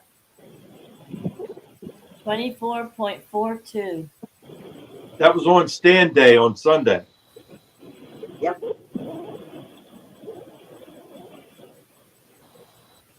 Yep. Did you go back and clip that picture, or was that the one I sent you? Is that one Rhonda sent you or I sent you? I don't know which one of you sent it. He just knows he got it. That's all that matters. Good morning, Aaron.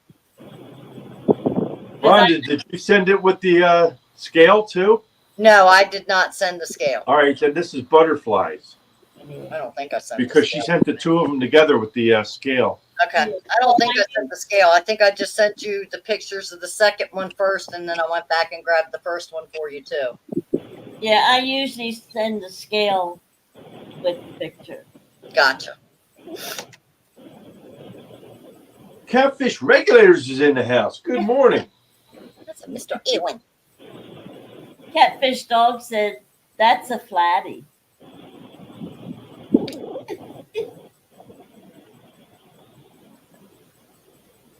He didn't Tim say said I flat, he watched- said fatty. Tim said I watched a little of that before I went to fish with John Parker, and Skywalker is back and said, "What did I miss?" LOL. Gray Wolf is just coming. I think I got you caught up. Yeah. Awesome. Gray Wolf is in the house. How's it going? Good morning. Good morning. Welcome in. Yeah. Welcome in, everybody. Just in time. Yeah. 4:05. It's 4. Oh wow! Yeah, Time flies when you're having fun, right? that's Here we it. go again. Well, Ed, you want to, since you're, let me take this down. That would be a good idea.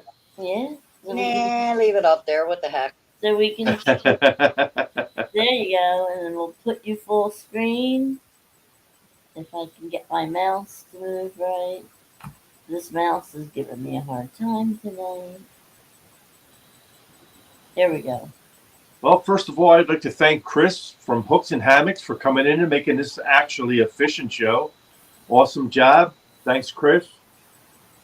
Secondly, I'd like to thank my two co-hosts here, Miss Butterflies and Sunshine and Rhonda from Fishing for Whiskers. And I'd also like to thank everybody that stopped in from chat. I know it's a rough hour, so a lot of people come in late, some come in early. It's just a rough time, you know what I mean? Look at Jody. She's asleep, and then she wakes up to stop in, and then she goes back to bed again. So it's rough, and I understand. And we knew that going into this, but this is my hours for the fishing that I do.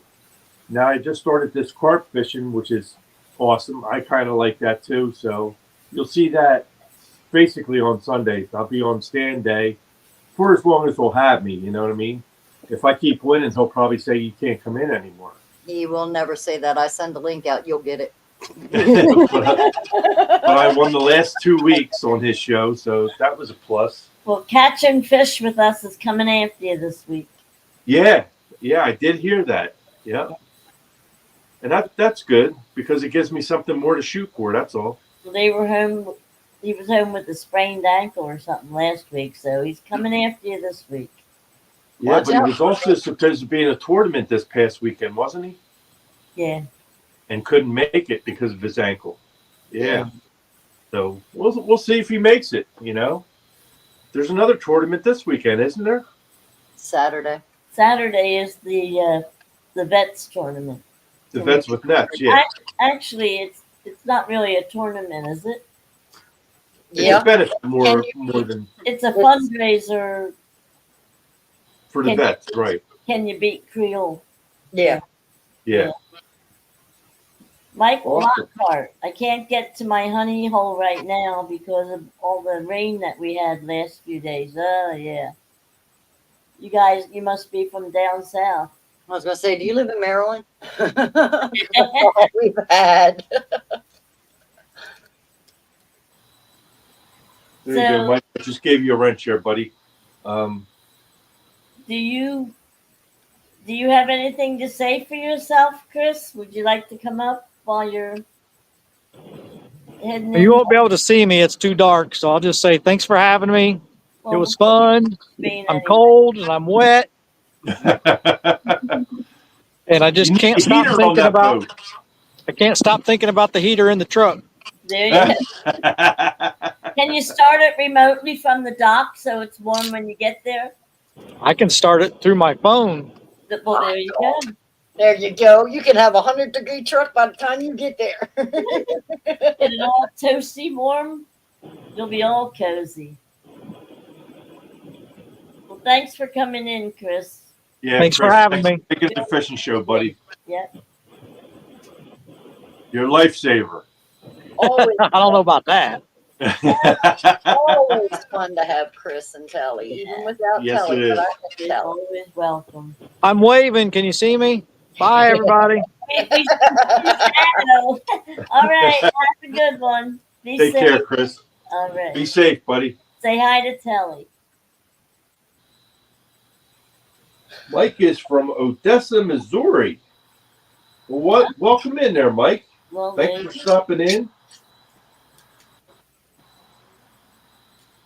Yeah, we've been getting a lot of rain here now too, and we're supposed to get more today. So, but our water levels are way down, way down. So we actually need the rain, but it actually blew me off the water today because I went out this morning and got bait for this morning's show, but I got soaking wet from the rain because it poured on me, and then they were talking more rain all through the night, and it's been like raining off and on. But I just figured I'd just do it from the boathouse and be done with it. So, yeah. But I want to thank my two special co-hosts, You're welcome. Miss Butterflies and Sunshine and Rhonda You're welcome. from Thanks for Fishing having for me. Whiskers. Anytime. Thank you for allowing me. Oh, it's a godsend to have both of you helping me out. Even when we pick on you. Yeah. I can take it with the best of them. Good. And don't forget, as soon as we hit 500 subscribers, we're going to have a, what do you call it? A mega giveaway. Trisha said it rains every Wednesday. Yeah. Just about. We did, Just about. we did have 3 good ones in a row. Yeah. So I guess we can be glad of that, the way it was going. Oh, hi, Walker. I see those horns coming out on you. I couldn't even respond. All I could do was laugh. I'm sorry. Especially coming from him. I know. How ironic can you get? Thanks, Trish Skywalker. says it's trash night. Butterflies, why don't you put your personal best up on the screen? I don't think Trish saw it. Oh, yeah, that's right. Let me see. I got to find it. Here we go. There. Oh, that's Linda was able to get her personal best 2 weeks ago. So now it went from 23.14 to now it's 35.70. 35.7. Yep. It was 23.14. So it took quite a jump. She took a big jump on her new personal best. Yeah. Yay. And look, the fish is as tall as she is. Yes, it is. Just about. I mean, know. its tail was on the floor. If I Yep. could lift it higher. It would have been up above you where your Schuylkill River shirt saying is. Yeah. It is a beautiful fish. I love the coloring of it. Skywalker said that's a beautiful fish, Butterflies. Well, thank you. Thank you. And this Yep. one is crap all over you. I was happy with him. And Yeah, this but one now is she wants to crap go out all and over get you. 40. Yeah, well, of course you have Nothing like putting pressure on the captain of the boat. you have to keep going up, Now That's it. I went from 23.14 to 35.7. Now got to go to 40. That's it. Whoa. You're forgetting my personal best is 46. I didn't forget. Well, then she needs a 50, doesn't she? I didn't forget. What did Skywalker say in his bet? His bet? Yeah, with the pork chop, my fish was going to be bigger than yours for $100. Yep, that was Yeah. You're going to catch turtles. You're not even going to catch a fish. You don't see. just because Skywalker said only a pork chop will catch a 50-pound fish. just because only turtles eat the pork chop you fish with does not mean that only turtles will bite the ones that butterflies fish with. Especially when I season them with some kind of flavor. Skywalker, the 52-pounder that was brought into my boat wasn't on pork chop. It was on a live bluegill. A big one, too. And even if it was caught on pork chop, Gabe, I don't think he would tell you. I tried pork chops twice for him, and I only got turtles. So that means I missed 2 good meals because I love pork chops. And So I had to settle for ham ham sandwich because He says he loves you. I love him too. He like a brother. We do. We love it when Skywalker comes in. Mm-hmm. Like I said, one of these days you got to come up on panel with us, Skywalker. Just even if it's just a pop up, just come in Yep. and say hi. Show us Right. show us those pearly whites. You said absolutely. Okay. Well, he's gotta keep up with everybody else in California. You know what I mean? Pearly whites, the tan, all that good stuff. Driving around in a new Mustang, top down. You know, well, the tan makes the pearly whites look even whiter. exactly. That that all works. It's all part of the package deal. Butterflies, do you have anything you want to say before we get out of here? Who are you talking to? Butterflies. Oh, well, Rhonda, do you have anything you'd like to say before? I'm good, and I'll see everybody somewhere, in some live. Well, I'm sure we'll see you here and there, but hopefully we see you back next week. Definitely. All right, and me, and all I have to say is thank you everybody for coming in. We appreciate it, and as I always say, be well, stay safe. God bless, and see you next week. Take care, everybody. Have a good All one. right.